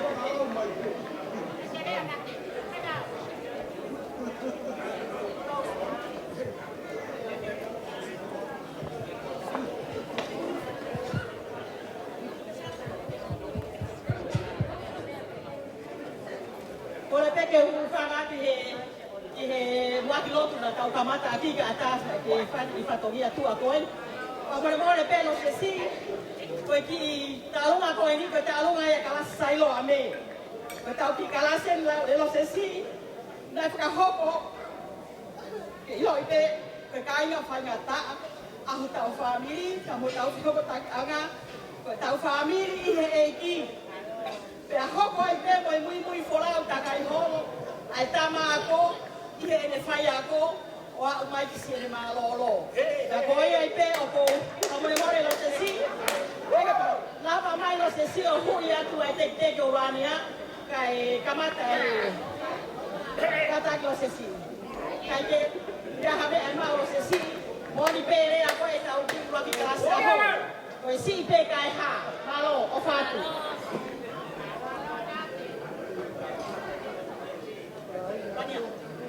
Lalu, pahili pe ko ini, kapatay na alungat tayo ko akesan. Lalu ya, kaya.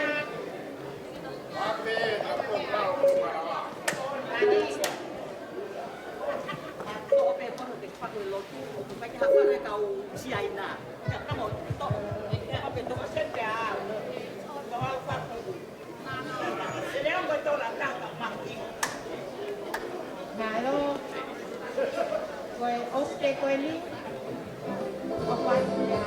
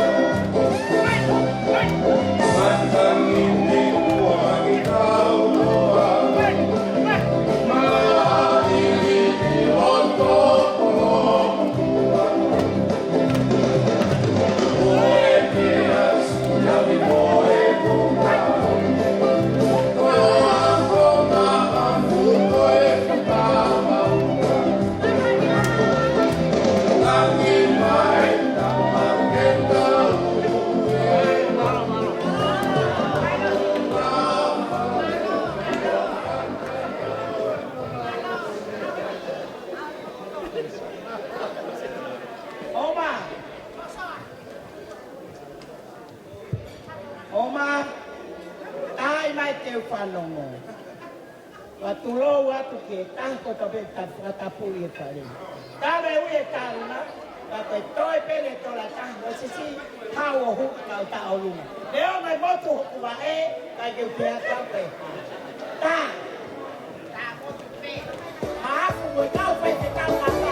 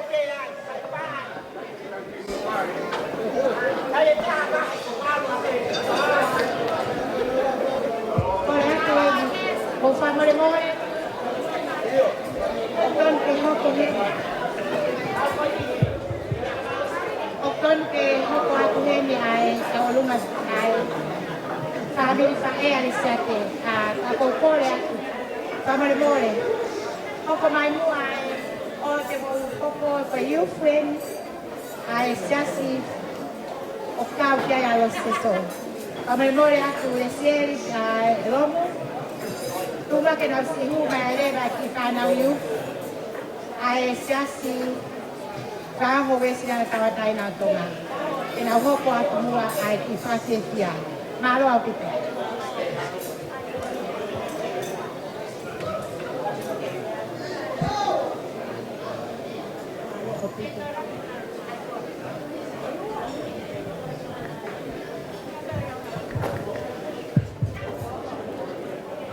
Malo au pito.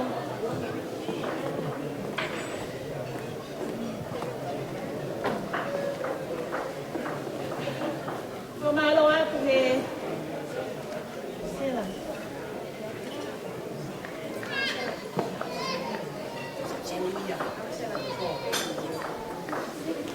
Oh ya. So malo aku ki fai na mari ko maula ge ai pa mau ka tulo wa te hen. Fai se kau ka uma ho eiti. Na te ko te family no koto a te. Mau hao mai. Ya mau la wen ko koloa mo tatua.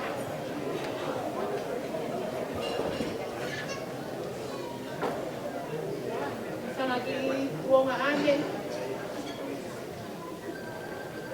Sangi te hina losi. Nau kau nganga au e whataha i whai whatomi au siasi. Ngi mosipa.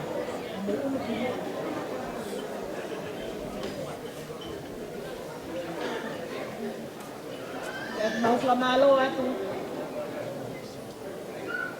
Ano ome ki mo me niki whaka osi ko heni ke mau kau atu ai. E kau ngā tala monu kia te koe lose. Mole mole na ko ose ma mumite taha. Kai ha mea ofa ia ma au.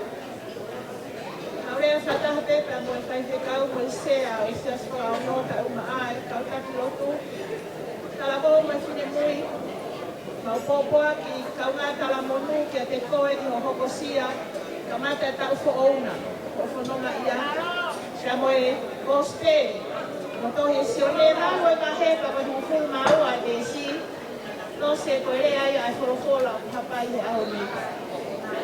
Kau me koe hawa. Kia moi mo oni. Kia moi mo o hinga ia ka pasa ma to o mahi au ni. Kai ko hapa ana. Whorofola, hula ko bai hala. Mau ofa lahi ati te koe. Koe re o ia. Niskas whakao mo. O whātu. Tā mai whasi kata.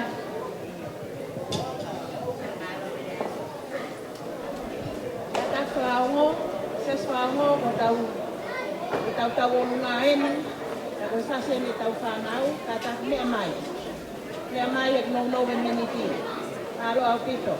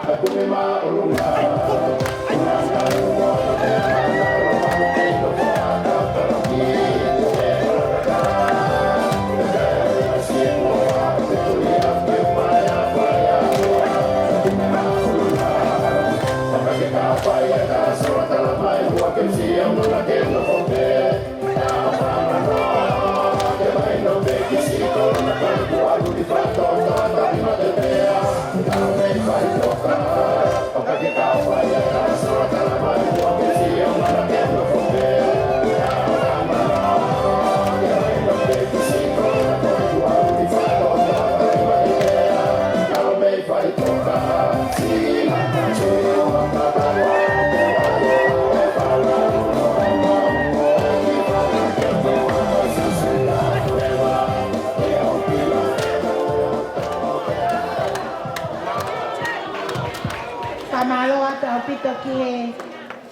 ke youth seskango kolat mo ke hokatayin I family fae lisete.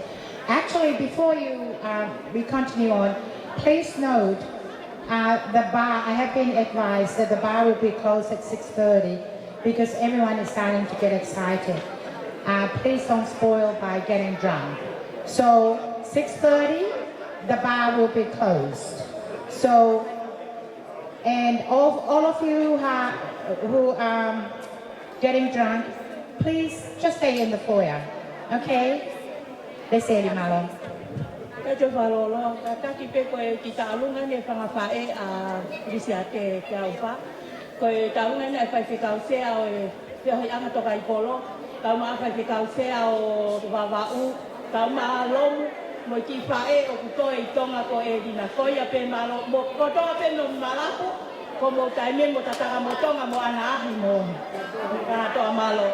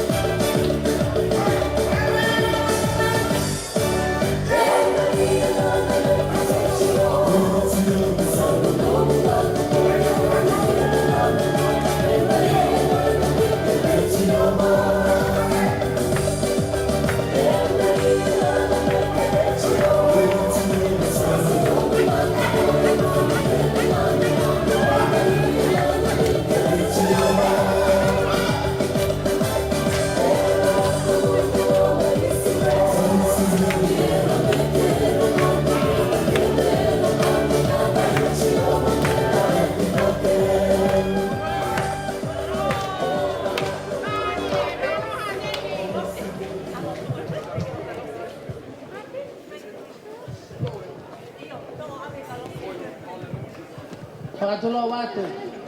Ko taimi eni o e whamiri pia mei mo tū. Si kai hata aupa mo ke pēri fifita. Ewa mai ki no toha ano ko mo taimi eni. Pina wale wale pia mo pokei. O ewa mai ki no toha ano ko mo taimi eni. O patu. Malo.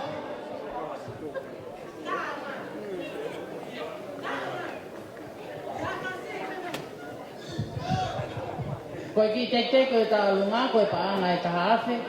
Lose ka taki o mauatu o umea ka whailore. O wha mai a whiwhita, o kutake he lawa mai, ka akutangi mai pē me he o pē, e me o wha. O wha? Lose si, Lose Junior. Kamalo at malo. Koe hiri te koe ni, mo kua tuai a sa milione taka. Pea hoko ai whanga makapuna ki haramaka. Pea whaos lewa e ki makapuna o Pisia te whangalose, kon aleka si. Malo.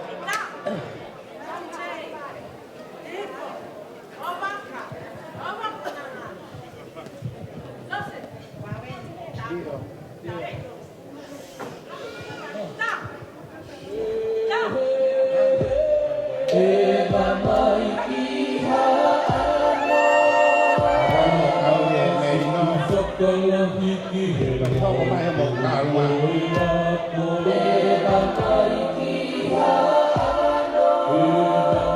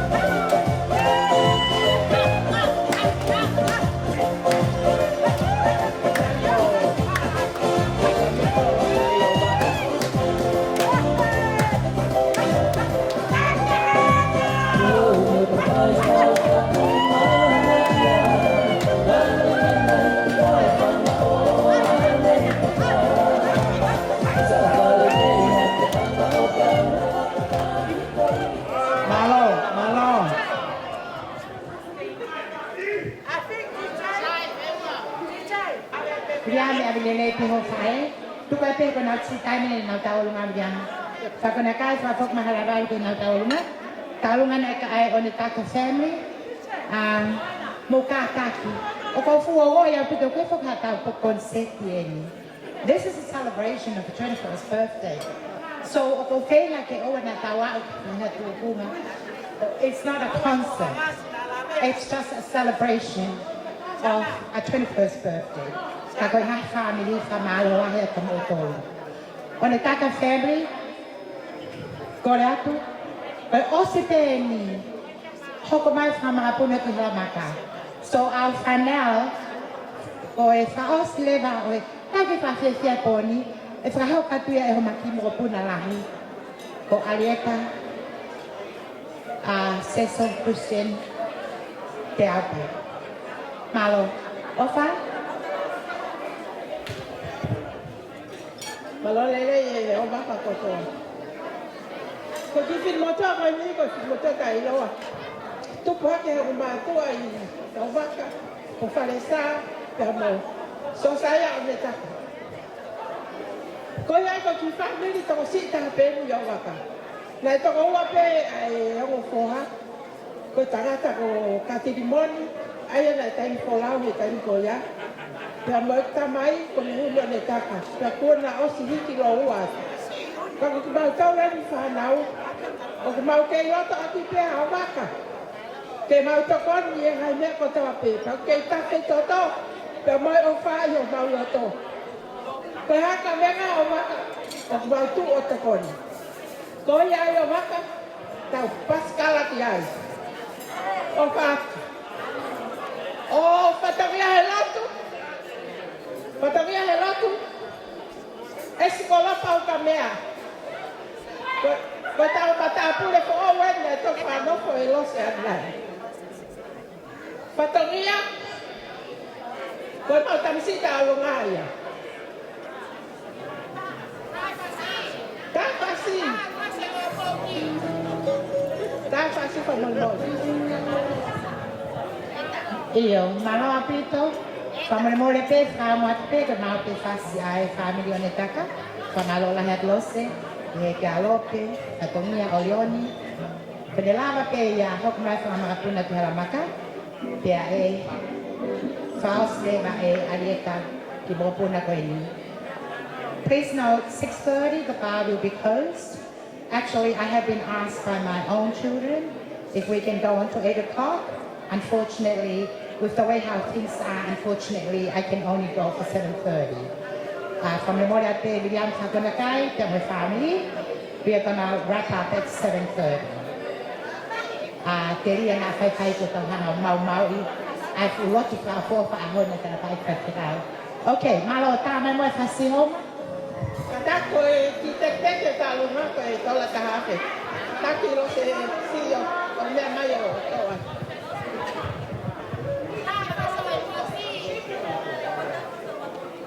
Malo.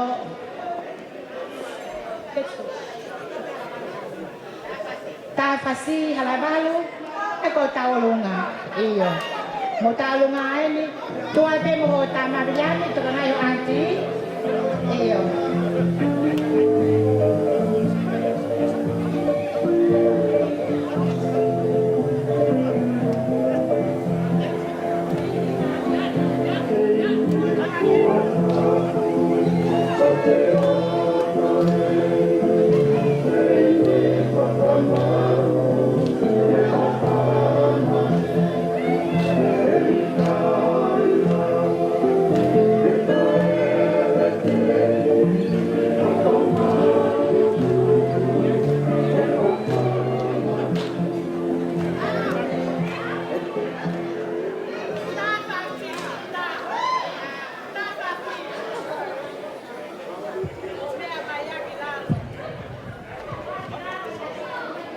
Kita mai mua e koi familia nyo baka. Tamasi ka taki toi ta mai. Koi malo na nausia umai kineya pa keke na wa umai. Koi o mai po pao. Koi me ato tongo.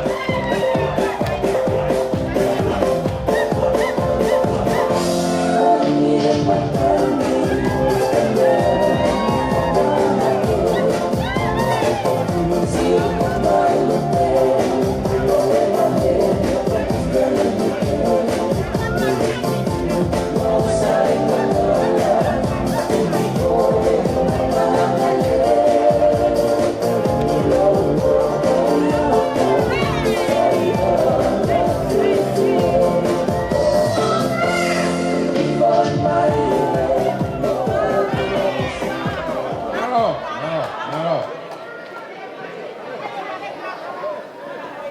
to o fa mai ka lere ke fitu ha pe valu.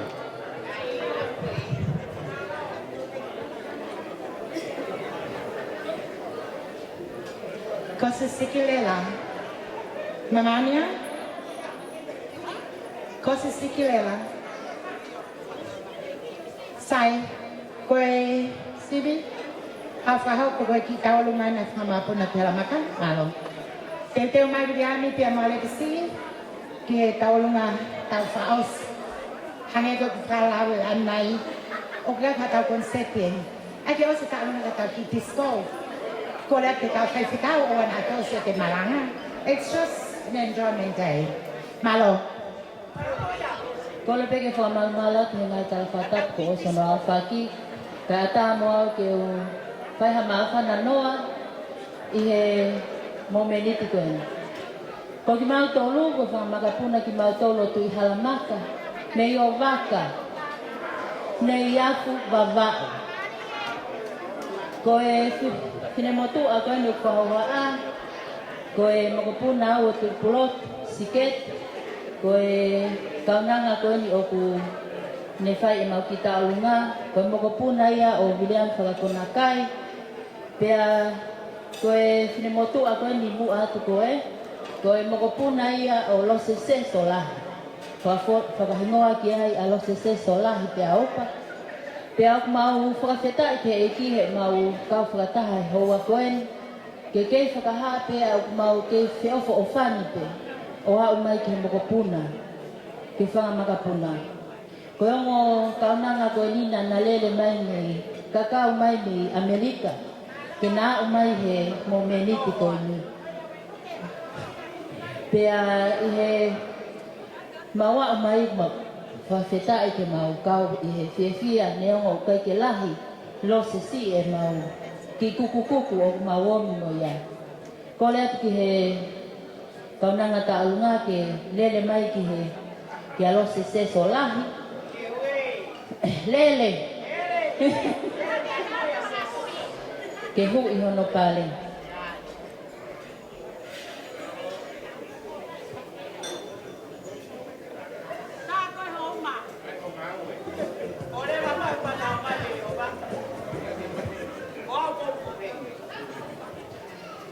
O whalahi atu ki he ke te mautolu malosi e tau ke kau whataha he maumurike. Malo!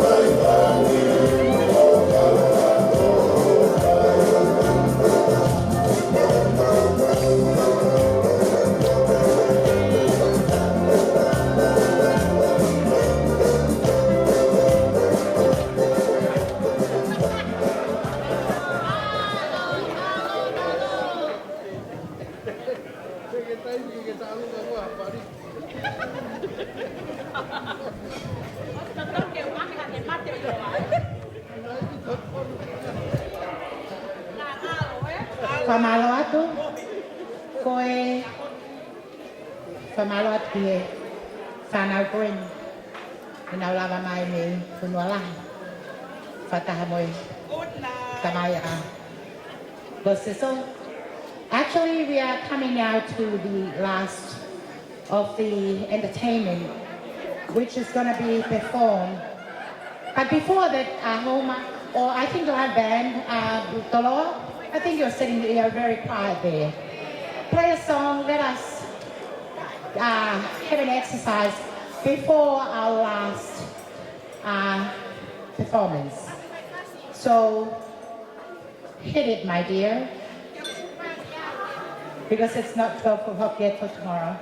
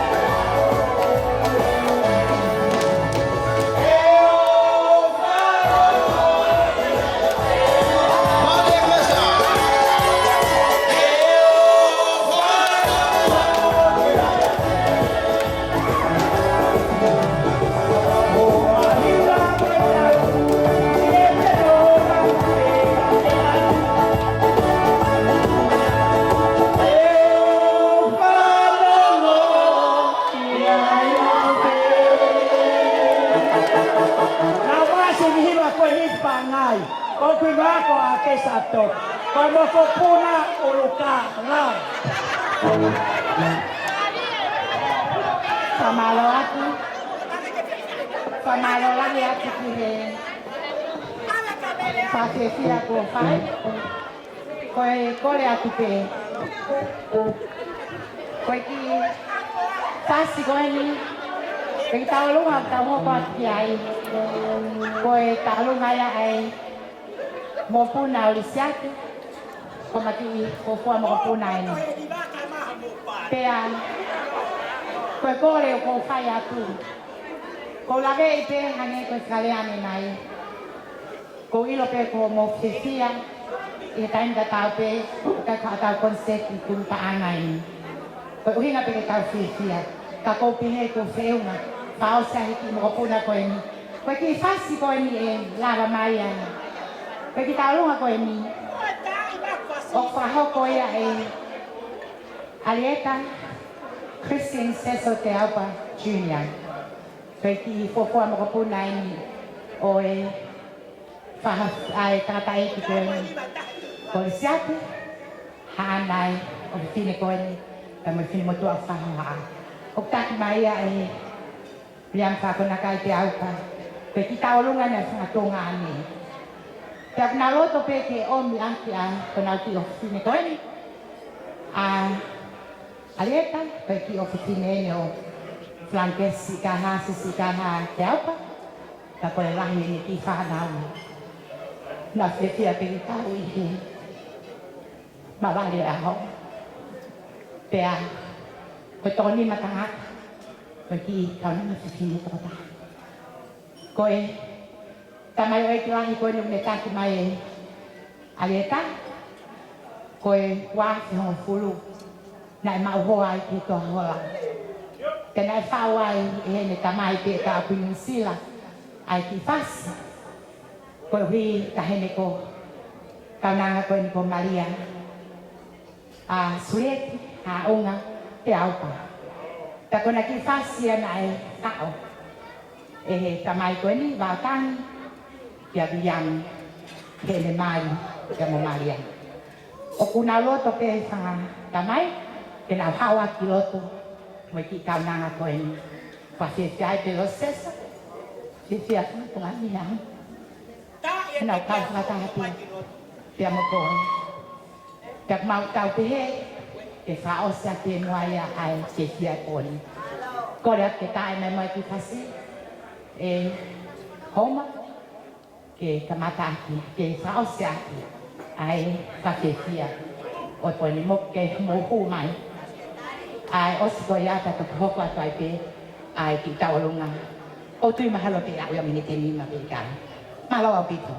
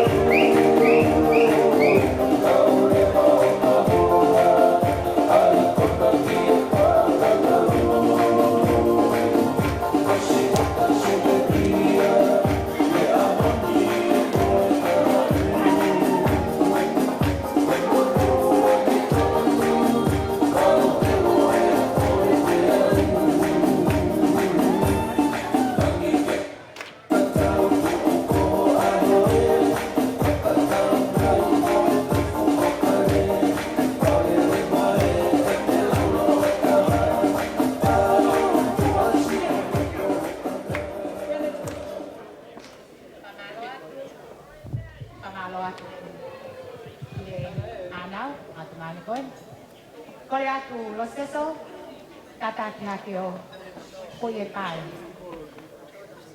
Wali. Kun dah kau foi lon. Ako le atu ki o tae mai pasi.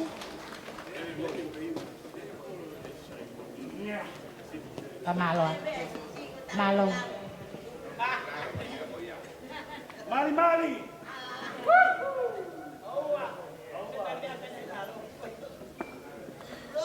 Deu, deu.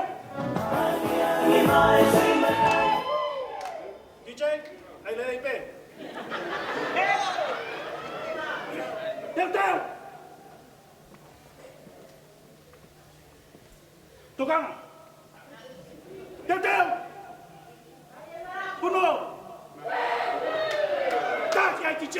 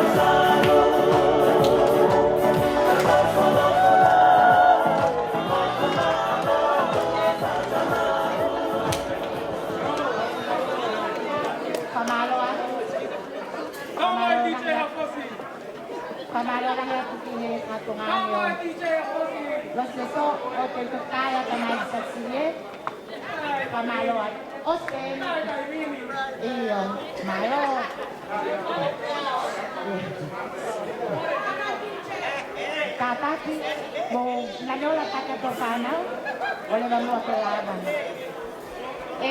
Iloa.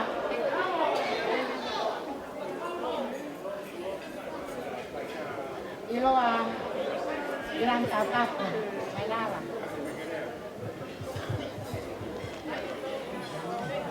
Kaya ay kami ito kay sana para matuto may family. Can you hear me?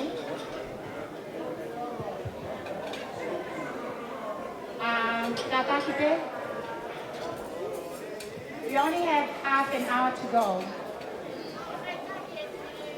Ka ihe mahuwi nga ahoni. Okay ay pamalola kaya ki Hawaii. Ki kakay fisikal ki kusya ki kakay laiki. Okay, sa amin. Would you believe I want to dance myself? So I thought My children, my grandchildren, and my husband, they have been on the dance floor all the time. But you know what? I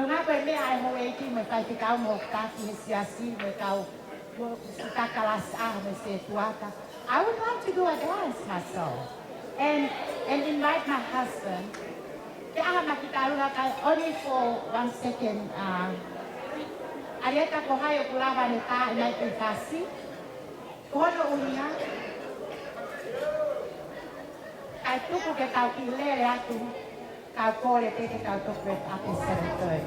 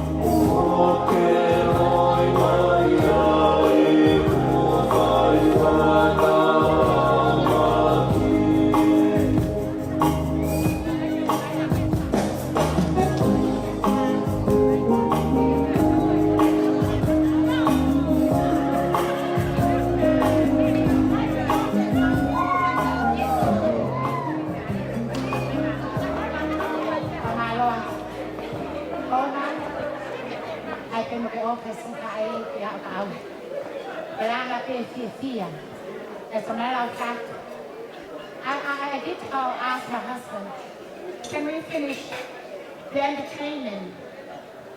And he told me no. But as a matter of fact, he can't say no because I have announced it in front of you. From Aloha Nakamoto, thank you everyone for being here. It's 7 o'clock. I'll give you 15 minutes. Play, please, some music. I'll call it what you eki. Te amoe kai te kau me kaka right. Me a mai mo komo. Yeah. I hope I pay here. Let's say 20 past. Is that okay, Miss? As a matter of fact, I'm talking about the manager. He's standing right at the back. We should finish at 7. But as a matter of fact, I think she feels sorry for me though. So, hit it. Any music? Like Koreaki Hoeki, Kataraiki, Ramokomotori Kepire Mua, or Kataki or Ramanaikian. And then we'll wrap it up. In Kenya, a Korea Oswaka Mike, Situ, Korea Los Sesi, Katakai Hakilea. Australia, Fire by House, that the one live at like take it out. In the house, I live now away on Malo. Music, please, Malo. Now, everyone, it's your time. Thank you.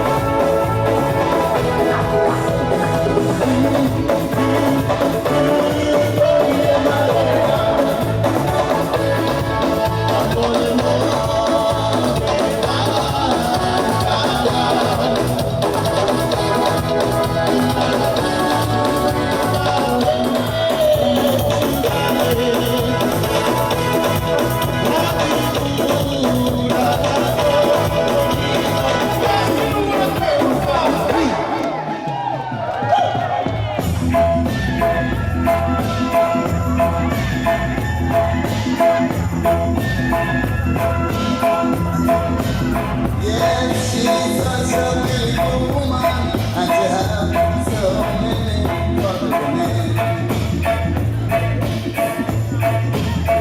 And when she goes to the marketplace, she really wanders home. Oh, and she walks like a lady, how can you get the once in a while? When she starts her conversation, and one of her friends is rising.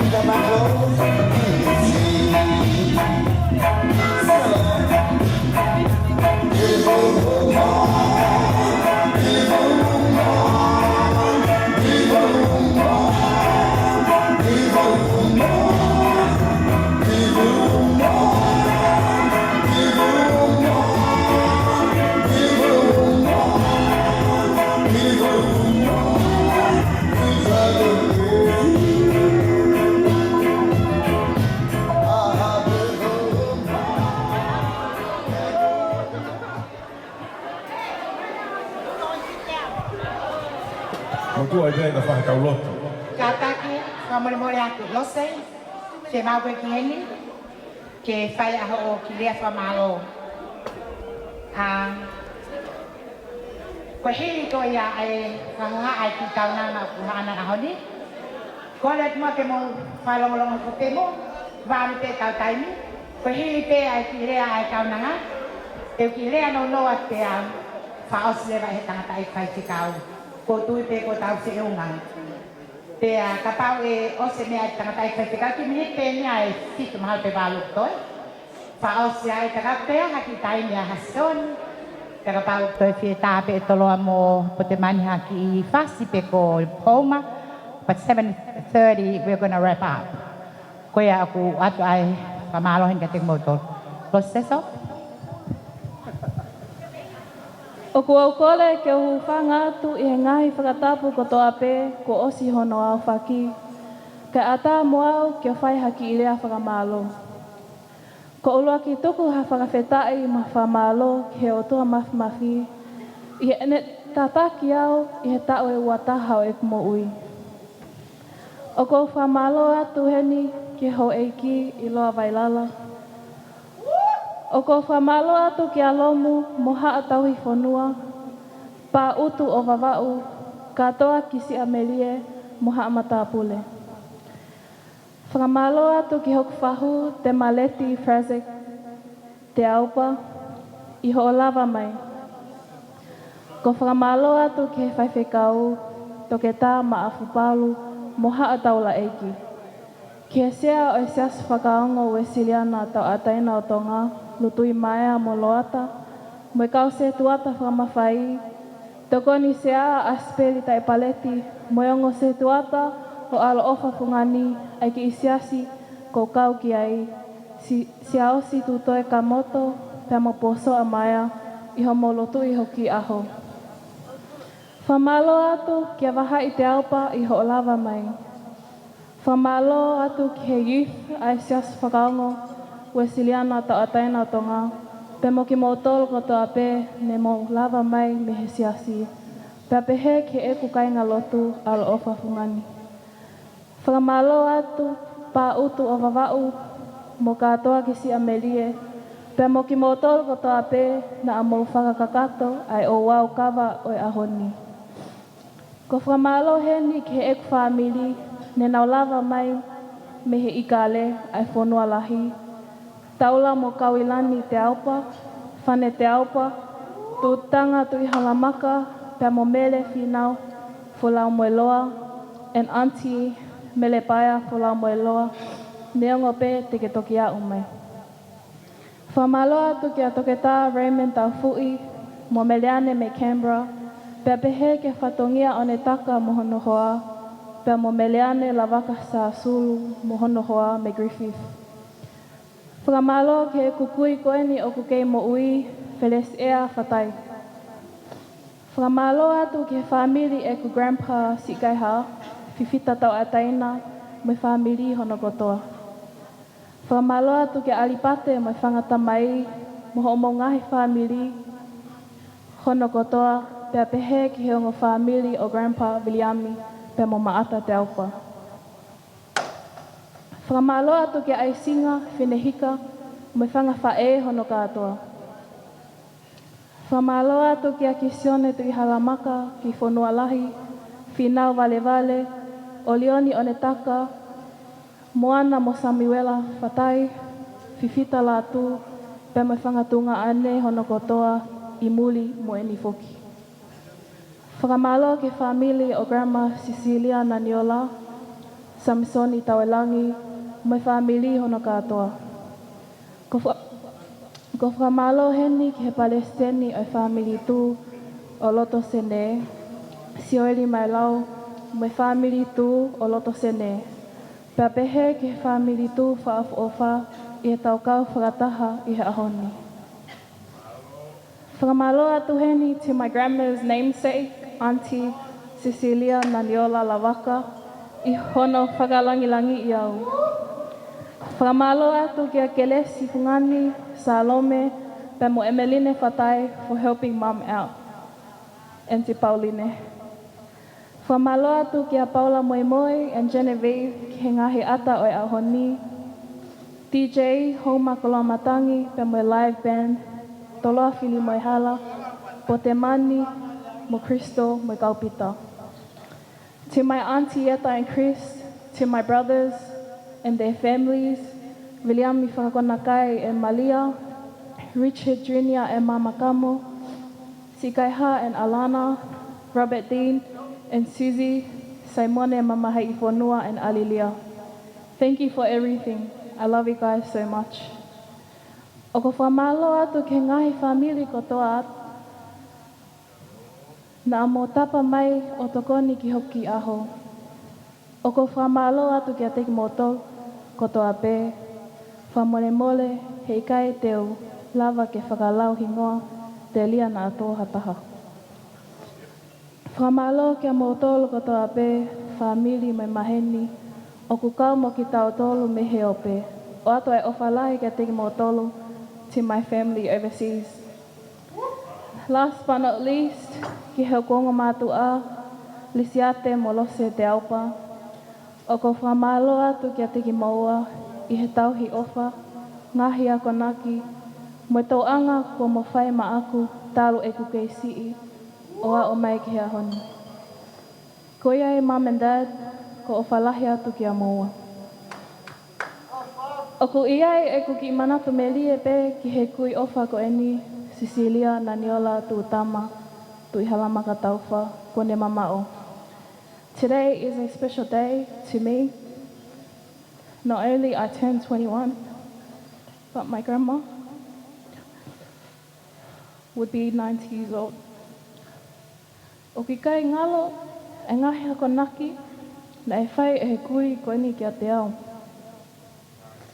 Pea neongo ko ne mole, ka au kui kai ngalo ia te ao. First, I'd like to give thanks and praise to our Heavenly Father for His love and for this day. I want to thank my colleagues, classmates, Tara and the Warri crew, my youth, and to my family and friends that are here to celebrate my 21st. I am so humbled and grateful for your presence here today. I hope you guys enjoyed today. I love you all so much, and God bless.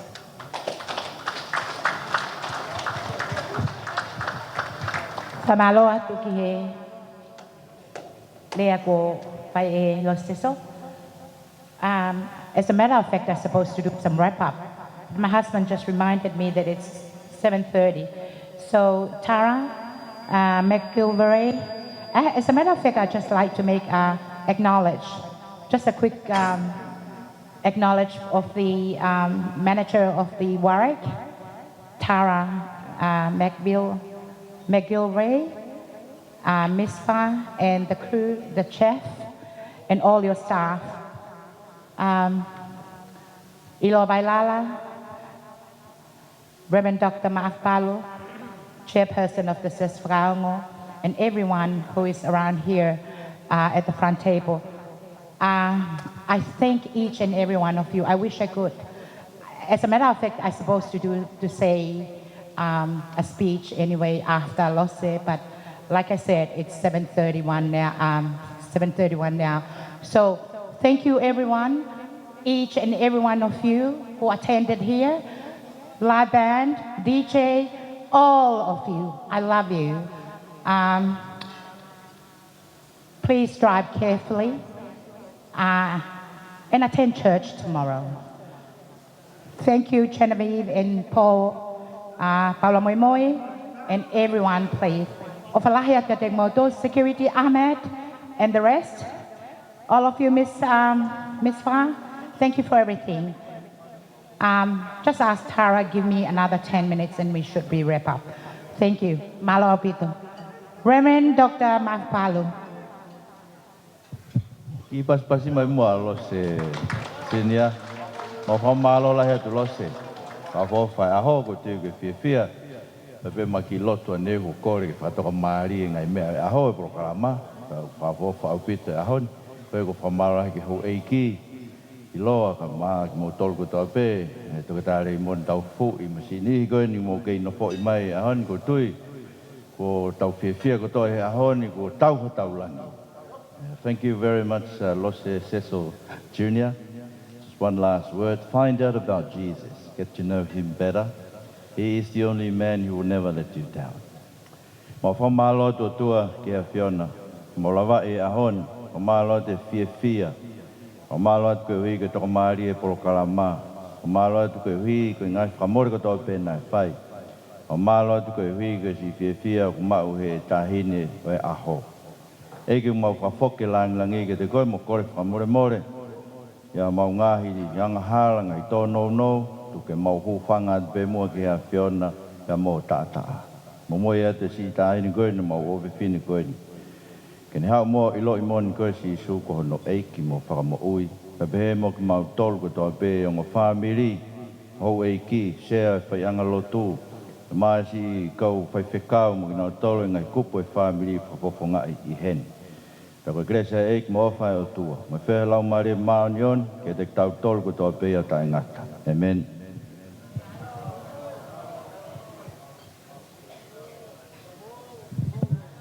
Pamalo lahi atu ke te mo tolu ho mo lava mai. Iloa, thank you very much. Ka pita ai he ho mea mai he a koe ni. Ko tui kulangi lele pe manatu mai vai me vai doka. Mahaku Fefia, finally I do what I had to do for you. Famalola had to take motolu. Oku ko tau lava. Ko le atua ke mo me atua mo e kalesa eiki. Pea ka pau gai pe haki fasiata. Kaku, well, I wish anyway I can, but I can't extend it anymore. So if you can kindly make way home, please drive carefully for you who are drunk. Please get your Mrs. or Mr. to drive carefully. And last but not least, please attend church tomorrow. Malo au pito o whalahi at kamo fufonga kotoa. Ciao for now. Bye.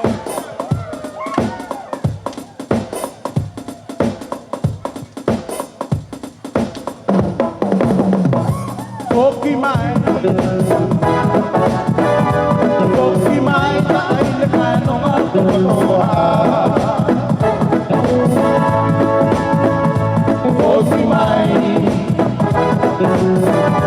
Foki mai ta ile ka no ma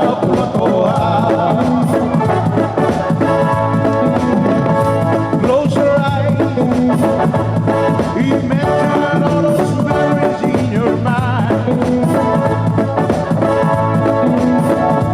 Realize yourself for all the times make you wise. Long ago, not so long ago. Long ago, was so long ago. Kada fa me morgu ta of security. Fa mo le morat. Obey is better than sacrifice. Pavet mo dolo ke paka kabra mata pungbong. Vai tau sakal menit butame ay.